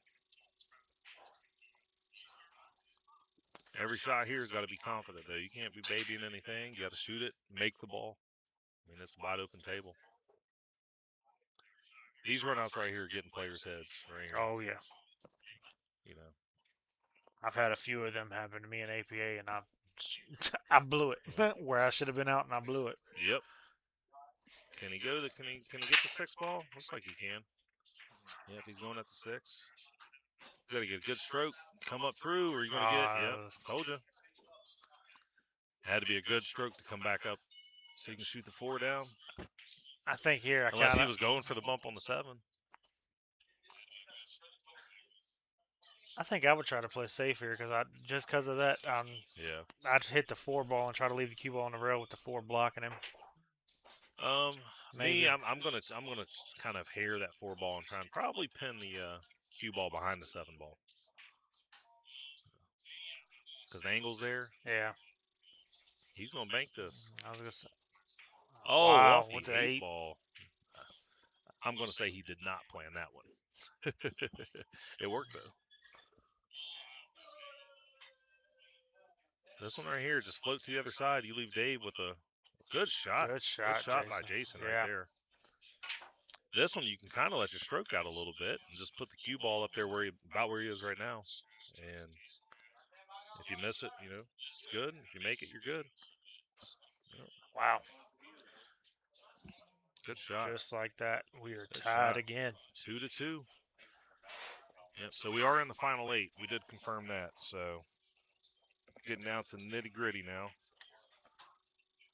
Which honestly is, the tournament was supposed to start at 4 o'clock. We ended up having 18 players. Mm-hmm. It started at 4 o'clock. Excuse me. The tournament was supposed to start at 11. We didn't really start going until 11:30ish. Yeah, about 11:30. And it's only 4:20. So Still we've pretty, already, yeah. The shot clock really helps. Mm-hmm. Keeps games moving. Even in between racks, you only get 2 minutes to rack and break. So, and if you can see, from the overhead view, you can see. Because are you in any ultimate pool? Mm-hmm. You are. Yeah. So you know the break. Yeah, 8 on the spot. Yep. 8 on the spot, and then there's got to have that certain pattern there. Solid stripe, solid stripe, solid stripe, solid 8 ball, solid, and then you have the 3 stripes, the 2 solids, the 1 stripe. Somebody posted, I think, yesterday and said, if you do the math and split them down the middle, you have the exact same number of balls on each side of the rack by racking it that way. Somebody told me, and it's kind of neat if you look at it, it's almost like a Nike check. Like you solids with the A ball, really? yep, and then stripes. It looks like a check on the outside. Huh. Yeah. Yeah. I don't know. Maybe they're in bed with Nike. It's a possibility. Yeah, we got a lot of good things coming up here, and I'm looking forward to it. August is shaping up to be a good month here. September, October. Fight cards are piling up. Yep. Yeah, for our next for the next stream, we gotta have some like cuts where you can Yeah. Put the fight cards up there and let people see who it is. That, and I need to get it with David where we can put our logos we rattled that. Put the logos up there on the stream so you can have the logos popping up. Yeah. Heck, if you got your logo on the computer, I could do it for you right now. Hey, I need to send it. I don't have it on here. Yep. It's actually really easy. Yeah. Right there. You just go there, add an image. Okay. Yep. And then literally it'll pop up. And then you put it here and you select the image and put it in there, and then you can put it over here on the screen. I'm learning stuff new all day with this system. Yeah, OBS. Once you start using OBS, it's actually not hard. But like I remember when I first started streaming with my PC for my Xbox gaming, trying to get OBS set up. I had some PC buddies helping me heavily. Yeah. Because it's confusing. It's a lot, and you don't know, what scenes are and sources are, and you don't know, the different inputs, and audio is the biggest pain in the butt. Oh yeah. Good shot by Good Dave. shot. Yeah. I was wondering. I couldn't remember if he took stripes or solids, so I was wondering what he was doing. That answered that question. Yep. You had to hit that so straight on for that ball to follow. That was a good shot. Is he going for another one? He's going to the side. Me personally, I would have probably shot that ball on the side. Even if you missed it right in the pocket, you'd have blocked up that 5 ball. And you'd have took over that pocket. Just like that, right there. That 10 ball's now in jail. So you got the layout. 10 balls in jail. 11 goes. Yeah. Dave's gonna have to work through his rack a little bit now. And he didn't get a friendly roll. So looks like match is finished up. Frank and Perry, and I think Perry won. Yeah, Perry won, so Perry's going to advance. And So Frank put up a good showing today, though. I think he won like 4 matches. Hey, he knocked out Bobby Andrews. Oh, look at the bank. Look at the bank. Oh. Oh, Frank's the one that put Bobby out? Frank put Bobby out. Jeez. Well, Frank also, I think, had to, Bobby had to spot in 4 games. I think Bobby's spotted. But that's tough, man. Frank's a good shot, so.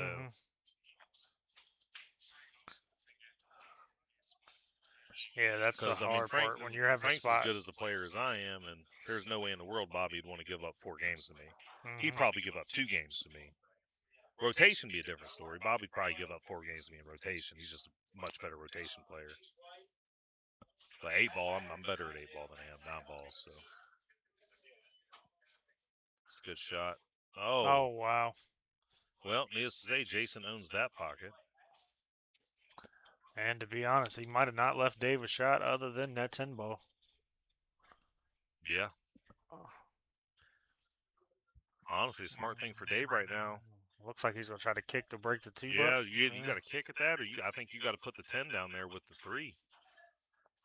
Or try and maybe cut the 10 over in front of the 2. He's, not enough. No, not even close. Good try, Dave. Good try.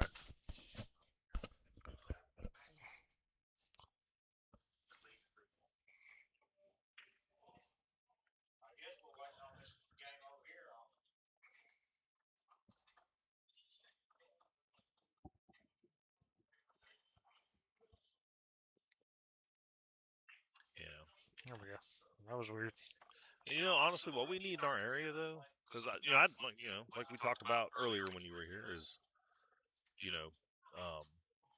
where I'm new to the game. I don't know pool from, I don't know the billiards world. Yeah. And what Roanoke used to be when it came to billiards. Yeah. And apparently there is a lot of history with Roanoke and just, the valley, so to say, our southwest area of Virginia. And there's a lot of pool players that come out of here. And yeah, I think what we he need. might get it. I don't think he can see that 10 ball. I don't think he can. David's tough right here. I think you got to almost kind of roll down and put the cue ball behind, right there between the 13 and the 8. Maybe cut the 15. You just got to be careful not to do it too much because you don't want him to see that 1 ball. Yeah. That's what I'm saying. I didn't like that. Nope. He sold out on that one. Well, maybe not. It's kind of friendly. He got a friendly roll. So. But yeah, I think that's something we need is somebody to like have a sit down or just talk about the history of the billiards from this area. Yeah. Well, I guess where I was going with that was, I guess I didn't finish that thought, was we need a big facility. Yeah. To host. Because we need a 20 table, big table facility for some pro level events. That would be huge.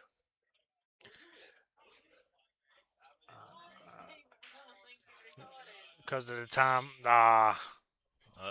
It looks like we got another shootout coming. Did you get a shootout on the stream table earlier? Not yet. No, I've been switching them back and forth. All right. You're going to get a shootout, looks like, on the stream table. This is, lo and behold, this is David's 4th shootout today. Are you serious? He's had all the shootouts? He's had every one of them. Bobby! That's crazy. I think they're playing for money up there. So if you guys don't know the 6-ball shootout, it's basically a race to who can make all 6 balls the fastest, and it is timed. So there'll be a timer, and they'll start the timer. They'll start it when the brakes hit, and they'll stop it when the last ball is pocketed. And right there in that blue shirt, that's Tim Bryant right there. That's the other co-owner for Ultimate Pool. If you don't know who Tim is, Tim's a good dude. He does race cars. Right? Yeah. He races. Yeah. And, different things. So, but yeah, 6-ball shootout. If you've never seen it, it's fun to watch. It's it's something different. I mean, you're gonna see here in just a minute. You got to run around the table and You got to hit the break soft and get a good spread on the balls, and then the ball you need the cue ball. You got to be controlled. You got to get the cue ball to stop rolling because you can't shoot the cue ball until it stops momentum and moving. So David's up first. just to give you a good look at the break right here.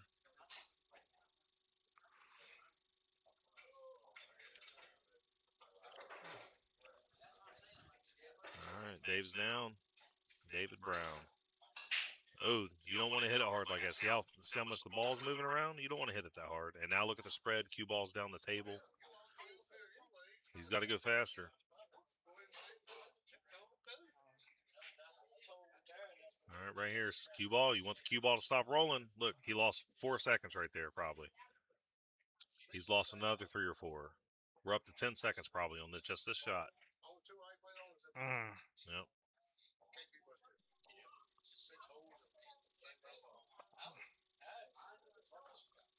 All right, shoot the 1 here, 7, maybe. 1798. There it is. Oh, he's shooting. Okay. I think Dave's out of breath. Yeah, when you've had 4 of these in all your matches, yeah. Come across the table, get the 9. Goodness, Dave's going to be upwards of 60-plus seconds. That's if he makes his ball. He's got to get in there. You got to shoot it again, Dave. Wow. And don't scratch. Don't scratch. Looks like 1:04 seconds. Looking at Tim's phone there. 1:04 seconds. I told you he's going to be up above 60 seconds. So Jason's first time he's been in this situation today, so let's see how he handles the pressure on this. Yeah. If I'm Jason, I mean, take my time. I mean, 1:04 still. Yep. You want to move fast around the table, but you got a little bit of playroom. Yeah, I don't know the rules about as far as like does a ball have to hit the rail? But I've seen the pros do this, and they can get. I mean, the really good pros, they can see like that soft, but you got to get a better spread. You got to get a better spread. But honestly, I think the front ball rolled off. So, but they can do it in like 22 seconds. I think 22, 23 seconds is like the fastest time. Wow. He's working it out. He's going to be just fine. Get the 2 here, maybe get the 10, then the 11. Oh, nope. He's going to get the 11. Now he's going to get the 10. Uh-oh. He rolled up on it. He knows he has the time right now, so he's just moving the ball around so he can shoot it. That's game right there.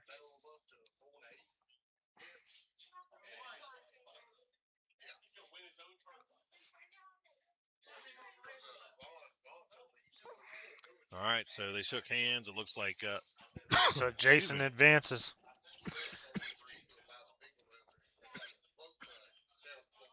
Perry, Melvin, table 8. Straight up. All right.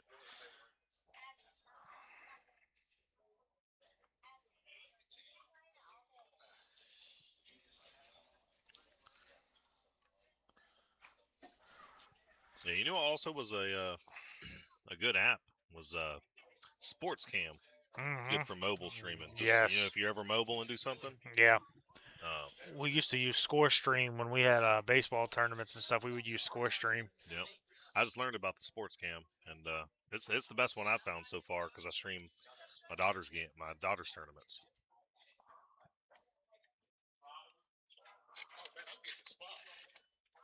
Did you sandbag for your own tournament? No, straight up. Trying to get something.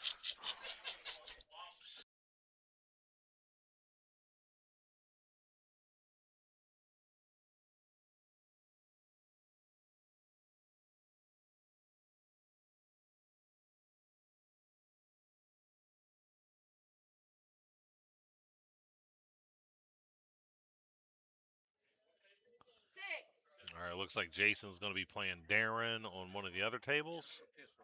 And we got Perry and Melvin here on the stream table. This should be a really good game.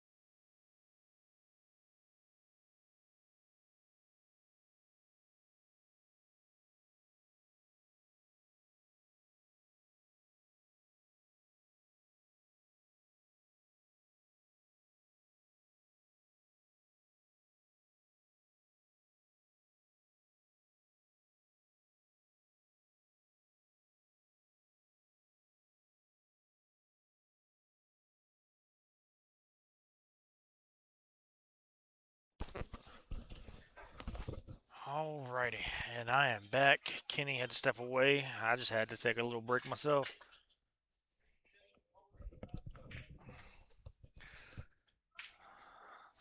Not to leave Melvin wanted there, but he still got an option. It looks like potentially. Let's give you a little overhead view here. Looks like he's going to have to kick at this 4-ball. Oh, no, he can see it. I couldn't tell.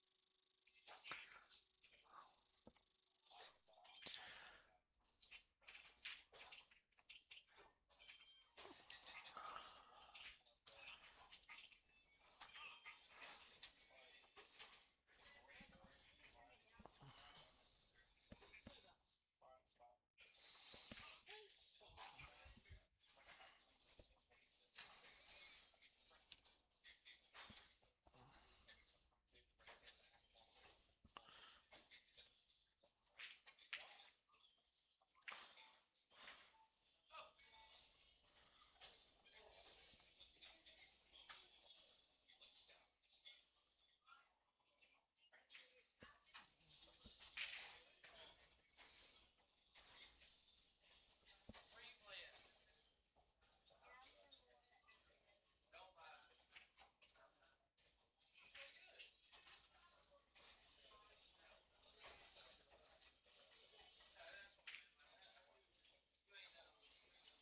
Just a little score update for those that were interested. Greg Taylor is up 5-3 on Joey Mastermaker, and Scott Roberts is up 3-2 over Aaron Spivey.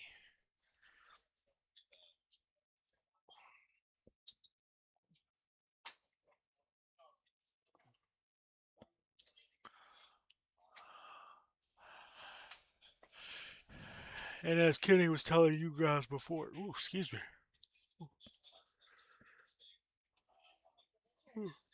If you guys haven't had a chance to come down here and check out the Warehouse Billiards, you guys definitely are missing out. Great atmosphere, great food, and the setup that they have here is really nice with the stream. And great shot by Melvin. Not quite where he wanted to be. Kind of wanted to be a little bit off of that so he could ride it up the rail, but just has to be careful here not to get this scratch. He's probably going to play safe and just kind of milk it. Yeah. Just a little overhead view there.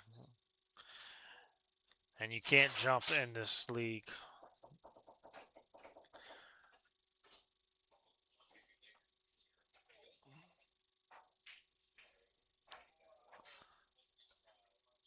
It is a little unintentional there, I think. 5-ball may squeezed by the 8.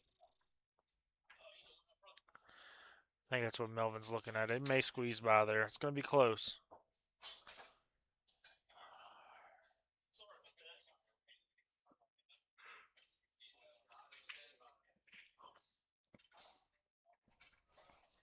Wow.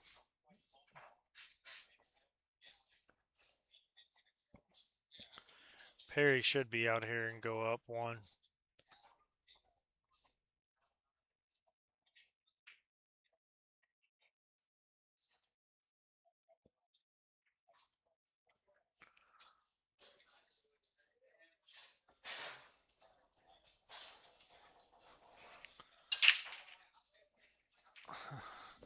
So Perry takes the first rack over Melvin.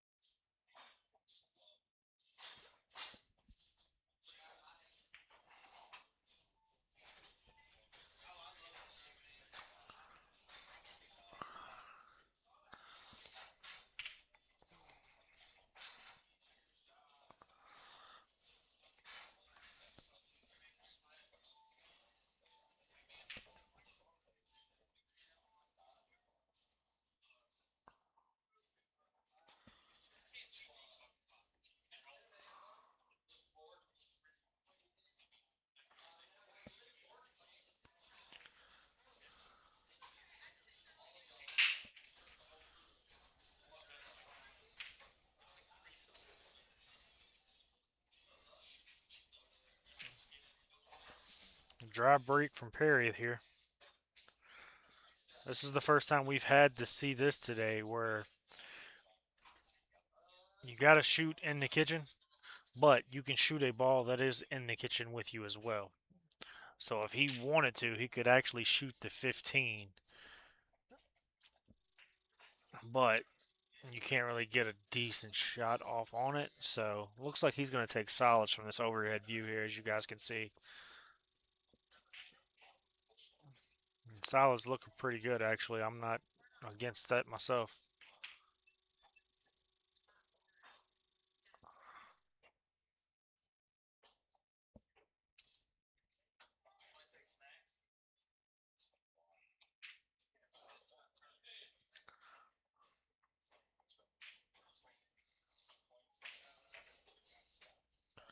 And the 5 just rattles out there.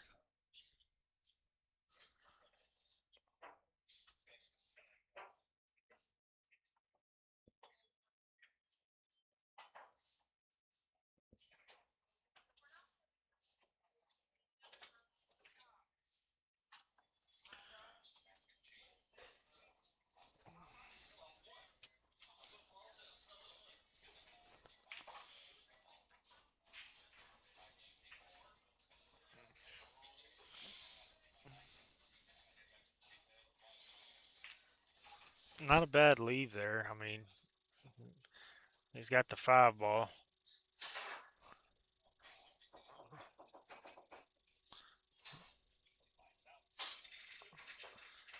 Definitely not a friendly roll there for Melvin. You definitely didn't want to be there.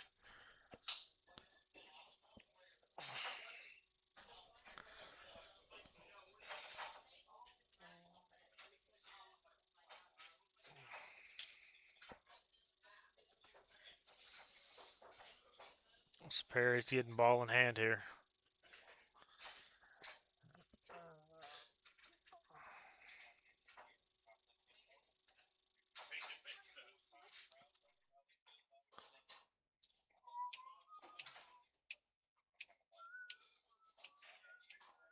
Nice little combo shot there.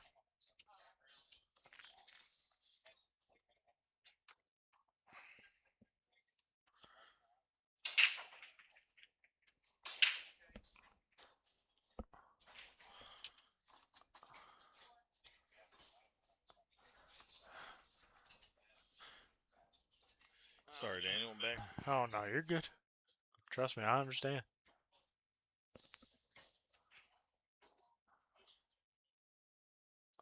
Perry should be out from here.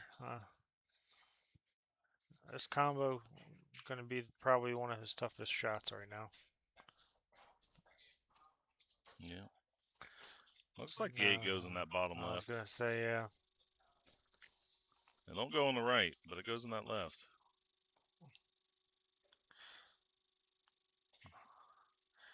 Yeah. I'm assuming he'll either stop this or follow it forward, come off the rail a little bit. Mm-hmm.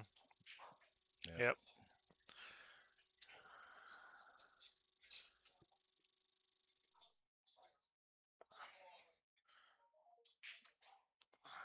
And with that, Perry goes up 2.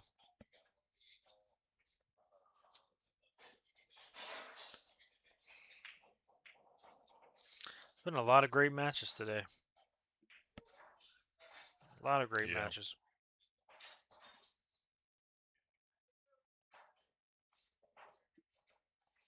Yeah, it's getting down to the nitty gritty too. Yeah, we're down to our final 6. We've got Jason's playing Darren Musser right now on one of the tables. Darren was having to give up a game. I don't know what the score is overall right now. So after these 2 matches, we should be down to our final 4.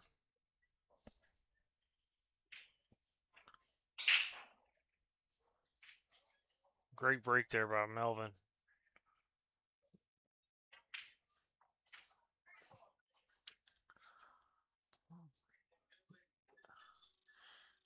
Just a little overview of what the layout looks like. Solids I like don't. I was gonna solids, say, yeah. solids is probably the best bet. That's what it looks like he's going for.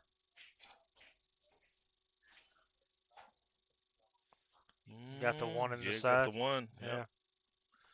If you can get a nice little roll in the one, you can get the 2. Looks like the 6 goes by the 12.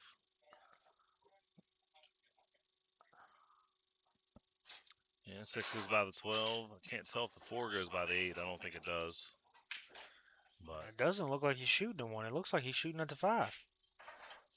ooh, I didn't like that. Oh, alrighty. Not quite sure why he did that, but okay. Is it a mental lapse, maybe? I don't know. I don't know. I don't know how he plays, So Yeah. just me personally, I mean, I'd have probably shot that one ball. Yeah, looking at it, I gunning would for have, the yeah. 2 or the 6, probably, actually.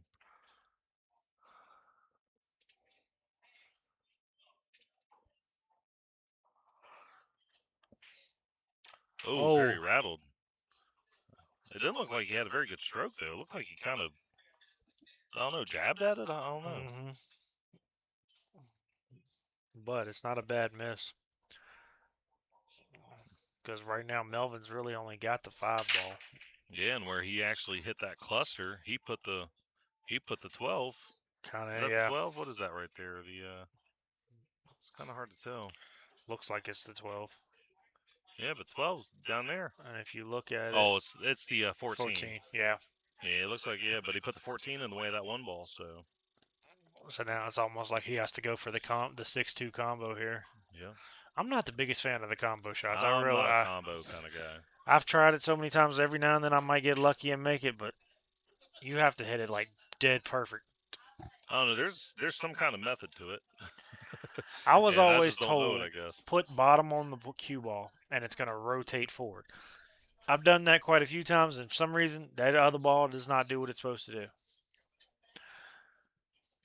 So now I just kind of hit and pray. Yeah. Looks like Perry's going to go for the 9-15 combo.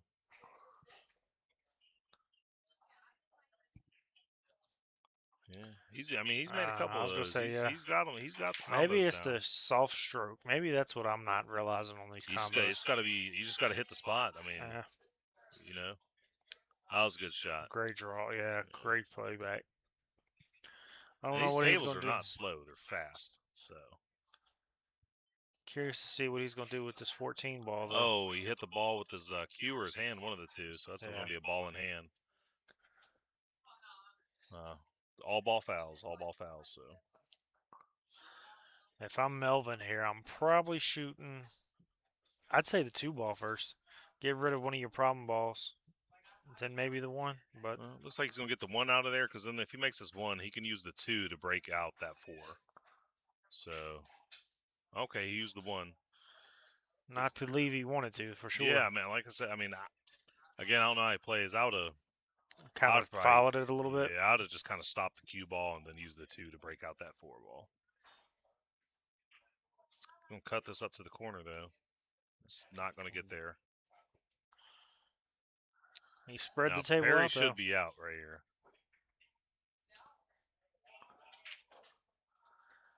Yeah, he should have the 15 in the side.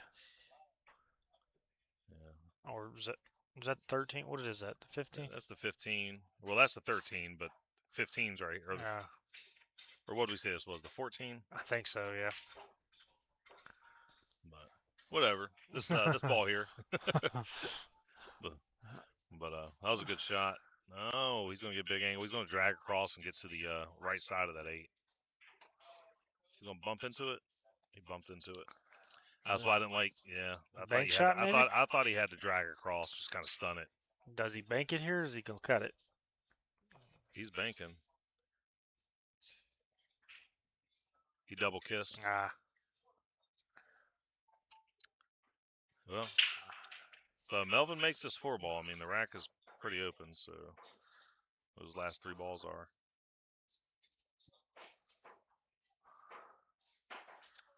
All right, gonna get the 2, maybe shoot the 6 down on the side, and then either shoot the 8 in the side or that bottom left.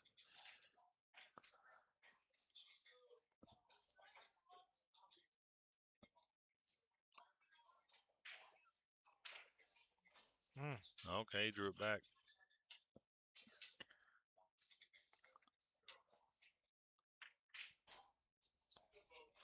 That was a good shot. 8 down in the corner.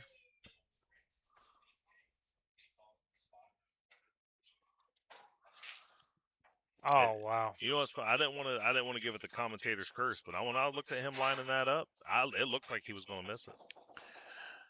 I didn't want to. Yeah. Oh, maybe I thought it into existence. Trust me, I've said a lot of things where I said somebody should be out and they end up rattling the ball. So there is such thing as a commentator's curse, that's for sure.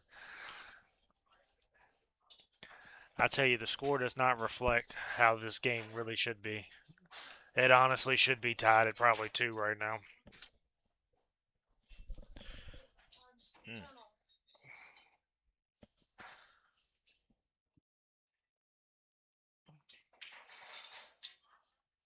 Who all we got left in here? We got Perry, Jason. Perry, Jason, Darren. Melvin. Thomas, Tolbert. Oh, yeah. Yep. Who's the 6? Because we're down the last 6, right? Yep, so Danny. All right. All right, so. And Danny is actually on the only one on the winner side, so he's going to be waiting for a little bit. The winner of this match will play the winner of Jason and Darren, though. And then they will meet Thomas. Okay. How's that tournament out there in Newport News going? Last I checked, Scott was up 3-2 and Greg was up 5-3 over Master Maker. See, my digital pool's doing some wild updating. What's going on here? Now, granted, that was also like 20 minutes ago. I think I checked that 15 minutes ago, somewhere in that ballpark. Yeah. Let's see. It looks like it's 70% complete. Let's see, Jimmy Bird beat Jaime Gonzalez. Jimmy Bird's gonna be playing Bill Dugan. Okay, Bill Dugan beat my homeboy Jalen May. Jalen May's oh wow. He was in the first, the first fight card with Bobby. Yeah. Kind of started this whole thing. Yeah. Bill Dugan beat Rob Leeper. So Scott beat Aaron Spivey 5-2, and Greg Taylor won 5-3. Okay. So they're both still in it. Looks like Jonathan Hernandez. Looks like he's waiting to play the winner of Sean Wilkie and Dylan Letchworth. Sean's up 5-1 right now. Yeah, and Greg Taylor's playing Lucas Courtney, and he's up 3-0. Heath Thomas is up 2-1 over Kenneth. I can't even pronounce the guy's last name. I'm not gonna lie to you. Let's hit over Kenneth. Yeah. Feismer. I'm looking. Let's see. Oh my gosh, Feisenmeyer maybe? Yeah.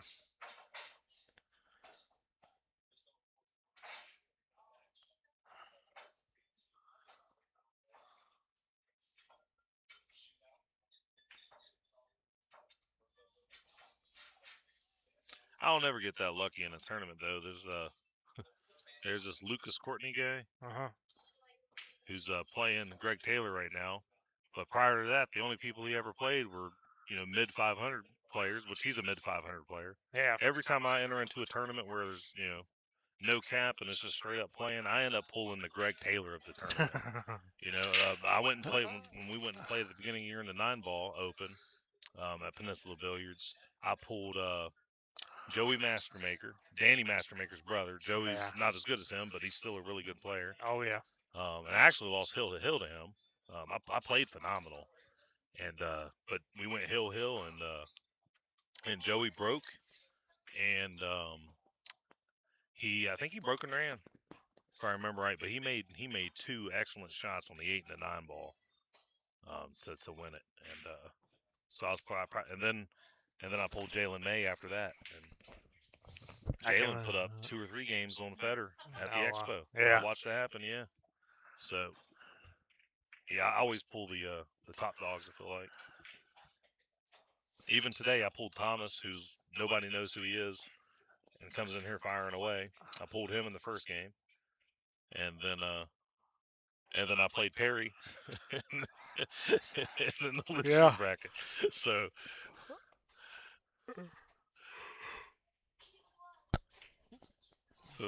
I could almost say that's holding true for me. Sometimes it's just a matter of the luck of the draw. Yeah, and that's why I don't ever flip coins. If I get the option to lag, I lag. I won all my lags today because I didn't flip a coin. Oh, you know what's funny? Is I was talking about Joey. Joey played Greg Taylor. Greg beat him 5-3. Oh wow. Oh wow. Good try by Melvin there.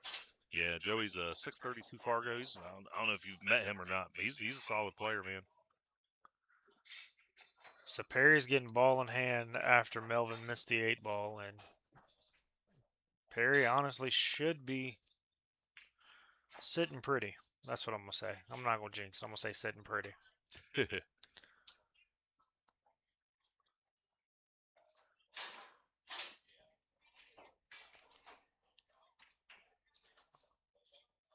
Hmm. Me Good shot personally, right I would have started probably with the 15 ball, just cutting it into the 9. Yeah, but he's been making these combo shots. It feels like it's I mean, why? yeah. Uh, And the 8 ball I does was gonna not say it does pass. it doesn't. So you almost got to wonder here. What is he? Is he going to play the bank shot and just make his 9 potentially leave the 8 ball in the pocket? I mean, you could do that, but I mean the 10 ball's down there, so he can always use the 10. That's what he does. Yep. Yep. Yeah. I mean, one thing I learned though when I was playing Perry is he's got some good defenses. I almost kind of feel like in some kind of way he's going to figure out a way to get the cue ball kind of back where it is right now, but maybe closer to make the kick. I think if he makes these 2, he might slow roll the 10 ball to the rail and leave the cue ball up. Yeah. And free up his 10 ball. Oh no! Oh, that's not. Yeah, that was dangerous. I mean, that was an idea, I guess, but that was dangerous. Yeah, so that's a loss of rack there. With Ultimate Pool, you cannot win or lose on the break. You will not lose the game if you scratch and miss the 8 ball if you're on the 8 ball. But if you hit the 8 early, or if you scratch and make the 8 ball when you're on the 8 with a legal shot, you'll lose the rack. You'll lose it there. So it looks like even players that don't play league and Ultimate Pool, they're getting that rack down. So it's really not hard. I think people make it a lot tougher just because. Why do I got to have this pattern rack? It's the rules. All right. Ultimate Pool says you must rack this way, and your opponent can check. Your opponent can check and make sure you're racking that way. Like I said, I don't know the exact reasons behind it, but somebody a lot smarter than myself made up that rule and that rack. So he made one of each on the break. I'm not gonna lie. Looking at this spread, I like stripes. I think Melvin's kind of agreeing with me here. Yeah. Yeah, 6 and the 2 ball kind of tied up. Everything else is pretty open though.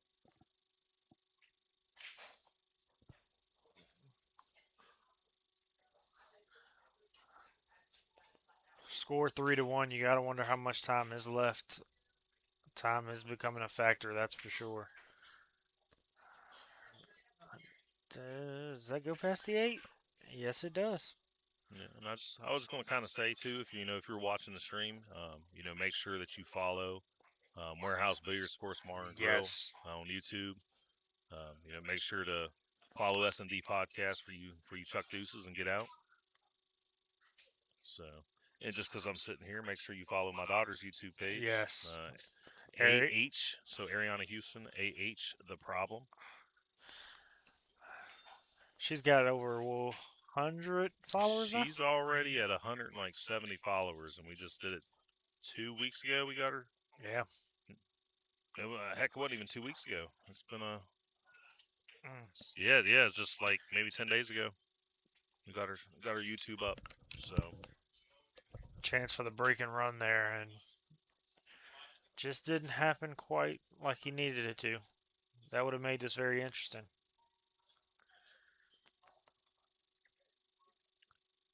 Perry, again, he should be out here. So, barring anything crazy, that's for sure. I almost like getting the 1 out of the way right now so you can get the 7 out of the way. But maybe he'll go to the 1 after this one. Yeah, I well, think that's what he's no. going to do. Maybe not. Looks like he's taking the 3 ball. Is that the Take 3 or this the to 5? It's a 3. I don't know why it looks orange. Yeah, on one stream it looks like one camera looks orange, the other camera looks red.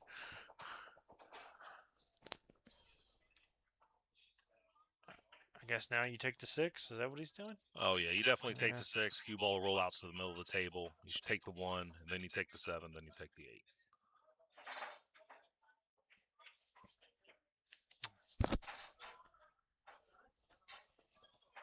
Me personally, I would have used the rail for that, but he got there just stunning it out there. So, yeah, run that 7 ball down, and then he left a good angle too, so he'll be able to get the cue ball out to the middle of the table off the rail. You just shoot this ball confidently and know the 8's going in the pocket next. There it is.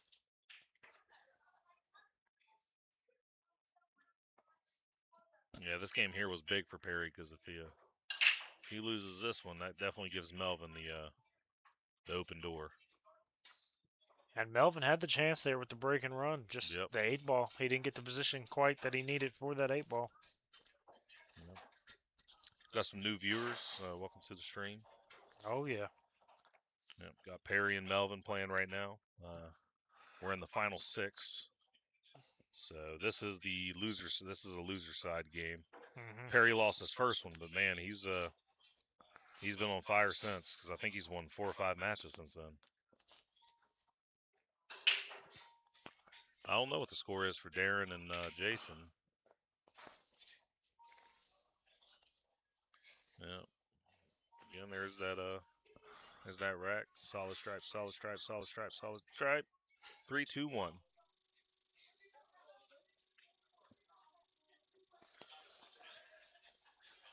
David's back.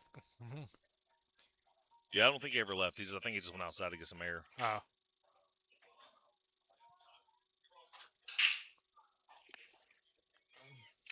Nice break there by Perry. Very strong break. 1 ball right in the side. Solids, I would think. Yeah, I mean, you can really go with either, but his shot right now, I think, is just the 5 ball. I mean, that's just the easier shot. I mean, the 12 goes in the side. 7 ball inside, maybe? Yeah, 7 goes inside, 12 goes inside, so. Looks like that's what he's shooting. Yep. It's cue ball. He's going to roll forward. Yep. And, yeah, he didn't get bad. If he can get the good shot on this 4 ball and get a good position on the 3, I think. Yeah. I think that's what he's going to go for next. He might have to go 2 rails, though. I don't know what he's going here. That was tough, yeah. I liked kind of almost, not necessarily drawing that ball, but just using bottom to kind of push the 4 to the pocket. And that way you'd kind of hit the rail and kind of popped out. Melvin don't have anything easy, though. He can shoot that 10 on the side, but that's not an easy shot. That's what it looks like he's doing. 10 on the side. Yep. Got it. It's a good shot. Makes it look very easy for him. Yeah, he got a good roll, too. So, I mean, again, should be out here. We'll see.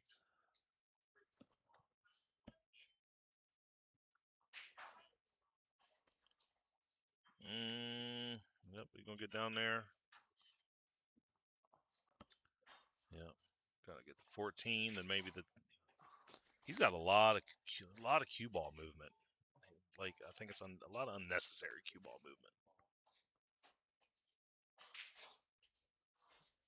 movement. Ooh. And that one, he didn't have enough movement.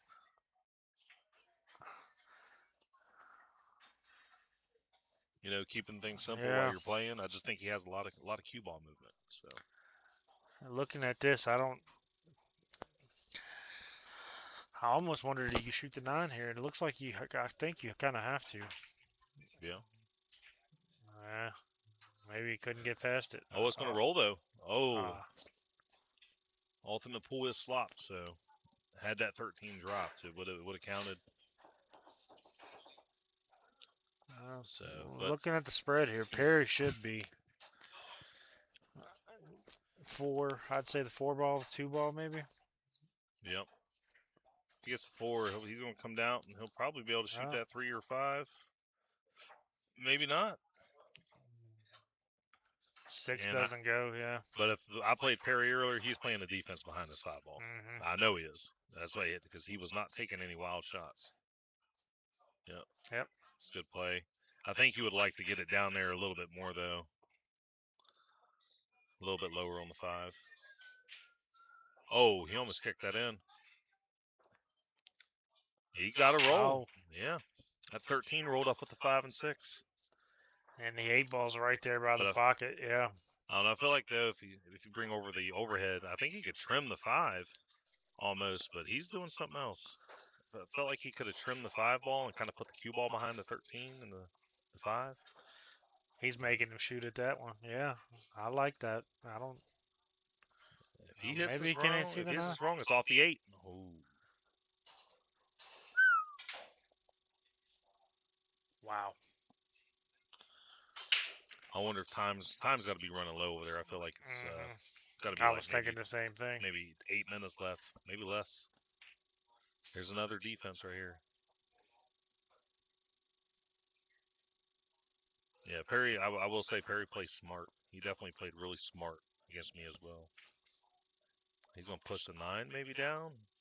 Or is he loading up on this ball? He loaded up on it. That wasn't bankable.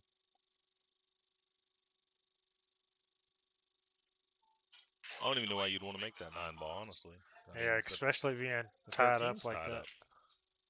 I mean, unless you're going to make the 9 and get the breakout.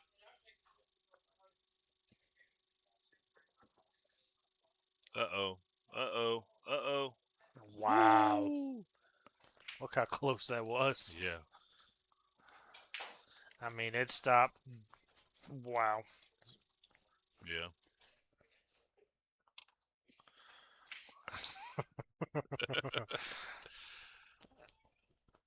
That was smart, actually. Yeah. He tried to block the Because, I pocket mean, up, yeah. I think. Melvin, can he? I don't know if he can hold this to come back and break that up. He could. He jabbed He at that tried. heavy. Yeah. Or is this a punchy shot? You almost got to wonder, what is Perry going to do here? Like, well, that answers that. I knew it was going to be some kind of safety, just wasn't sure what. Yeah, for the next stream, man, we're going to have to put our big faces on the cam. Yeah. Yeah, I think they're getting low on time because they're playing quicker. Melvin's just getting down there and kind of banging. Oh, what a play by Perry. Can he cross-bank this, 13? He tried. Oh. No, it's not. So that's not a loss of game. That's not a loss of game where he grabbed the ball while it was in the pocket. It had already left the table. Yeah. So, but just trying to break that habit, which is it's just safer not It's to grab hard the to ball. do, yeah. Oh, he got a bad angle, but should be good. He might go 2 rails. Yep.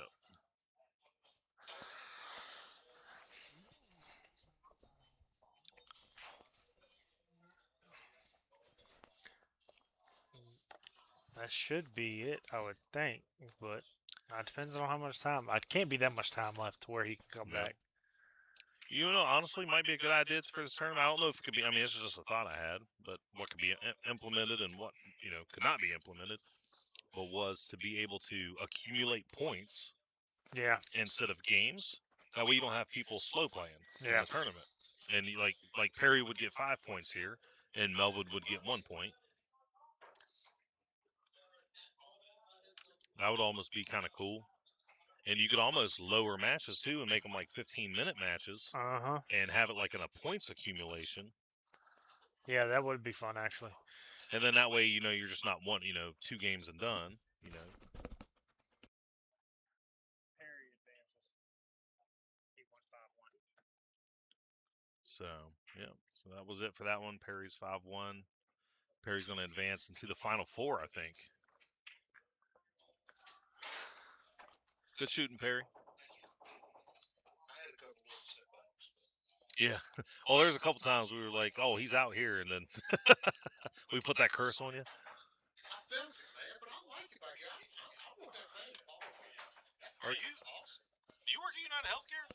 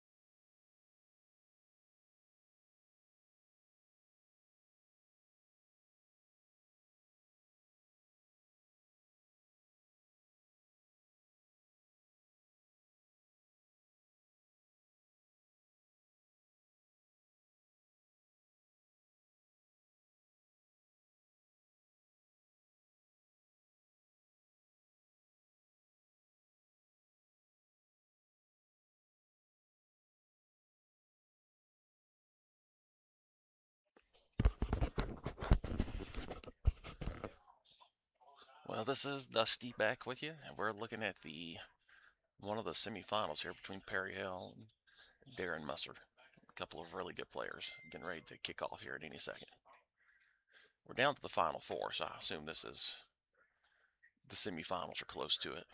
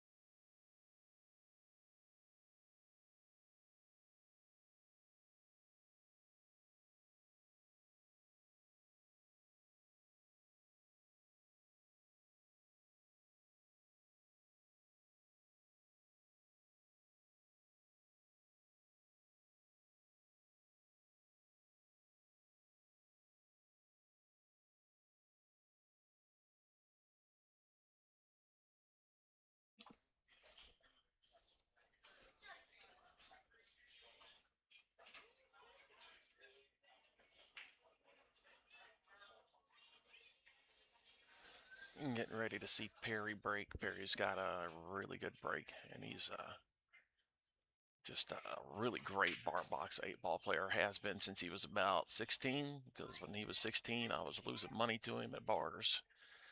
And Very just smashes the break, makes 3 balls. Probably the best break I've seen today. He and his dad been playing Virginia for a long time, playing in went in like state moose lodge tournaments and winning them. Just playing excellent pool for the last 20 years.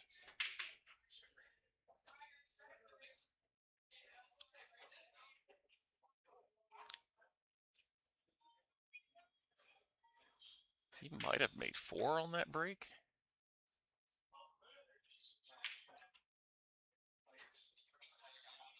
Yeah, I think he made 4. I would imagine he's out here. The trouble, there's a little trouble with the 8.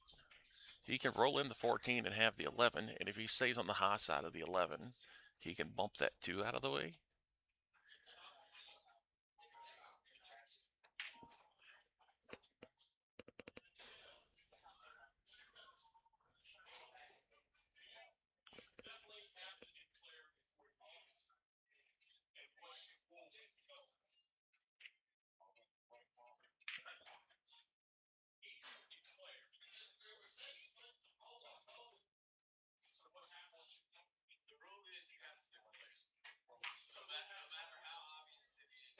So they're having a discussion about rules. Darren's going to call there's a rule in UPL where you have to nominate stripes or solids, and even though Perry shot a straight-in shot that was hanging in the hole, uh, Darren's going to call this on him, and the tournament directors are going to back him up. It's a pretty stupid rule, and it's not necessary that Darren calls it. It's not. He's got a right to call it, but he also has the option not to, and I definitely wouldn't have. In fact, that's not something I've ever seen called in a league match ever. But there are people who will call anything on you, and that's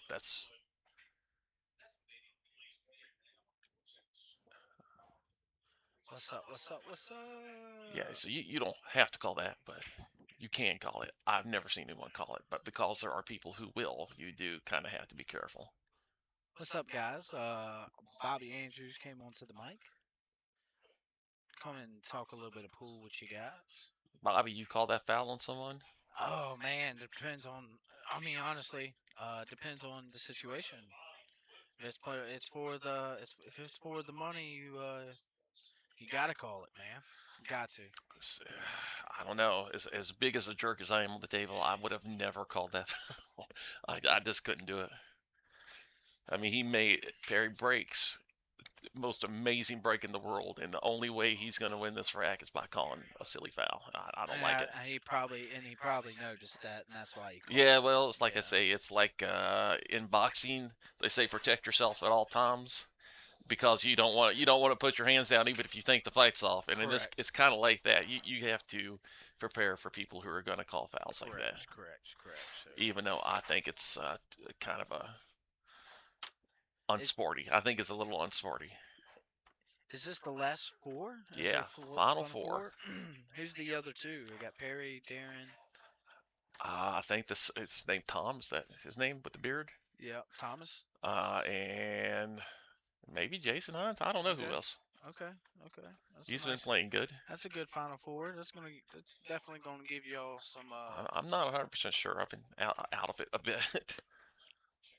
But whoever wins this will definitely be in the final three. Is this the winner side? I don't know, but someone's got to go out and eat. Whether it is or isn't, they'll definitely be in the final three. Yeah, Perry just screamed out. Made sure he called. He actually didn't. He called a 5-ball. He could have called it on him then. Yeah, he really could have. But he hit that ball so hard too. That was an angry shot. Because you have to call the suit, and the suit means either solid or strike. Correct? Yeah. You know, they play so much 8-ball in the UK that most of their pool tables don't have numbers. It's just correct. Reds and yellows. Correct. Man, I tell you what, this 6-ball shootout's been really fun to watch here. Yeah, I didn't get a chance to do one. Yeah, I did. I got to do one, and I was with David, and I ended up doing 27 seconds, 27 and a half seconds. Wow, that's like 3 times as long as you usually go. That's what I heard. I don't know if we can say that on stream. Cut that out, guys. Cut that out. Yeah, guys, we have an 8-ball chip tournament tonight too. It's normally 30 to 40 people. They get a lot. And it's a lot of money in the pot, and y'all need to come check it out. Share it as much as possible. This is a good spot. Play some good pool. Have some good matches. For sure. So I've got the score. I did not mark it, but I should mark down for Darren. Yep. Darren, it is up 1-0. Man, what a roll. What a roll. I tell you what, Perry hasn't been playing, but man, he's still stroking the balls really well. Man, I've been watching him the whole tournament. He's been playing pretty well. Perry's got a Valley at home he practices on. How about that shot? And so he does play at home still, and he's always been like bar box 8-ball. Like I was just saying a minute ago, when he was like 15, 16 at Charbel's, I lost a lot of money to him. Okay. He was just a kid and just ruining me. Yeah, he's definitely been playing the game for a long time. And I heard a lot of stories about his dad too. Yeah, yeah. His His dad was dad a was a really good dad player probably too. still is a really good player. He just don't come out much anymore. Yeah, yeah. He's won the Moose State tournament a few times.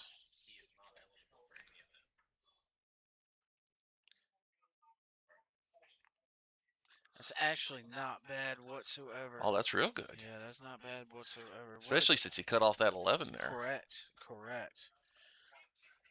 I think that 15 already cuts off anyways. That's not a bad hit. Yeah, that's good too. There's definitely no out here. He's Do probably you, just gonna do, pin him on the yeah, 14. pin him on the 14. Correct. That's the shot. Ooh, he leaked it a little bit. That was good though. Yeah. But that five, He that leaked five, it, but that ball doesn't. None of those balls go anywhere. yeah, that five's gonna make that tough though. And Darren's playing conservative right now, which is what you need to do. So What you really shouldn't shoot at this combo, but he's got two backboards there. Oh, he could hit it directly. Oh, he's playing off the 10. That's rough.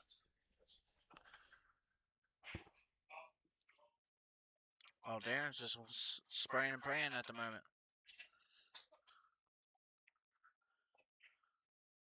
Well, he left a shot on the side here. No, no, Oh, maybe still. maybe still. I don't know if Perry's going to shoot it though. He's not. That's smart play. Smart play. Cuts off the 9 ball, cuts off the 11 with 14. He's going to pin him probably. He did not pin him. Not at all. I think the shot here might be the 4 ball in the corner. If it don't go on the side, I can't tell. Got real problems with the 7 though. Yes, correct, correct. Oh, okay, it did go. That helps with the 7. Yep, yep. Now he can just float down to the 7 ball, shooting a 3. He might be able and to. If it hits it good, man, he's gonna hit the face of the 7 and just pop it over to right past the 11. It doesn't look like it from here, but it looks like he can almost roll into the 9, and like it's hard to tell on the monitor. Oh, perfect. Yeah, that's exactly not bad. Exactly what I said. Beautiful shot, Perry. We're about to go up 1-1. Let's go. Coming to you live I don't. at the warehouse. I think the way this thing started, I think Perry might. Perry should. He, on paper, Perry should. Well, he might just like really go beast mode because he's upset. Yeah, touche. Look at him not touching the ball till it stops. Yeah, he's definitely getting in that stroke, getting in that mindset. And sometimes that's what it takes. It takes a killer instinct.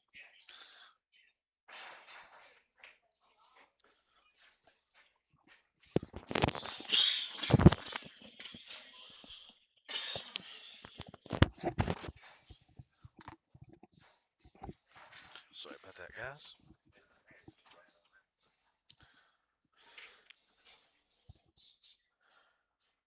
So Dusty, what do you think about the ultimate pool? I know you have a little bit of sour taste to it, but what I mean, overall, it all depends on if you are winning. It's great. if you're behind, it feels hopeless, and I just don't think that's a good format. Yeah, I understand. Hey man, and that's not for everybody, but it's still, it is definitely, you have to play good. It makes you have to play good, and that's the thing about this. You can't just come in here and just. But it's not just playing good, because if you get behind and don't have time, even if you're playing good, that's the thing. Like even in a race, you can always catch up. You can always catch up until the guy's won. You're still in it. But in this, there's the time limit combined. What? Foul. There was a foul called. There was a foul called. I think. On Perry's time? I'm pretty sure it was on Perry's time.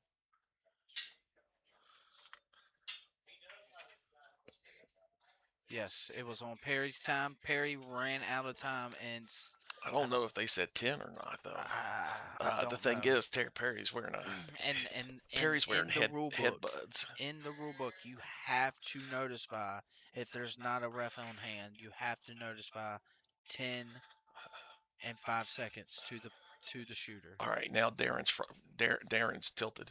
Just want to point that out. He had ball in hand to slam that ball and missed it.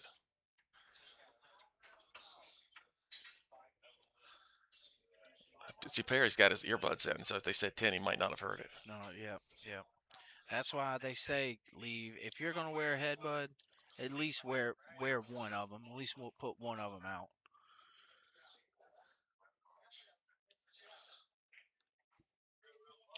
We got guys and gals walking in the building to play in the chip tournament tonight, guys. I'm telling you, it's a good format. It's a lot of play. Y'all come on out, enjoy yourself for tonight. It's been raining all day.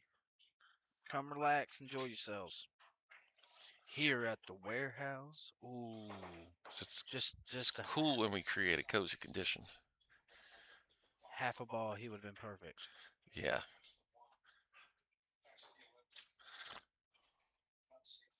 I think we're about to see 100 safeties from Darren.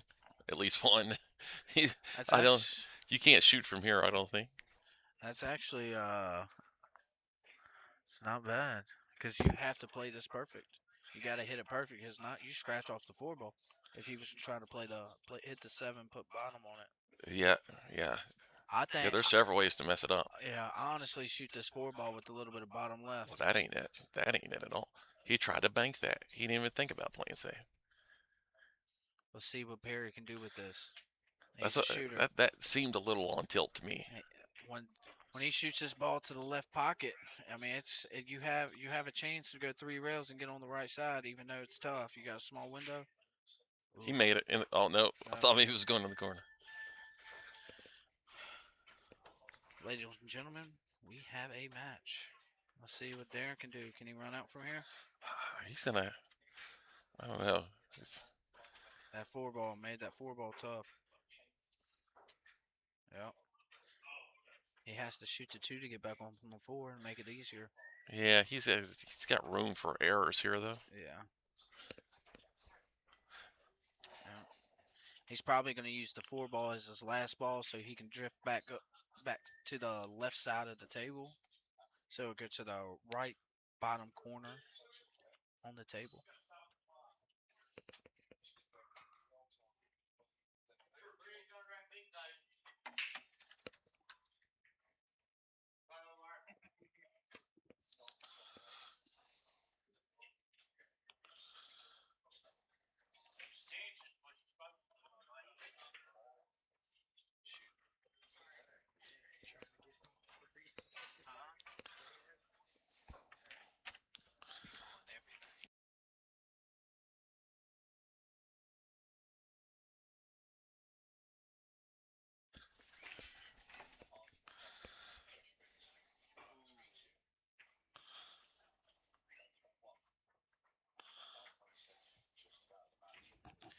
You know, with Perry missing that kick, it only you only can let your opponent. Ooh. Excuse me, guys. Do you kick it here? You have to. You got to kick this ball. Yeah, this is one he usually makes. Probably gets shape on it too. Ooh, Yeah. Perfect. Good shot. Good Yeah, shot that definitely was not one I would expect him to These miss. side pockets, you got to stroke the ball. You cannot hit it soft. Stroke those balls in the side pocket. You got to let the momentum of the ball carry it into the side pocket. That's how you want to shoot that ball. Yeah, there's a little bit of adrenaline for both of them here. Oh, for sure, for sure. But that stuff is a privilege, man, when it comes to it.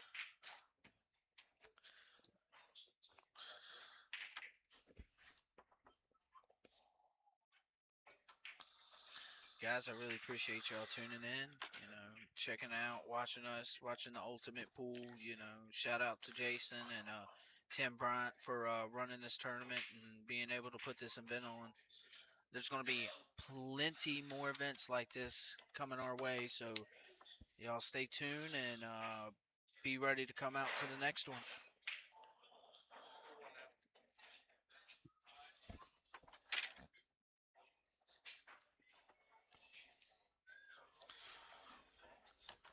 Two, 1 Darren's way.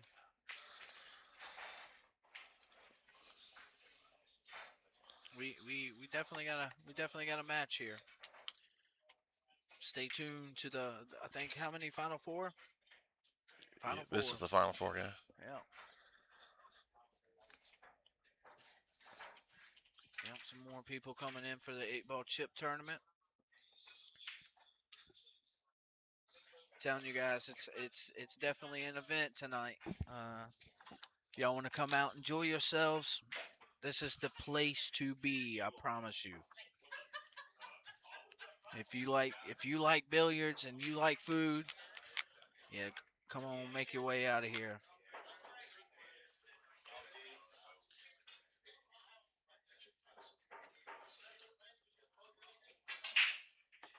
Ooh, that's not a good break. Nah. Yeah, the break is definitely belongs to Perry. It's the best break I've seen.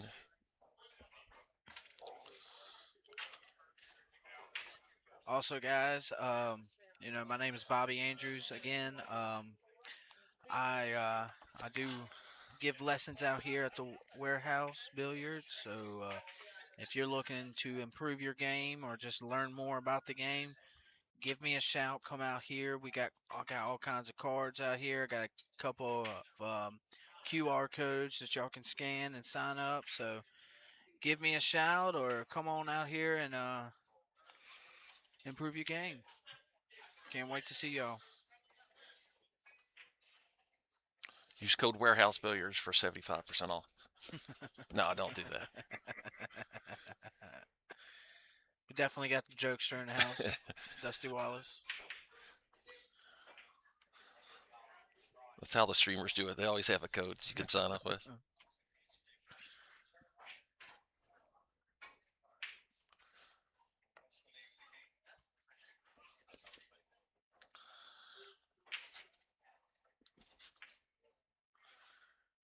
He could draw into the side here. He didn't. He hit it good, but man, I didn't like it.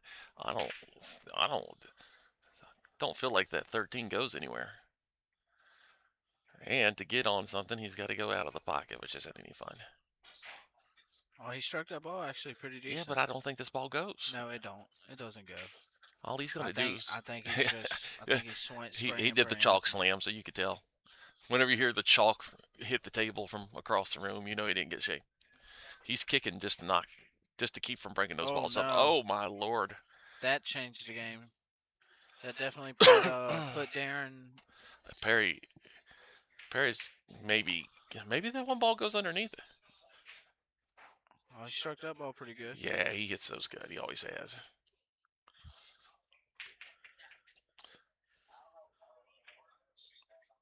What do you do here, Dusty? I don't know. Not whatever this is. Yeah, Okay, well, that's not horrible. I don't hate it. That one ball laid up really well. That one ball laid up really well. He needed to get it out of that area. That is true. That is true. Oh, this looks weak. Oh, actually, it's not bad. I don't think the 6 ball goes. No, but he's got a free shot at the 5. If he can see the 5, it's free. He could just shoot at it and not worry about missing it. Yeah. He made it. Nope. That was smart. That's a smart shot right there. Now Darren's got a soft kick at this and hope for the best. Not bad. Not bad. You get the 6 out here? Do you bank it? He's shooting it at the side, I think. He's cutting it in the side. Okay, no, he's going up table. Yeah. I don't know. I wouldn't want to bump into these other balls. Like that. Ooh, that was beautiful. That's actually not bad, but he tied it 1 and 2 up. He's got the 1 and 2 on the wrong side of that side pocket. Yeah. He got it away from the 8 and now put it back there. Well, Darren can't. I don't know if Darren can see the ball. He must see. He must be able to see it. This is one of the things I don't really like about 8 balls. The way these balls have laid out kind of decides who wins. This is a touchy shot on this table. You might go all the way up table on this. Yeah, it wouldn't surprise me to see him all the way above the 3. But he hit it real thick. He's got a good chance of making this ball. He will not foul. I would like to see someone watch that. Oh, he didn't even touch it. It must look different. Looks different from here. Yeah, I knew it looked good. All right, we got 3-1. Mr. Darren Musselman. Musser out of Lynchburg.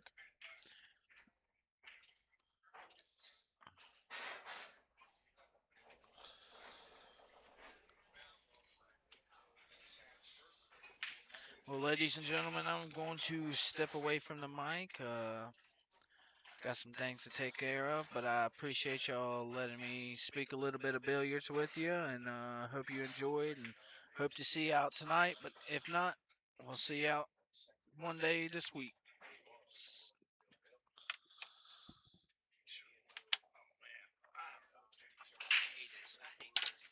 I hate commentary.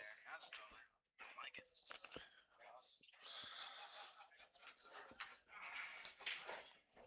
Not for me. I'll be the one y'all commentate.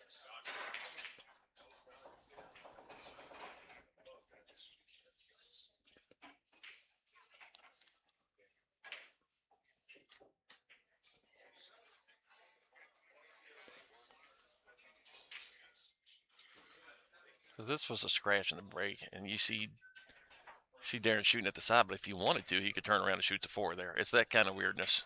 He just jams at it, pokes at it, hitting balls very angry. Somehow still up 3-1.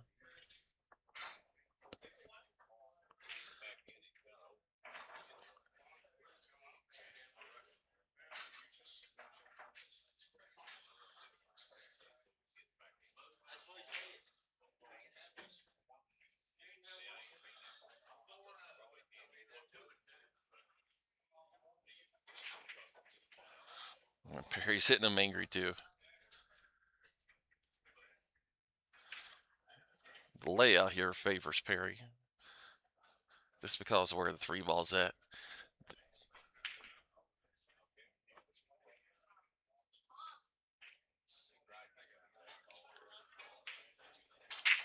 Foul from Darren. Now we have actual ball in hand. I think you got to start with that 12. Because the 12's the trouble ball, and that looks like what he's doing. He's going to do it, though, by pushing it over so that it goes between the 4 and the 6, and he'll have room to shoot it.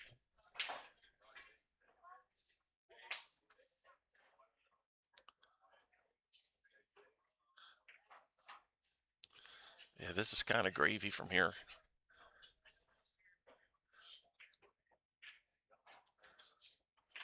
This is no problem. Going from the 15 to the 12, you just like to have a little angle, shoot them both in the same pocket. He doesn't have any angle, so he's going to be shooting 12 either in the side or the other corner. I like the side, but no one listens to me.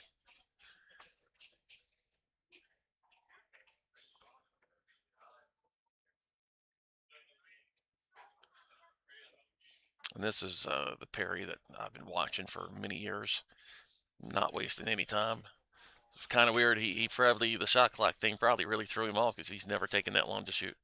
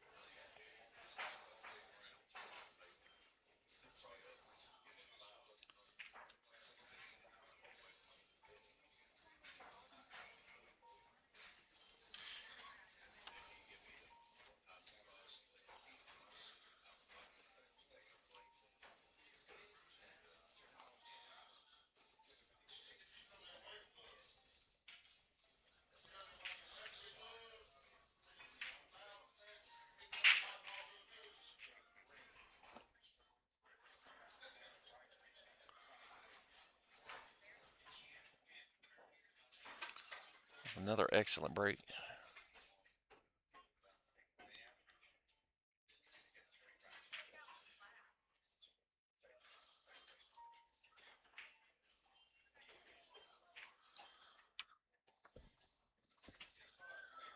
Well, he scratched on the break, I guess, but it was still, he really smashed him open. Good chance for Perry to make it even. Now, honestly, probably going to be the hardest shot he runs into other than getting on the 8 ball. Because you need to be on the underside of the 6 to shoot it in the corner or go down further to shoot it in the side.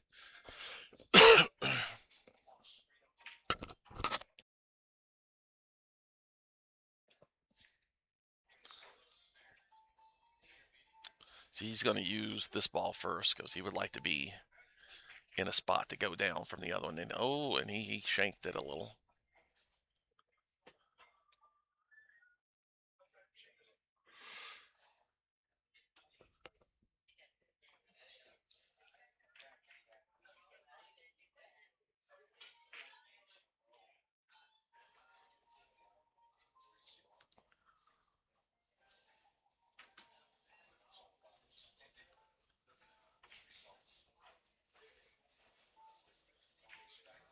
I think go ahead and take the 6 right now, since it's got the fewest amount of pockets available.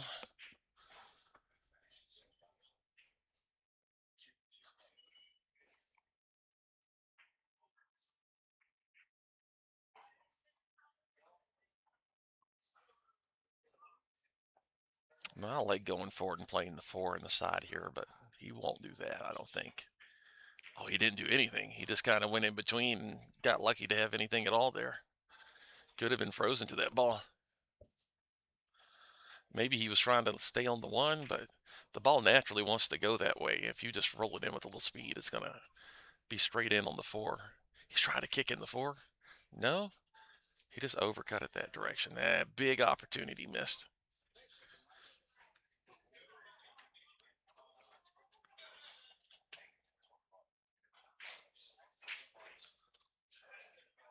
Perry left himself on the rail, but I would still make him the favorite to hit it. Only thing I'd worry about is getting stuck behind the 7. Yeah, he touched the 7, so if he hit it at the wrong speed, he could have got stuck there, but he hit it perfect. Tied up 3-3.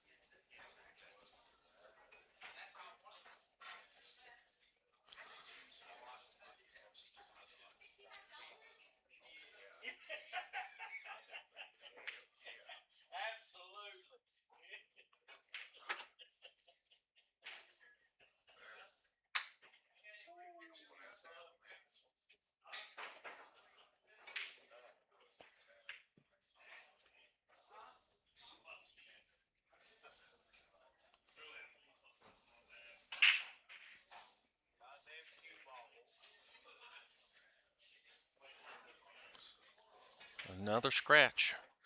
Seems like when they scratch, though, they leave them wide open, which is not good.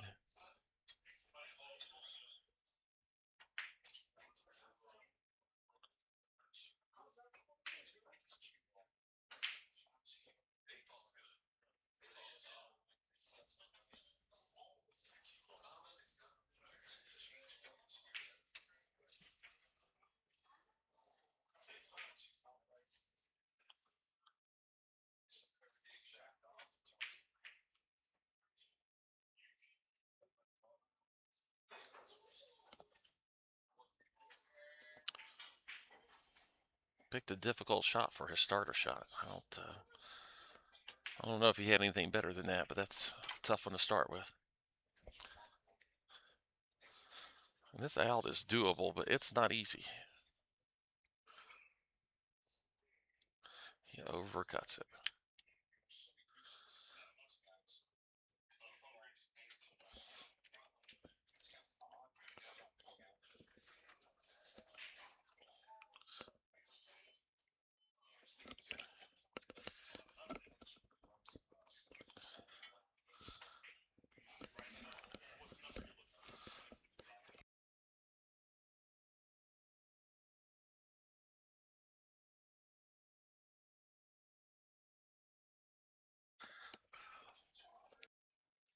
Didn't really help. It still hurts.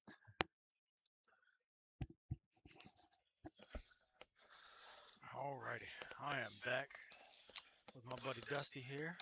Daniel just ate a whole pizza in I 35 did. seconds. One rack. 35 seconds. It was a one rack pizza. I definitely ate that whole thing though. That pizza's delicious, man. I ain't had a bad meal down here yet.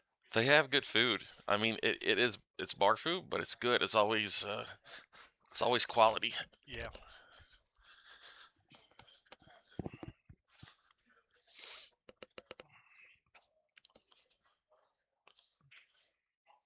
And just like that, Perry goes up 4-3, and I think the timer might be out.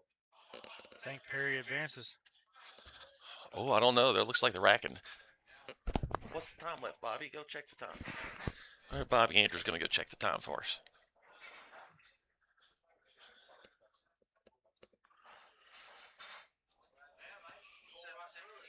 7 minutes left, so there's time for stuff to happen.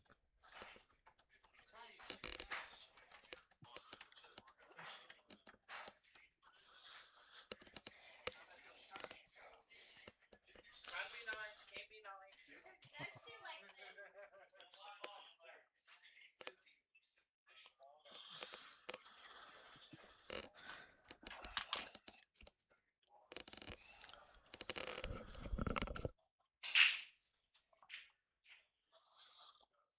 Miss hit that break too. They've been miss hitting every break. The last 3 breaks in a row. I don't think that's a legal break.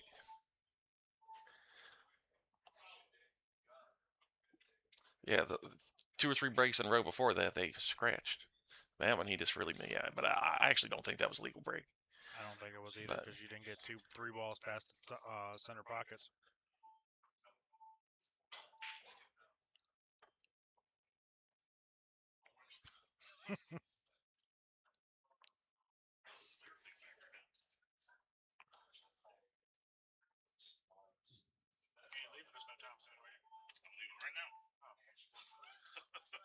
Barry goes in off a strike. See, dude. Good seeing y'all. Good to see you. I'll see you again, sir. Tournament. Yes, sir.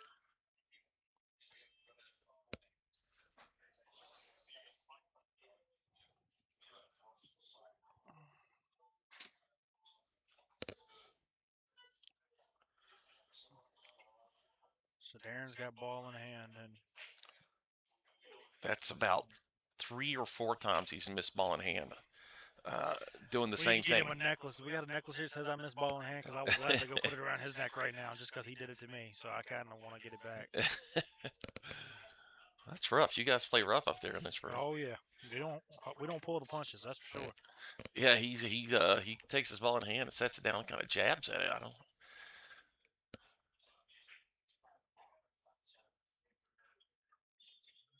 Perry would have liked to have the 2 here. Yeah, okay, maybe he does. That's definitely what he'd like to shoot first. Yeah. This is interesting. I mean, it depends on if this A ball goes in that side or if he's got to force it around. Oh, I see. Shows you how that's why I'm not in the tournament, I guess. There you go. And just like that, Perry's up 5-3. 5-3 with probably still 6 minutes left. That was pretty fast. So Perry was down 3-1, and then comes back and basically has put 3 together on.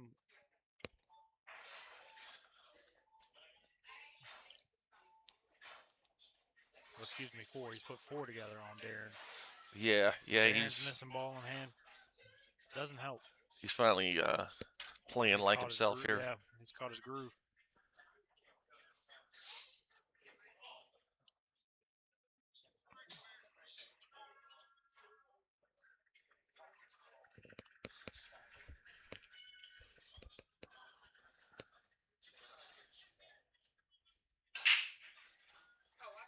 Man, he just crushes the break. Nothing went in, but he crushed it. And oh my lord, maybe something did go in. Something did apparently. 4 ball went in. He probably wishes it hadn't.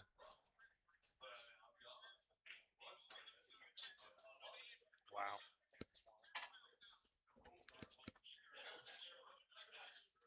Well, this is a stripes run out for sure. Doesn't look too hard.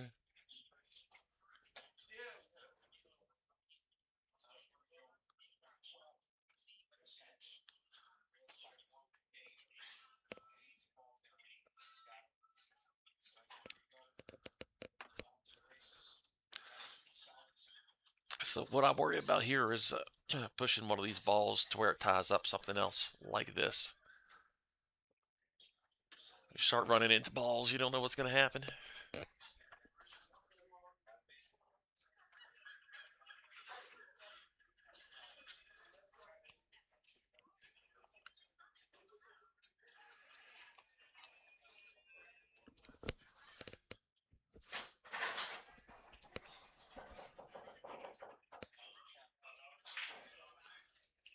What a shot. And he did not help his cause at all. He might try to follow this behind the I think he's going to send the 10. 3 right behind it. Yeah, he could do that and then draw back for the 1. He's going to hit this better than the last person we saw try that if he does it. Don't know if he'll make it, but he hits the shotgun. Oh, he hit it so soft. He wasn't trying to make it. Oh, that's nice. That is nice. I would have tried to make that ball and ended up not doing well. Just to give you guys an overhead view here, as you can see, he kind of pinned him here on the 5, so he don't really have a clear shot up the table, as you would expect. He's got exactly what he's doing, which is actually worked out pretty good. I mean, he's got a shot, but if he had left him on the 5-3 combo, the game is over. He did? No, he didn't. What is Perry doing? He's curving the ball to try this? He's gonna mess it. Yep. No, Perry. You had the 6. He had the 7 too.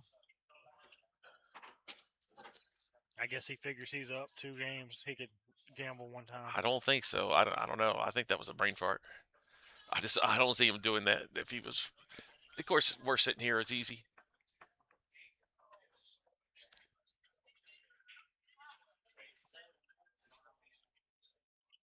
He should. I don't know about this. Yeah, that's kind of how I saw that going. As soon as he queued up, I was like, man, if he shoots that first. Why wouldn't you? My question is, why wouldn't you just try to shoot the combo, run that ball down the table? Yeah, I'm probably shooting the combo. You could get stuck behind the 7, but you're definitely going to get stuck going that way. Or not. Wow. That's a good attempt. That's a valid attempt, but I don't see Perry missing from here. And that's probably going to put it out of reach.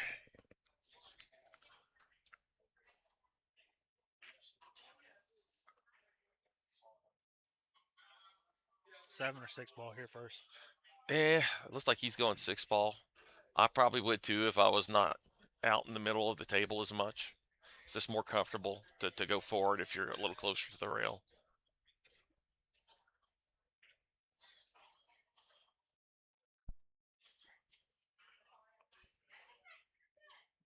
And with that, Perry goes up 6-3. Yeah, and probably goes ahead in the tournament.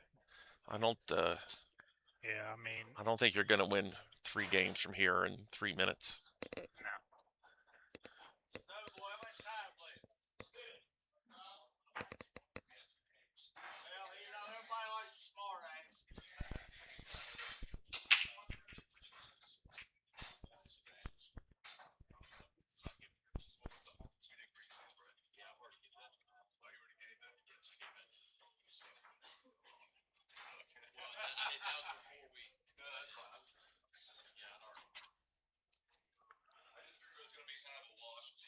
Yeah, I'd already give it to her.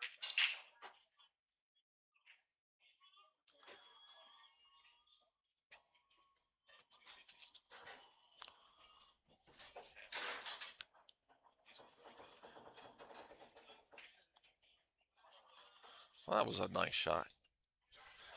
Darren kind of hit that break like he's Frustrated. well, just done with the match and ready. He's got both of his cues in his hand, as you can see there in the back. Yeah, I mean, I don't blame him. I would too, and that's one of the things I really don't love about the format. It's just you're going to be stuck playing games for no reason, and it's just makes you feel hopeless. Perry's not worried about it either. He's just going to bank this ball and not care if it goes in, which means he'll probably make it. Yeah, almost. It is easy to make stuff when you don't care. Oh, nice shot, Darren. Nice shot, buddy. Yeah, Darren concedes. Yeah, pretty much conceding, yeah. So Perry advances to the final 3.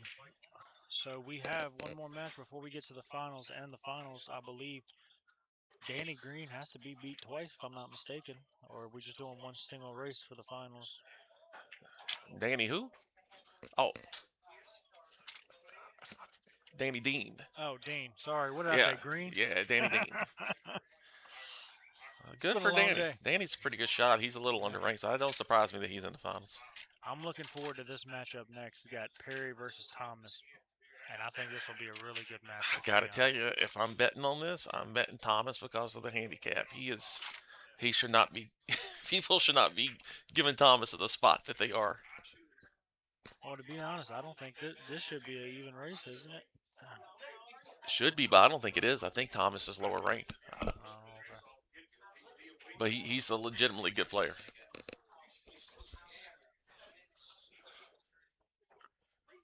So we'll be back soon and coming to you with the finals, the semifinals, and then the finals. It'll be Thomas versus Perry here shortly.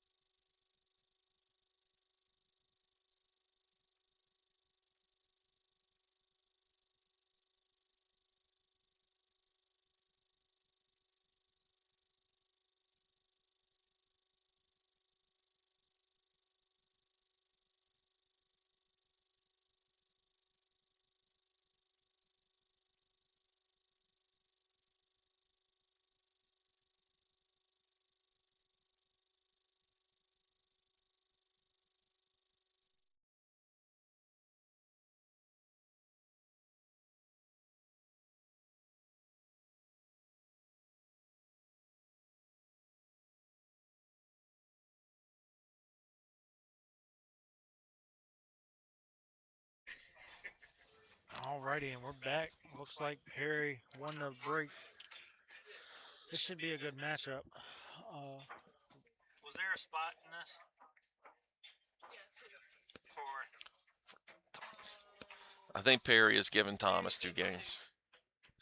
So which means he needs to really play perfect because Thomas don't give up a lot. He's a really good player.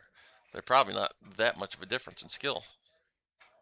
Yeah, we just got confirmation that Thomas is getting a 2-game spot, so Thomas starts +2 right now.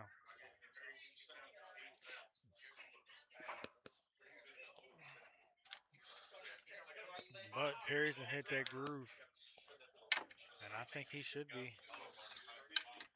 sitting pretty decent here with that groove.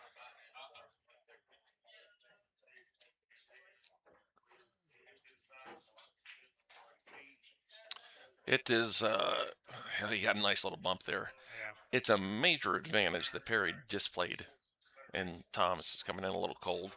Even though he's been over there warming up, it's still better. Thomas has been sitting for a good little bit, actually. Yeah, that's a bad thing for a tournament. You gotta be careful here. If you undercut this, you scratch. Then the speed's gonna be tough too. Wow. Little bump needs bump. Did not get it. There might be a lane to bank this in the side pocket. Heck, I think there is a lane to bank this in the side pocket. Give you guys an overview here of the overhead on this. Yeah, that's a good idea.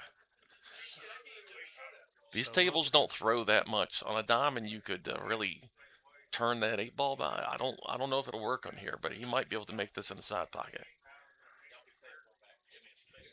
He doesn't cross a lot of balls because he don't play a lot of one pocket. He usually stiffens something like this, but I think he could cross it. He's definitely going to try something. Maybe he's just going to knock the heck out of it hard. Bank it off the 9 or something. That's what he's looking at. Carry him off the 9 bank. Fail. Close one, Perry. Did he nick it at least? No. He just completely miscued. He was really trying to knock the heck out of it.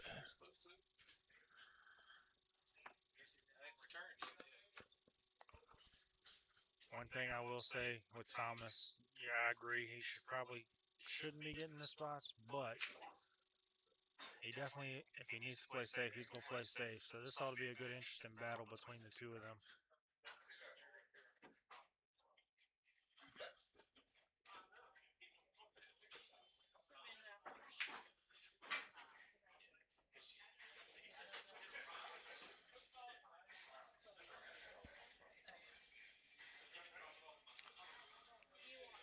You better be getting you some kind of what's the word I'm looking for? Some kind of fee. He's been using your cue the whole day. No, he's using somebody else's now. Oh, I thought he was shooting with No, yours that's still. much nicer than what I let him borrow. But he did win all but one match with my cue. Wow. Oh, wow. Didn't see that coming. I guess that goes back to the fact he's been sitting there for so long and waiting.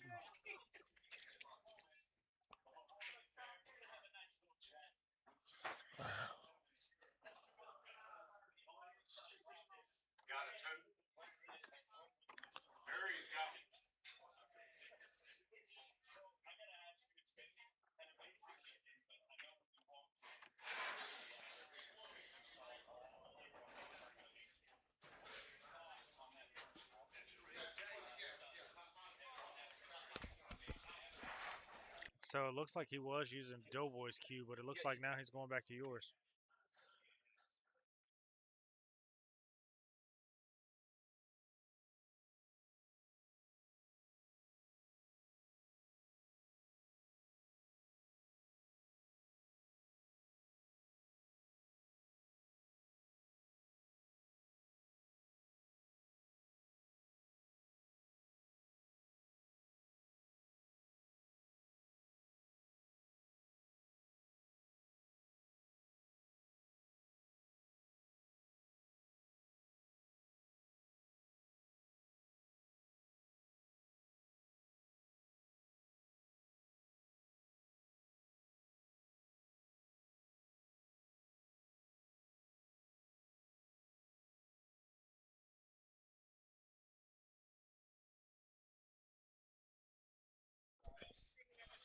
Well, that is a very nice break.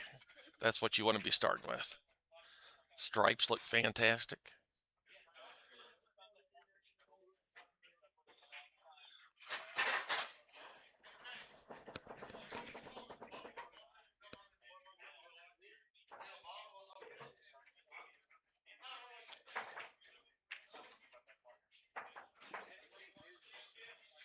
This might be a break and run for him. This looks pretty tasty. Yeah, I don't really see any problem balls for him here. I mean, get the 9 in the side here. His only issue is that 11 ball because you want to be on the high side of it. But The 4-ball's there, so you really can't be on the high side of it. So he might end up playing the 15 first because of that. Trying to draw back, you think? No, I think he's going to go forward, play the 15, and then use the rails to get up there. That's the same pocket as before.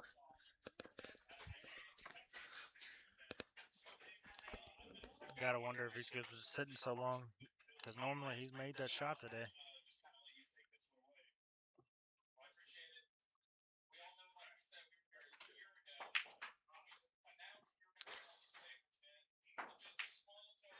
Well, he can see the 13, I think. Does he realize it? He's not shooting at it. Okay, that apparently was easier than it looked. And he's got the 13 here, rail first if he wants it, and maybe even straight in.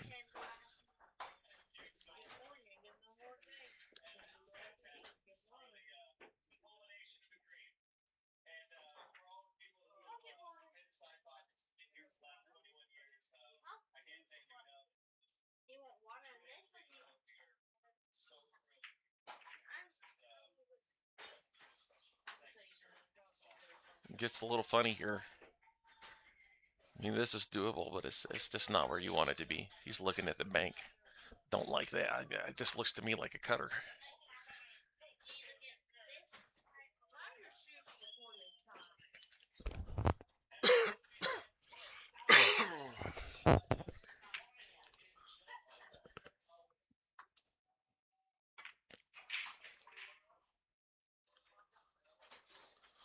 Perry's just going to be off to the races here. Unlikely to miss.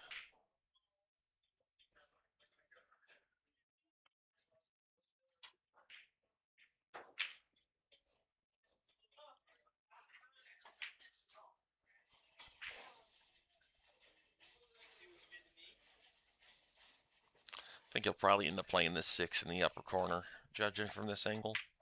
Probably playing it for the last ball, maybe. No, the 6 in the upper corner. Yeah, it's the only direction he could go. Maybe he is going to go. I thought he'd try to go 1, 4, 6, and then have the 8. He's fooling us all. I don't even know what he's doing. I mean, that works. 1 with some drawback, maybe. Oh no, 6. Yeah, it's easy to get on the high side of the 1. It makes the 8 easy. He didn't. It's still. I think I like the way he played it.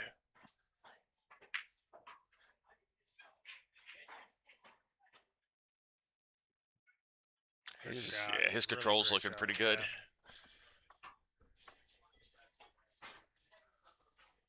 And this puts them even. So Perry has covered the spot.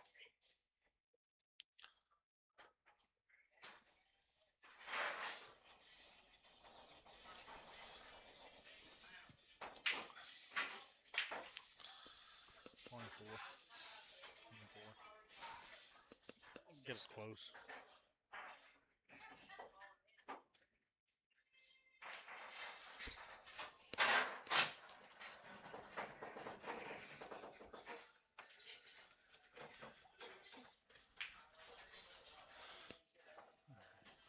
And Danny's actually getting loose on the other table here, trying to get himself warm. He's been sitting just as long as Thomas has.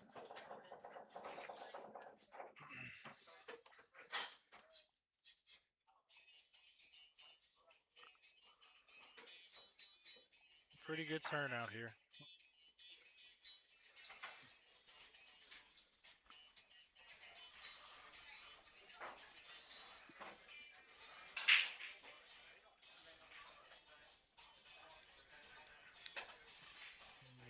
Not on the break. These racks are laying out. I'm really surprised one of these guys have not ran out yet, because these racks are laying out real nice for him.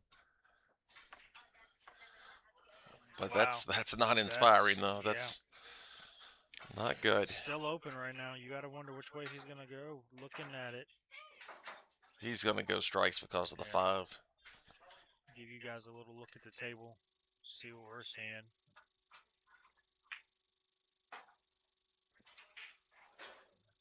Dusty's right. Stripes it is.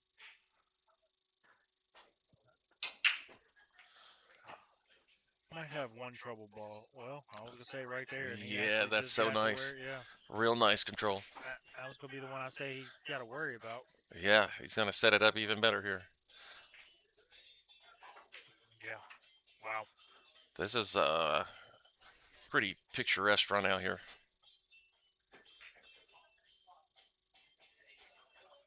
9 in the side. 15 of the table. Don't know what he's gonna do with the 8 ball. Probably try to break it out. I'm assuming on this shot. No, he don't need to break it out. He just wants to get, well, now it's trouble. But he doesn't really need to because you can go just to the center of the table. You can make that ball from the center. The one thing in pool, especially in non-ball, other than not missing, is you learn to get to the center of the table from anywhere because almost every shot can be made, and the 8 ball is one of those. You can make it from the center. You can make it from the spot. If you're on the right side, you can just bump into the 5. Here's where the defense of Thomas comes into play. Yeah, he had to there. I don't blame him. He would really like to have ball in hand to deal with that 5 when it comes around.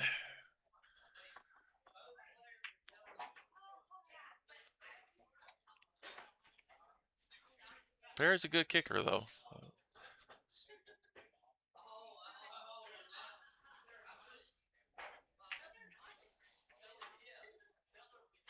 Well, he just ruined the thing on the 5 I was talking about.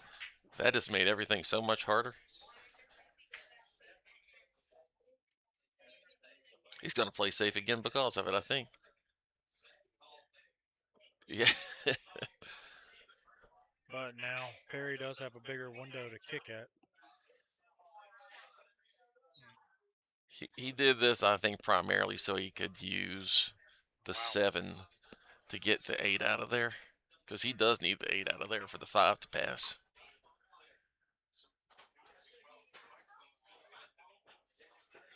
This is a good idea, too.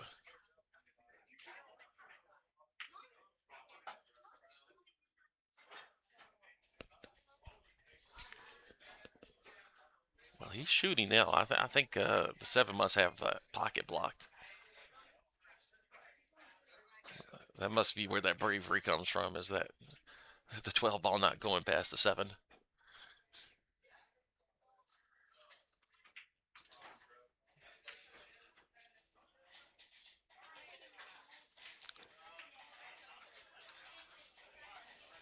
I don't know what he's looking at, but I don't like it. Looks like he's going for the 5 ball. Well,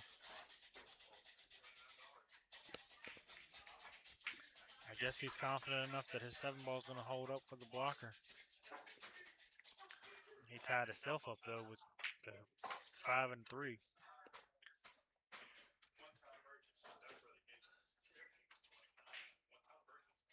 That might be in.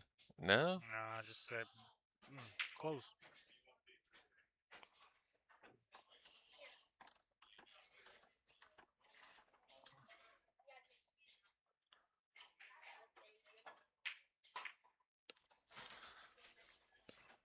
I see a safety in his future again. Tough one to get safe on, though. Like that, at least that's a tough safety to play on these fast tables. Looks like he did get the safe, though. I don't know. I don't think he did. Close. Nope. The screen made it look closer than it actually was.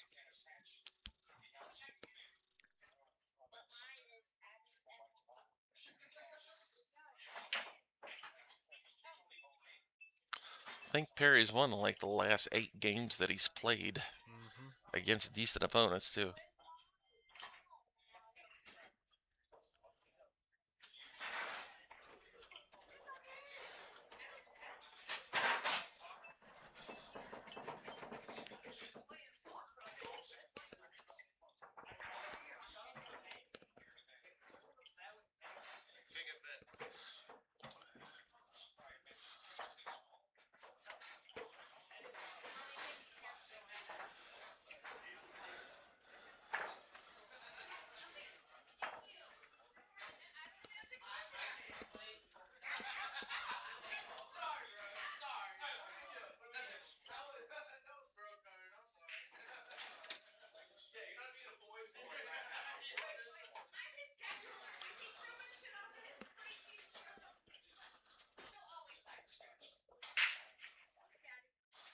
Tom had a nice break too, real nice break.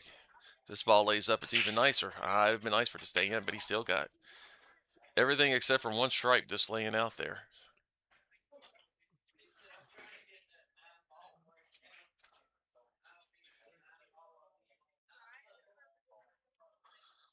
Yeah, if he plays this one in the corner right now, then well, if he had made it, he could have solved all of his problems.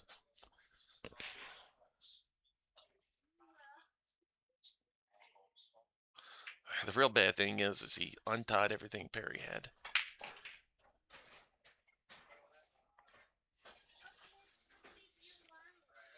Perry has solids here.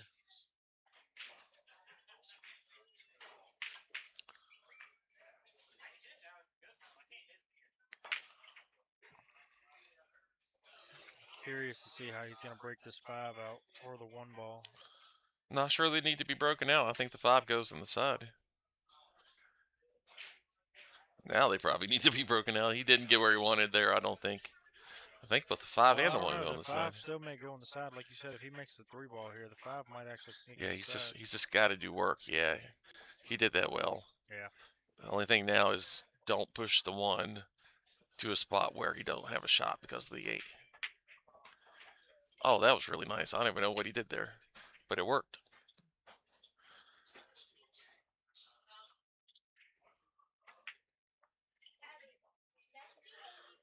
Oh, wow. Was this a reverse run? Yeah. Nice. Oh. Well, it would have been. See? Commentary's curse. I need to just shut my mouth. I have a habit of doing that apparently a lot today.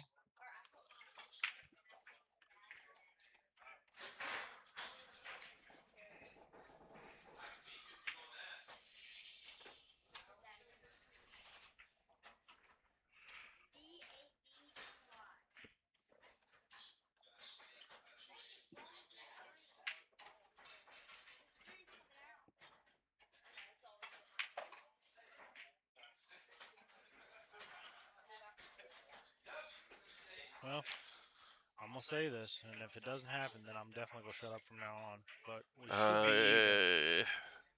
After this, we should be even. I kind of like putting. I would have liked to put some spin on that. Went out 2 rails, but he actually came out fine.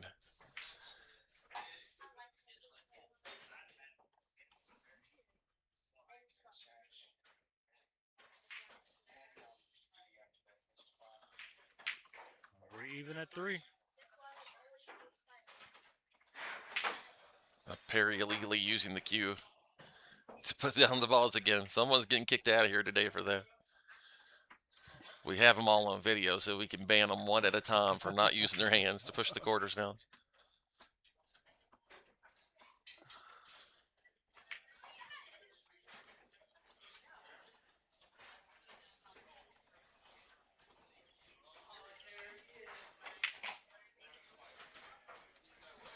Hi, Miss Lady.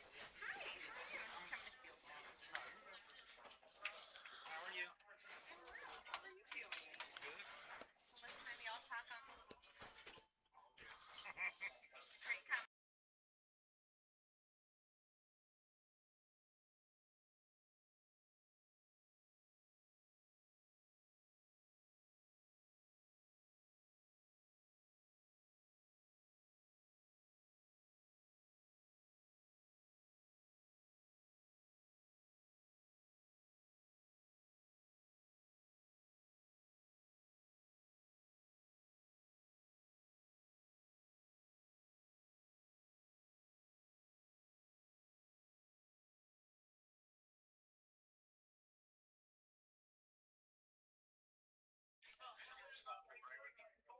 No, you can't let it go. Well, he hasn't worked yet because he's in the bat.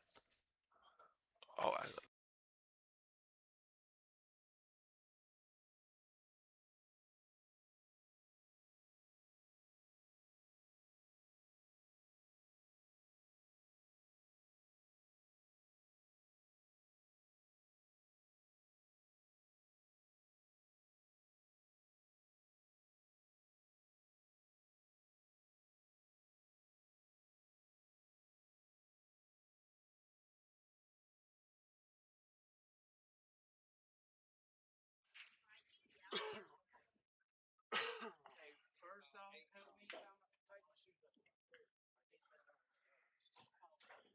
Perry did make a brawl on the break.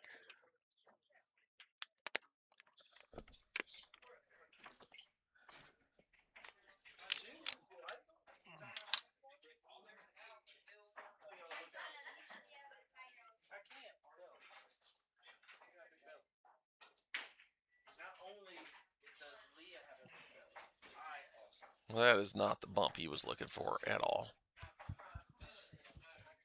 He might still try to cut this in the side. That's what he's looking at, yeah. So he's looking, folks, I think, at shooting this off the 4 in the side. This would be a nice, pretty shot if he does it.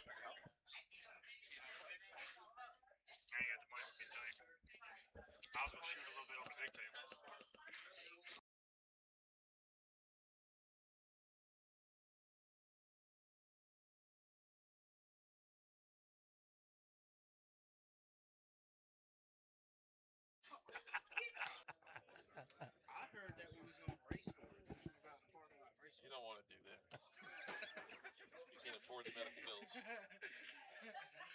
Brian, if you fall, I'll pay for your hospital bill. But you still gotta pay me for the win of the race. My left leg half works, dude. On top of being 350 pounds, my left leg only half works. That's the only way I'm gambling anymore. We gotta foot race, or we can see who Wow. jumps highest.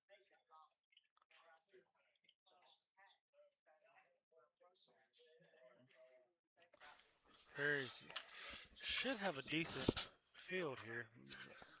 Thomas hit that ball just about as hard as you could hit a ball. Looking at the overview here, Perry's got one ball that's a little tied up, but it does go in the corner.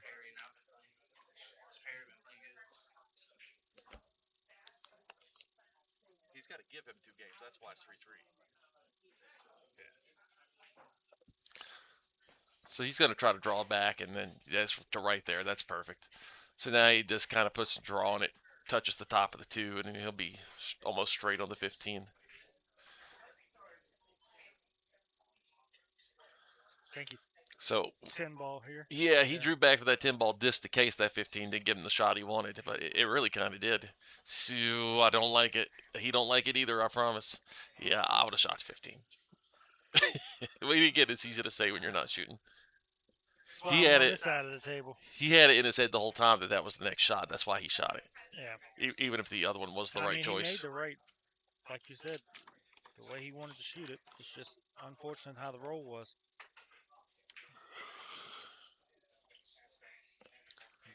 Good hit, though. He might have blocked it. Just No, he didn't, I don't think. 630.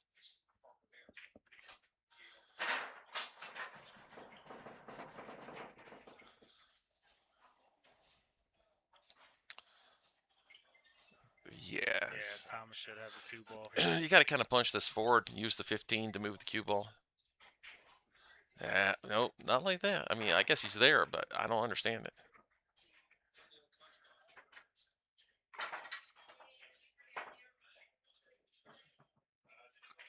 He has been struggling with this shot today. We'll see. Well, almost on the rail. Yeah, I was going to say everyone struggles with this shot.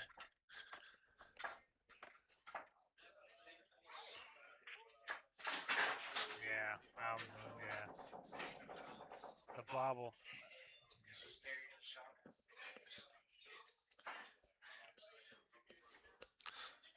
I would expect Perry to make this 15. You shoot it however you want with the 8 ball hanging. You shoot it however you want. There you go. As long as you don't scratch on the side, you shoot it however you want.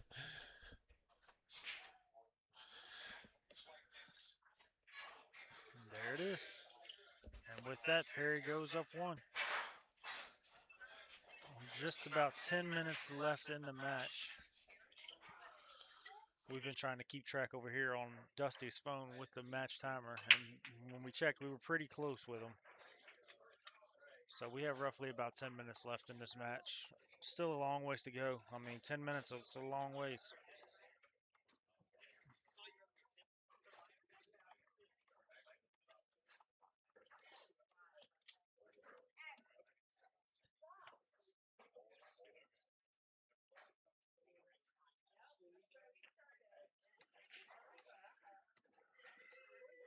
We want to thank you guys for listening in to us.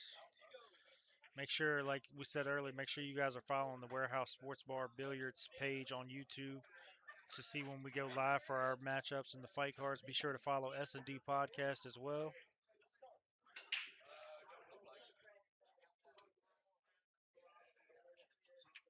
A lot of good things coming up. We're looking forward to it.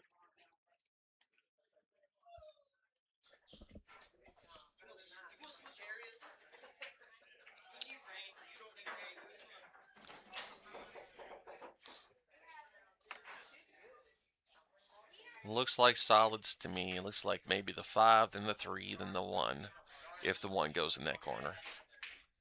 Looks like he's taking stripes. Maybe the 3 doesn't go in that corner. It's actually stripes is okay. Everything goes. Everything went. He's got the 9. That's probably not what he wanted to be shooting. I mean, looking at the overhead view, it's almost like he's got the 15 down the. I don't know. That's 14 or the 15. I can't tell.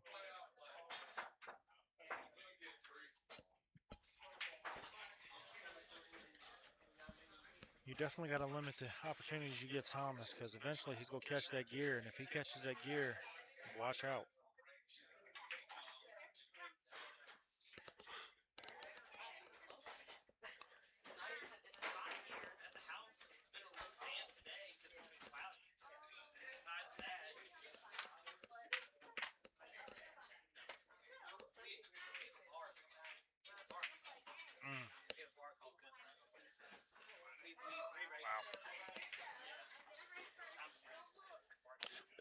Didn't leave anything. Well, maybe he did leave the 7.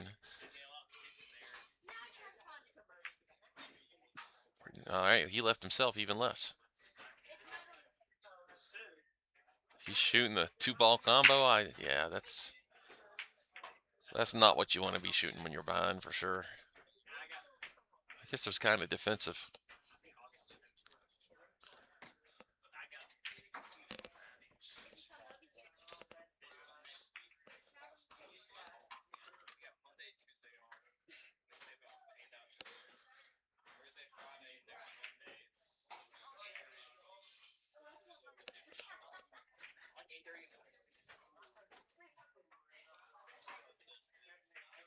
Hit that nice.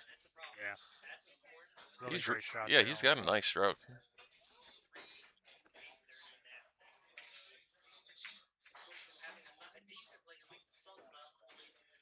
That's an unfortunate roll there. Yeah, that's a bad roll.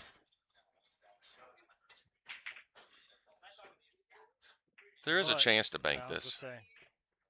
Didn't even try, just playing defense. I think he might have left Perry the 9-ball though. Might have left him the 14. Yeah, he's shooting the 14, I think. Oh, just playing safe also. Didn't get safe, he left him the 6. But this is still like a super difficult out. Looks like he's going for the 4 though. What? That doesn't make a lot of sense to me. To untie the only 2 balls that were slowing Perry down. Just kind of hopes and tying it up again to look like.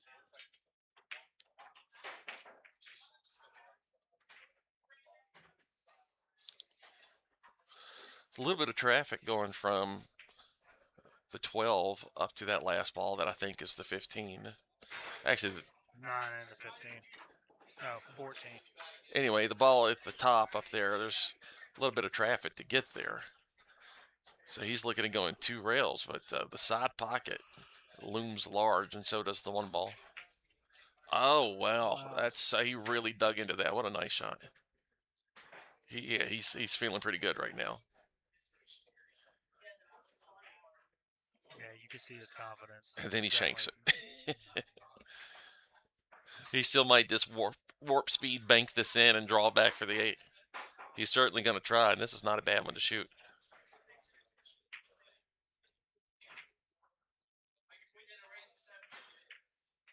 Is it going? So close.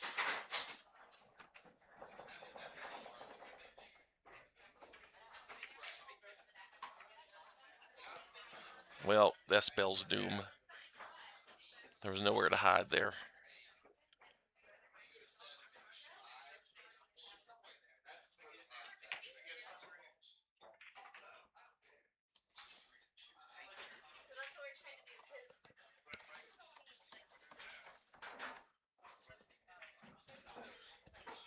And just like that, Perry is out and takes another game lead.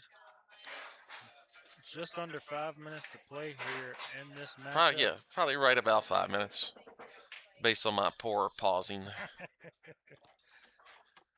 I'll tell you, it's going to be hard for Thomas to come back, but it's still 5 minutes left. And I mean, it can be pretty quick. The one good thing is it's Perry's break, so if I'm Perry, the only thing I'm hoping for is I make a ball here on this break, and I get a shot on something. I would make him the favor too. He's really been crushing it. It's supposed to be 8 on the spot, but to be honest, it almost looks like they've been playing 1 on the spot today. I can't never tell, but right there, it kind of looks like it is on the 8 on the spot. Why are you stealing my action over there?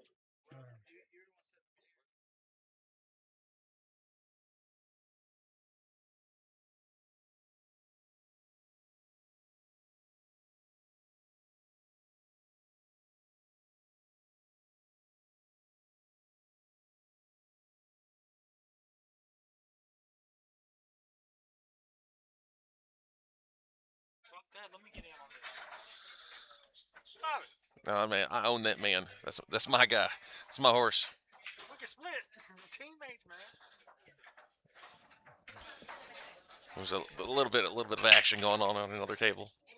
A friendly two-man turn. Speaking of action, here comes Omar, who's all action all the time.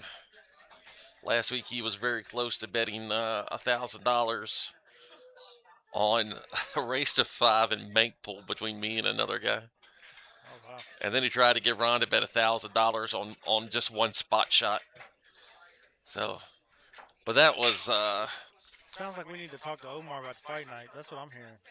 that was like 25 Modelo's deep. So the more the Modelo's, the higher the game goes. Looks like he's gonna have to kick at this ball. He's looking for a bridge, I think. He might just roll up on it. He's not going to try to make it from here, but I'm shocked he's not trying to kick at it because of the angle. I figured, he likes to kick.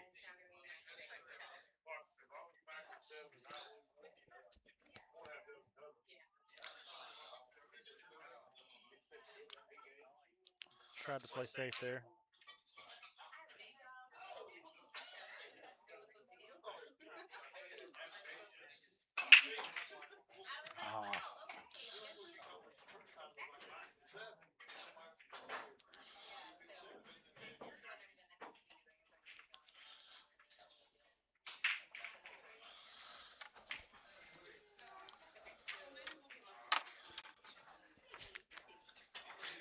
so Perry tried to cut that ball in, and it worked out kind of how it would for me. This game's getting down to the wire, so it's basically Thomas runs out here or Thomas loses. It's this rack right here. Well, I was gonna say this rack will determine it. what a roll. I mean, only thing Perry can do is just basically just kind of roll up on it. Are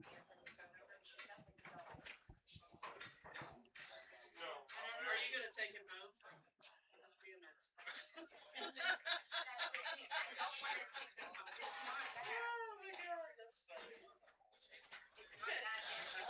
Yeah, you can't really do that on these tables since they put the new pockets on.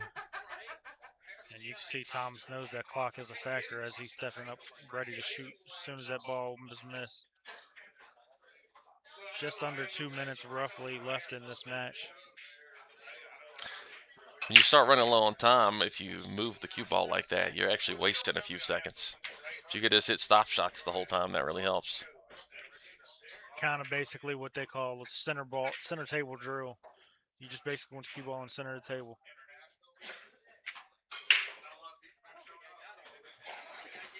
Maybe he should have been playing this fast the whole time. Yeah, it seems like the faster he plays, the more he shoots.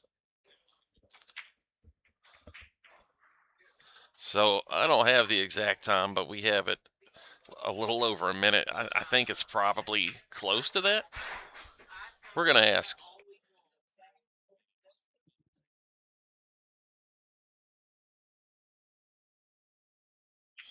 So we just got confirmation that it is a minute 32 left on the game clock. My question to you is, Dusty, is can we see another shootout? This would be the 5th shootout we've had today, if it happens. The only way that's happening is if he breaks and runs, because Perry will absolutely use up the clock if he gets to the table. I mean, you can here. All you have to do is play safe a couple times. Really, you only have to do it once. Looks like he broke dry.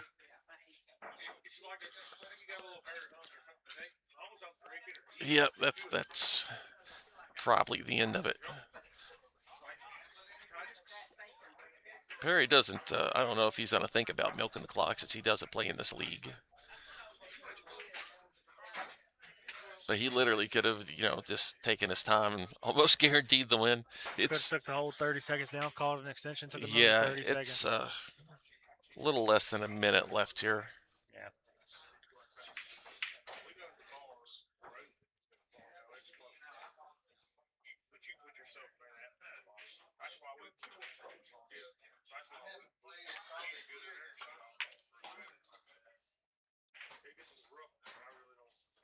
Good shot by Perry there.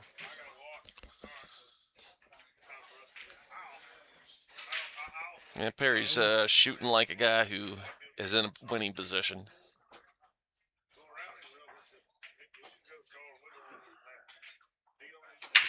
He draws it back right to the exact same spot he was trying to avoid.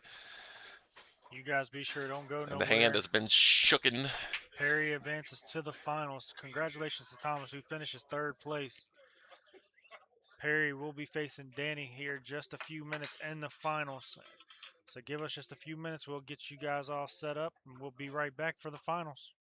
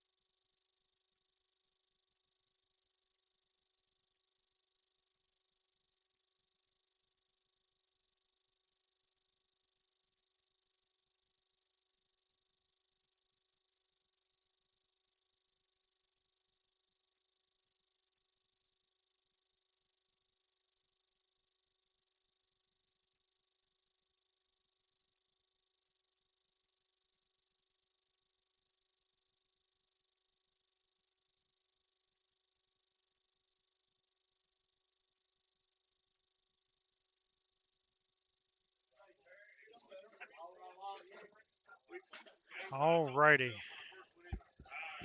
We are back. As soon as I get the screen to come over here.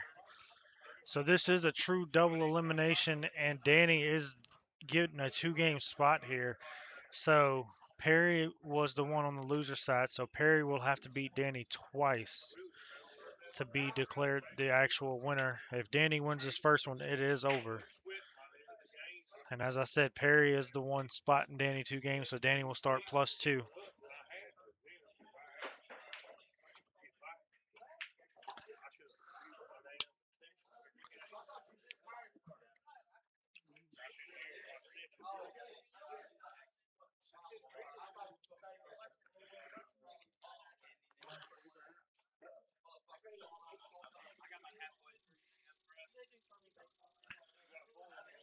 So Danny is breaking, and he has been sitting for a while. We'll see how that affects his match here. Nice solid break. I know a solid and a stripe went in. As you guys can see here from the overview.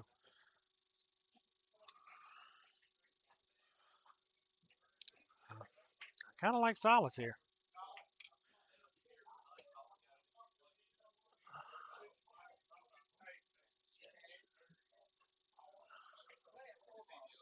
Looks like he's going to take stripes.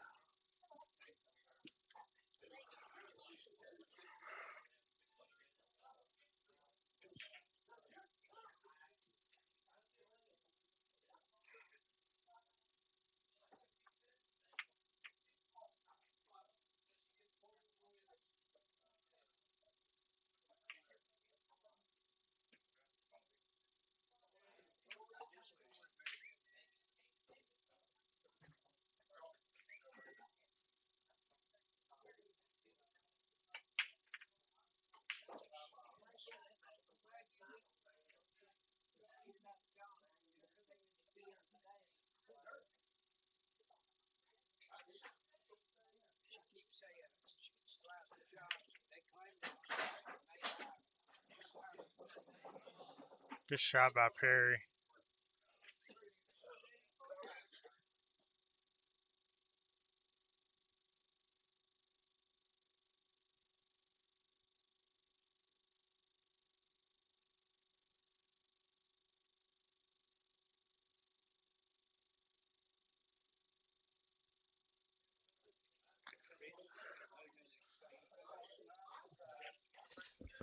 Well,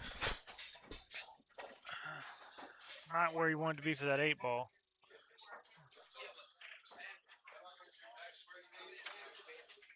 We'll see what happens here. It is a wild 8, so all he's got to do is basically hit it, and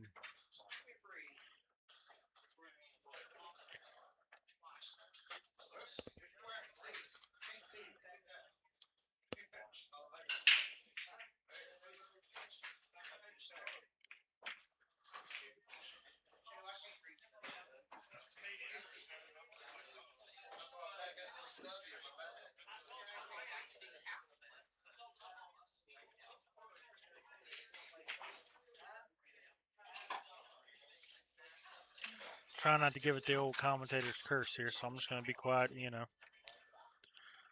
call it like it is. Danny's a really experienced 8-ball player. He's not going to play something dumb. You can see like right there, just to get a half-inch on the left side of this ball, just so he can float up for the 8-ball. He can play.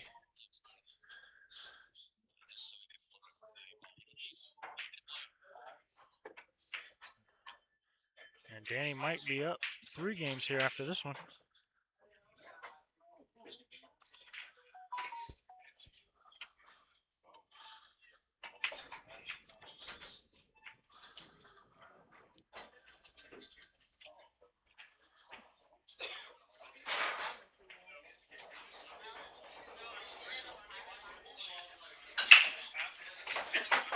All Danny has to do is basically run out this 30-minute clock, and he will be the winner today.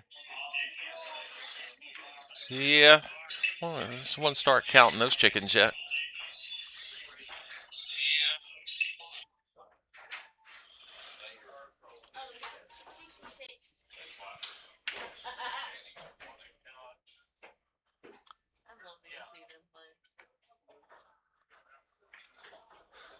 think Perry's going to have a significant advantage in the breaking department if he can turn those into wins.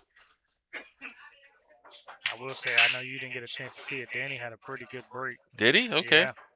Made 3 balls on it, and he actually ran down to 1, and Perry came back to the table.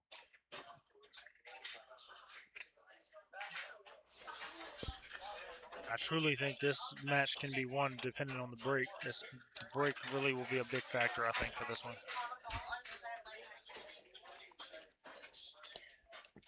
Got a bad roll, just already right off the bat, bad roll.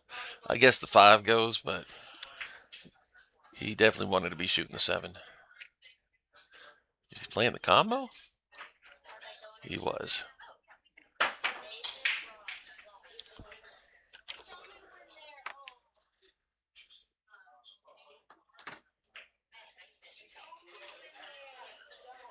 And I raised the volume on our mics. I know some people said that you couldn't tell, like you couldn't hear us and that it was a little staticky, so be sure to let us know in the comments if you guys can hear us better now.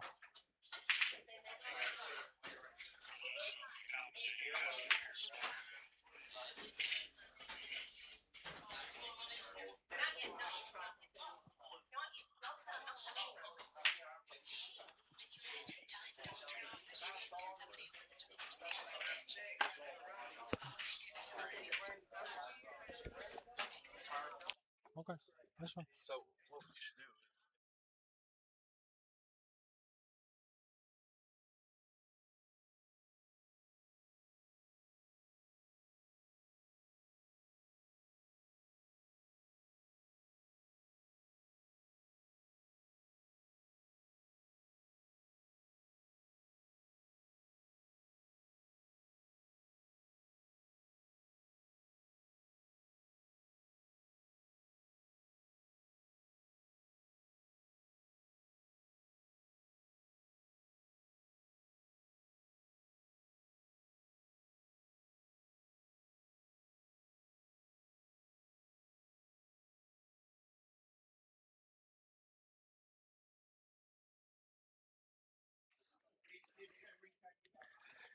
I tell you, if you guys like billiards, tonight is your night, your lucky night, because after this tournament, we're going to take a short break and then we'll come back and we'll have up their 8-ball chip tournament streaming for you guys.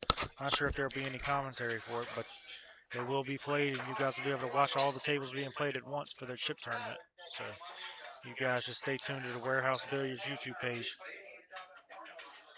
that's a nice little combo by Danny. He didn't hold the cue ball like he needed to, but he might just go off the left side of this 11 and put him up behind. I think that's the 13 at the top. Just like that. Nice defensive shot there by Danny. Yeah, Danny might lose from missing, but he's not going to lose from doing something stupid, I don't think. And Danny's played a great tournament. Like we said, Perry's got to beat him twice. I'll take your money. How much is it? Just give it to. I'm not the son of person here. I'm just kidding. Sarah's doing it up there at that table, the black hair.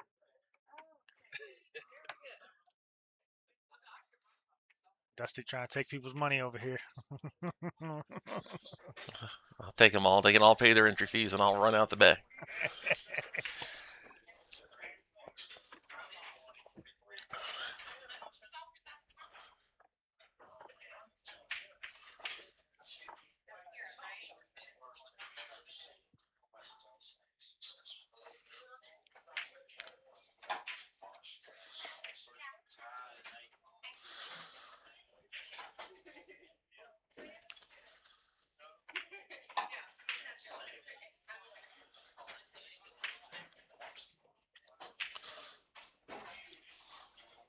Now, this would take a really powerful forward stroke, like a follow shot with a lot of power here to do what I would try to do, which is probably not Danny's cup of tea.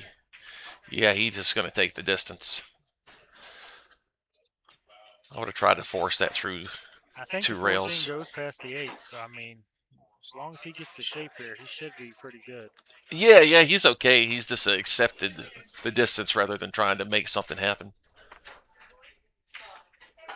That's a good shot. Great speed.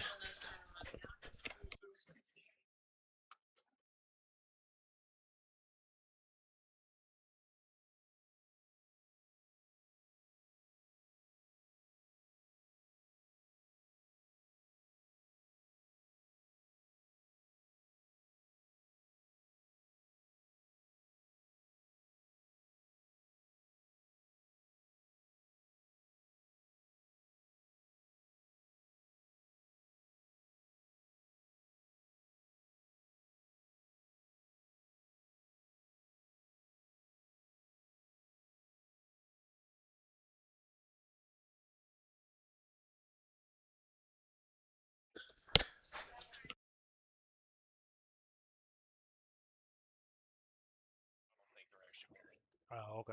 So shoot your shot if you got it. No, I'm just kidding. Well, that's why I said what I just said. Oh, I was under mute. Oh, my bad. What happened there? I missed it. Did Danny win that one? Yeah, Danny played perfect speed to get out those last few balls. Really played well.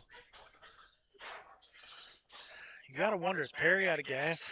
I mean, he's been playing straight back to back to back to back. I don't think it really has to do with Perry. I think Danny's controlling the table when he gets a chance. More so than Thomas did.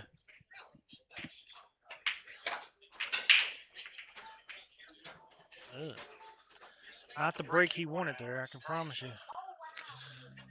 Something must have went. Yeah, I was going to say, apparently. I'm not sure. That might be the break I wanted. I didn't think anything went, but I guess it did. Looking at it, I mean, Yeah, Salas if looked nothing pretty went, good. it's horrible. But this is pretty nice. Looks like he's going stripes. Danny's got the speed of this table pretty well. That's helping him out a lot. If you got the speed of the table, then you usually end up with a lot of easy shots. So he can roll this in, then roll the 11 in, then roll this other ball in the side end. Just like a little side pocket drill. You have to really roll it lightly from where he is now, though.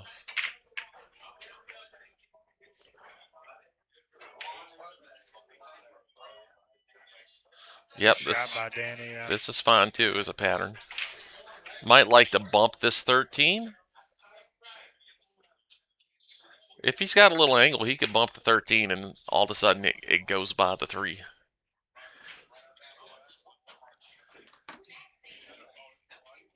He's elevating this. Look like he's doing that. He must think it goes without that, but it doesn't look like it from here. Yeah, looking at the overhead camera for you guys to see it. It doesn't quite look like it does, but then again, it might. I mean, the overhead camera doesn't really show us what we need. These tables can't really cheat the pockets on these. There's some tables you can hit that real slow and it'll go in, but this isn't one of them.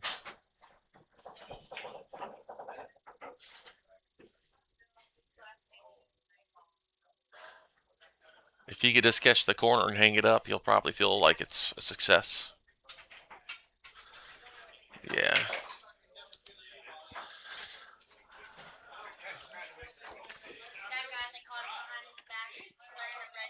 So Perry's really got to bear down here and start making some balls and getting them running going.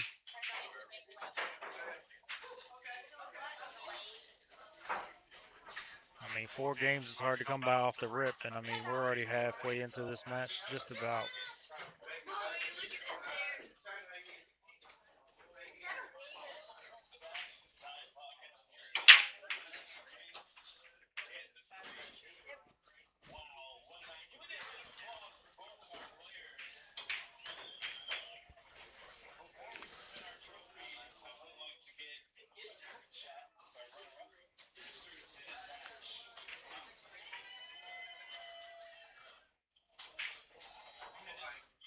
Sometimes Perry chooses a shot that surprises me, and that was one of them. But he's perfectly fine.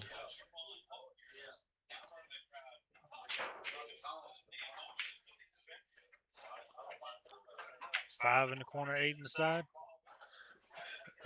Yeah, but which side? It looks like there's a little angle. It might go in the side on the left so that he can let a stroke out. Or he didn't. Okay, so what happened there is he let up on his stroke. He did not follow through the whole way. He didn't accelerate, basically. and that caused the spin not to be applied that he wanted. I think that might have just cost him a chance to get back in this match. Yeah. Now you got to wonder here if Danny runs out. Does Perry stand a chance to come back? And I hate to say it, being 30 minutes in a match, 30-second shot clock, I don't think he can. No, it's It's if you're highly, giving up 2 games yeah. and you lose the first 3, then things are tough.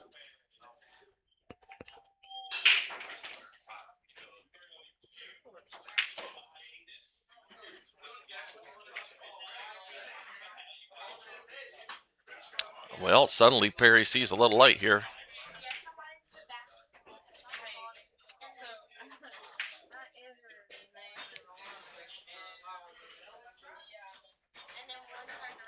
Great shot. Great shot by Danny.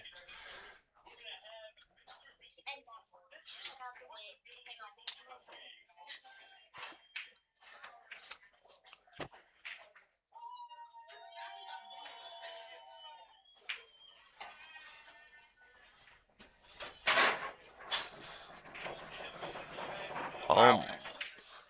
Well, this is not an easy shot, but it is a shot.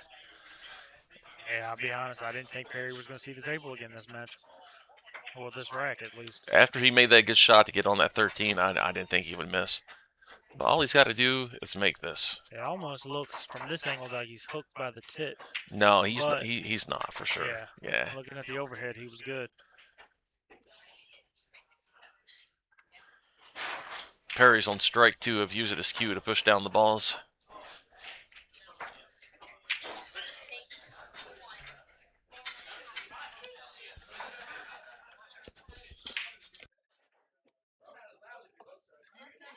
I'm gonna take her money too.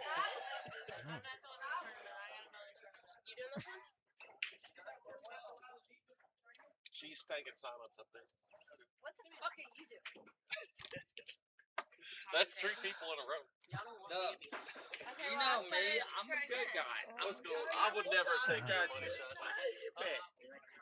Yeah. Alright, so all I got is 40.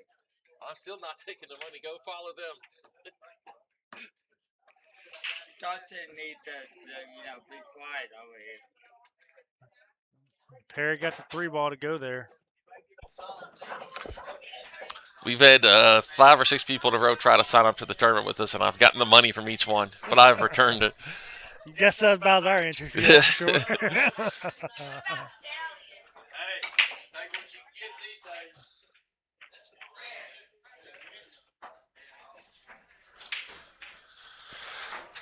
This is not a good rack for Perry, and what I mean by that is it's the kind of rack that's not going to be cleared up quickly, and he needs the kind of rack that you can run out in a heartbeat. This ain't one of them. Oh, he's talking to Danny. He's giving him hell.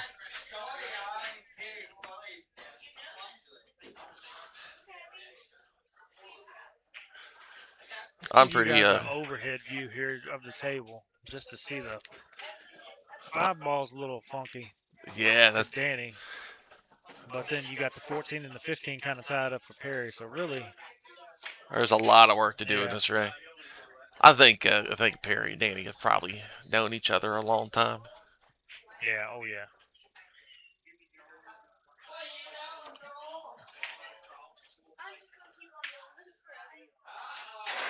This chip tournament's turning into a great crowd here.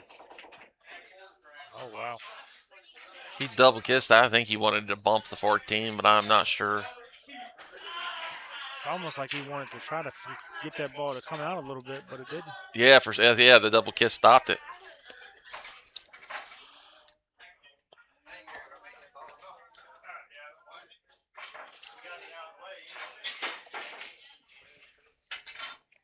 Yeah, if I'm Danny, I'm just kind of milking this clock now. I'm up 3 games. Got to be somewhere around roughly the 10-minute mark, if not lower.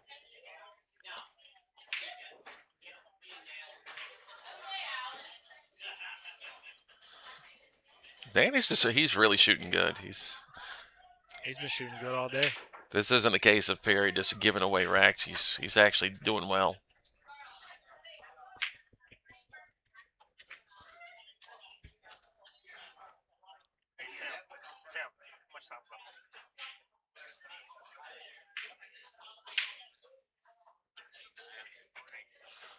So there's a pretty good amount of time left then. So I was completely wrong. It's definitely over 10 minutes left still. About 13 and a half minutes. We just got confirmation. So Perry still has a chance. He's just got to start getting some racks together here. Yeah, I mean, this is still slower than he would like to go, the pace of this rack, but 13 and a half minutes, that's doable. I think the main thing here is if Perry can somehow win this rack with 10 minutes left on the clock, he does get the break. So potentially could be within one before we reach the 5 minute mark. And if that's the case, that's a huge for Perry.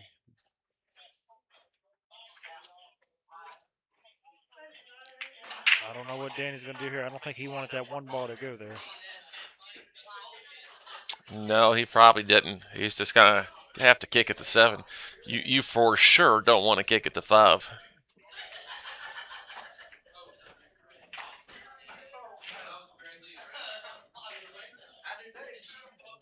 Yep, that's fine. That's a legal hit, and you didn't break out that 5 ball. As far as Danny's concerned, this rack could take 13 minutes.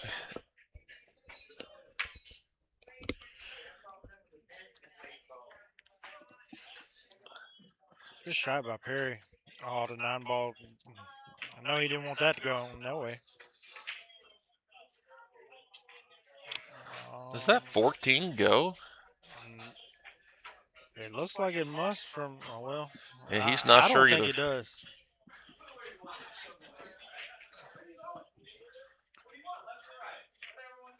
All right, well, he's got an angle to go down there now somewhere and do something. Even if he can't get into those balls, if he gets behind him, he can play a really deadly safety. Yeah, if I'm Perry here, I'm trying to make this ball, and if I don't break it out, which he did, you play the safe like you said.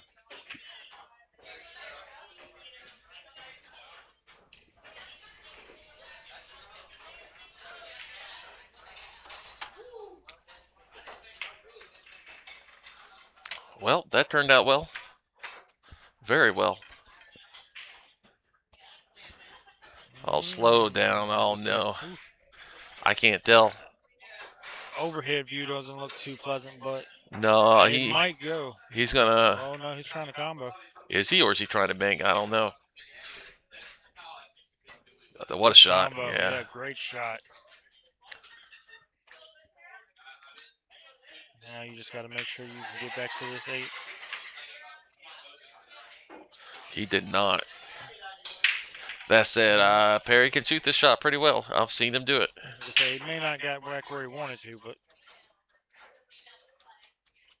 he has to watch his shirt too for that all ball. Perry hits that shot good. He's done it to me a few times. So it is 4-2 to Perry, and it's Perry's break. No, it's Danny's break. I think it's Danny's break. Oh, I thought it was Perry's. They don't know either.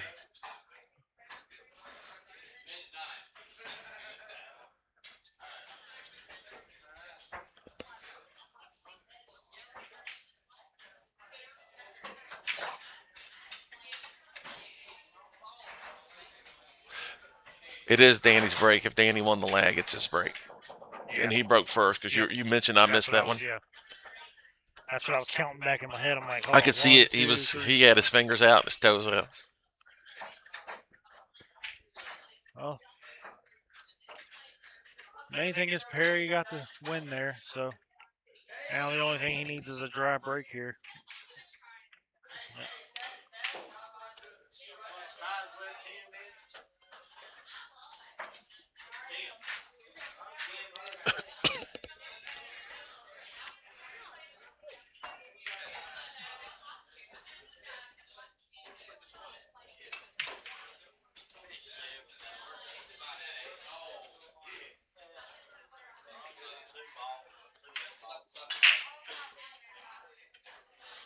The ball went flying up in the corner. I didn't see what it was. 7 ball. Okay. Yeah, this is rough. Yeah, looking at this, stripes a little tied up. You got a little cluster of the stripes down there. Then you also got 2 balls tied up with the 15 ball. solid still looks decent to me. Well, What the I'm the four ball is probably a bigger deal than the two ball for me, because you could play if you could play the solids, you could play the 6-13 2 combo. But man, that four is tough to get to I unless it goes in almost off the side. I almost wonder here, can you make the 4 off the 14 ball or whatever that ball is? That's It's just that's very it's close. close, but The overhead makes it look to me like that 15 is just a little bit too high. let you guys see what we're looking at on the overhead there. That that's the 12 in the side, uh, but it looks like it could be just a little too high for me. Well, I don't know what he was trying to do, but that ain't bad. Can't tell if he can. Doesn't look like if he can see the 12. This is. I don't know. If he can see the 12, then he's got a shot, obviously. But man, it kind of looks like he's pinned. Yeah, I was gonna say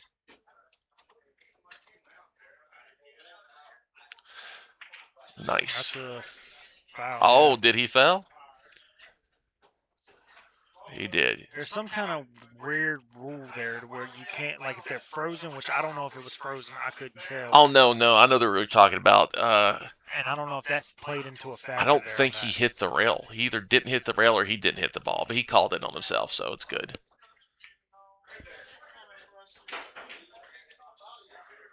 He hit it like mid-stroke. Yeah, so they're saying that he just kind of whiffed it and did not hit the ball. Gotcha. I think the rule you're talking about is if a ball is frozen to a rail, it can't then hit the same rail to count as a legal shot. Well, they said also, like, if the two balls are frozen together, you basically got to hit the ball away from that ball. Like, you can't hit that ball and Yeah, literally that's be a crazy which rule. blows my mind when they told us that the other night. I still, for the life of me, don't get that rule. But Yeah, I mentioned much earlier in the tournament that some of these rules are kind of adapted from snooker. And I don't know if you know this, but in snooker, if two balls are frozen, you're not allowed to shoot that ball. yeah, You can't shoot the ball it's frozen to. And in fact, because it's already made contact, you don't have to hit any ball to have a legal contact. So if you're frozen to a red, you could just shoot the cue ball anywhere you want to. You don't have to catch a rail or anything because you've already made contact. So it kind of seems like this was brought over from snooker as well. Because certainly no one who plays pool and has common sense would make these rules.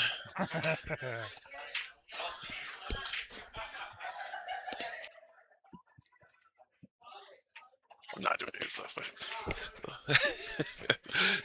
just say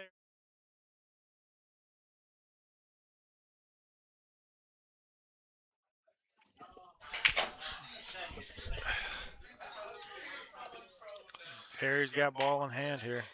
Let's see what happens. I mean,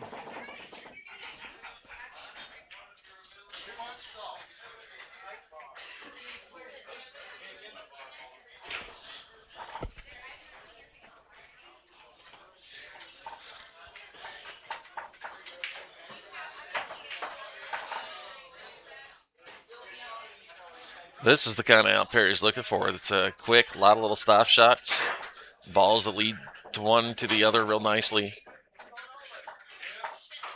A tic-tac-toe or a Cosmo, as they call it. A road map.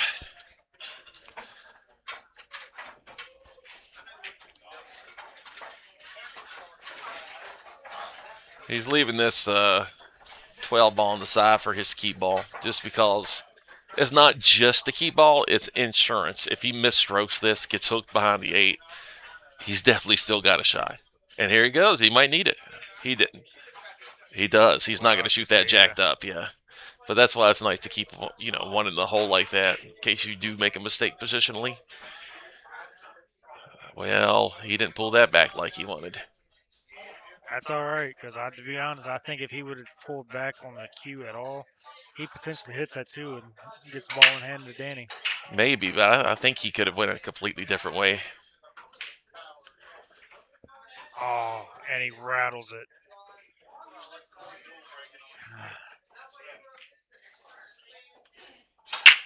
Perry's comeback might fall short just because of that one shot there, because I think he could have made it interesting and possibly got to the hill had that ball go. But now you got to think if Danny gets out from here, this match probably sitting. Danny's shooting like he's under no pressure whatsoever. Like it doesn't seem to bother him. He's in the finals of a tournament. Yeah, he's in the finals, and he's got to be the one that's beat twice. So really, there is no pressure on him. I guess that's true.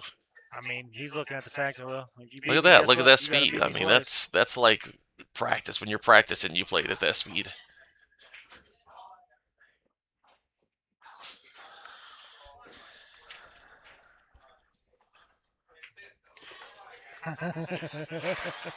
He's been caught on strike 3. David, the owner, was watching and caught him using the cue. Yeah. And now he's in trouble.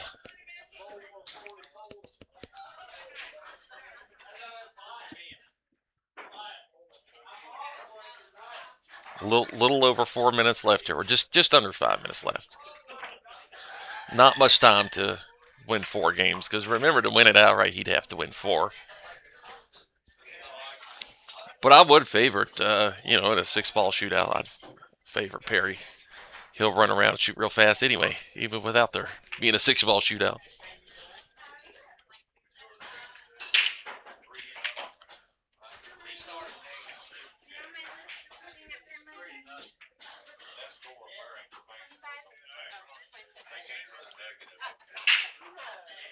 Oh, wow. Listen, when we go out, he gives me. They're not supposed to be. Are you seeing them?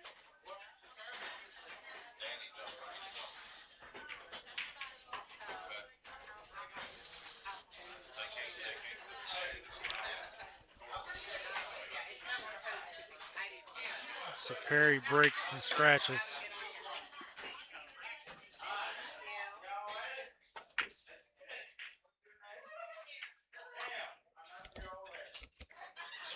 Danny's going to be playing on cruise control here now. I think he feels safe, and I think he's probably right.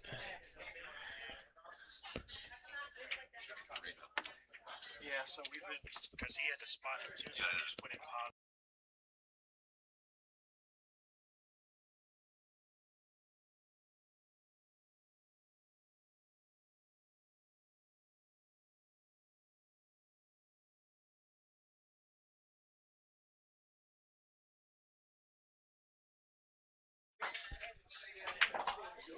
So the score you guys are seeing on the score stream now is the actual true score. Danny is up 3-0 because there was a spot. Unfortunately, the systems won't let us show the negative, so that's why it was showing 5-2.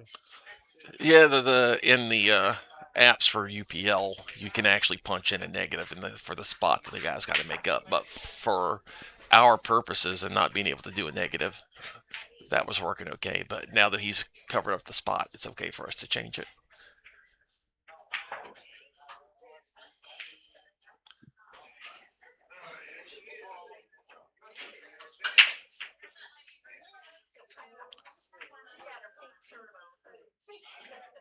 I believe Danny took stripes here. Yeah, it's like the 15. If that's the 15, I can't tell. He's trying to draw into those balls. No, I don't think he's got a real chance here. Sarah's doing it up front here.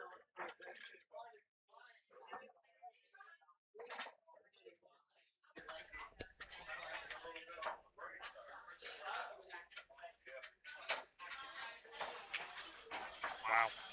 Good try there. Yeah, honestly, making it wouldn't have done him any favors.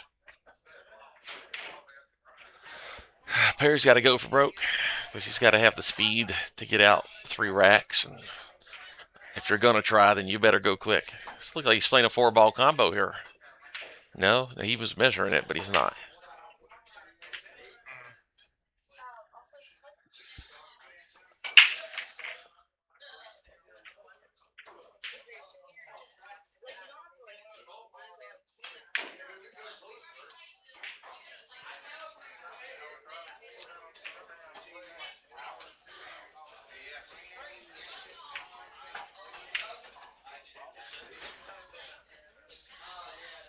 Johnny decided to come down here.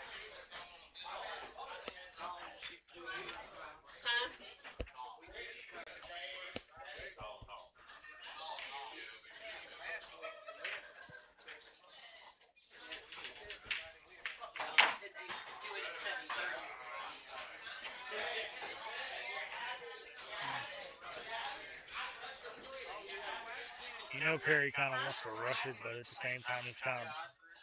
I think he's finally given, like, he realizes he can't come back. Yeah, these are kind of some white flag shots here. So I think now he's just basically, to them, this is just a practice rack for both of them. Just play the safeties and play your game. This is what he said. He said, Mary Beth, I'm sorry, but I'm going to be playing. Great shot right there. He fouled. Oh. His pinky touched the 2 ball, which is a foul in UPL. Yeah, I don't think Danny saw it, but good honesty there, sportsmanship from Perry.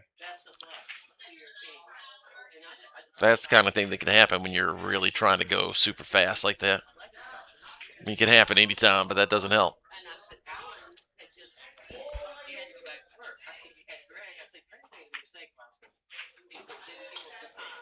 A ball on the side.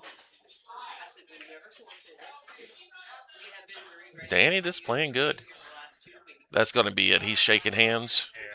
Yeah. And, yeah, that's probably the right thing to do there.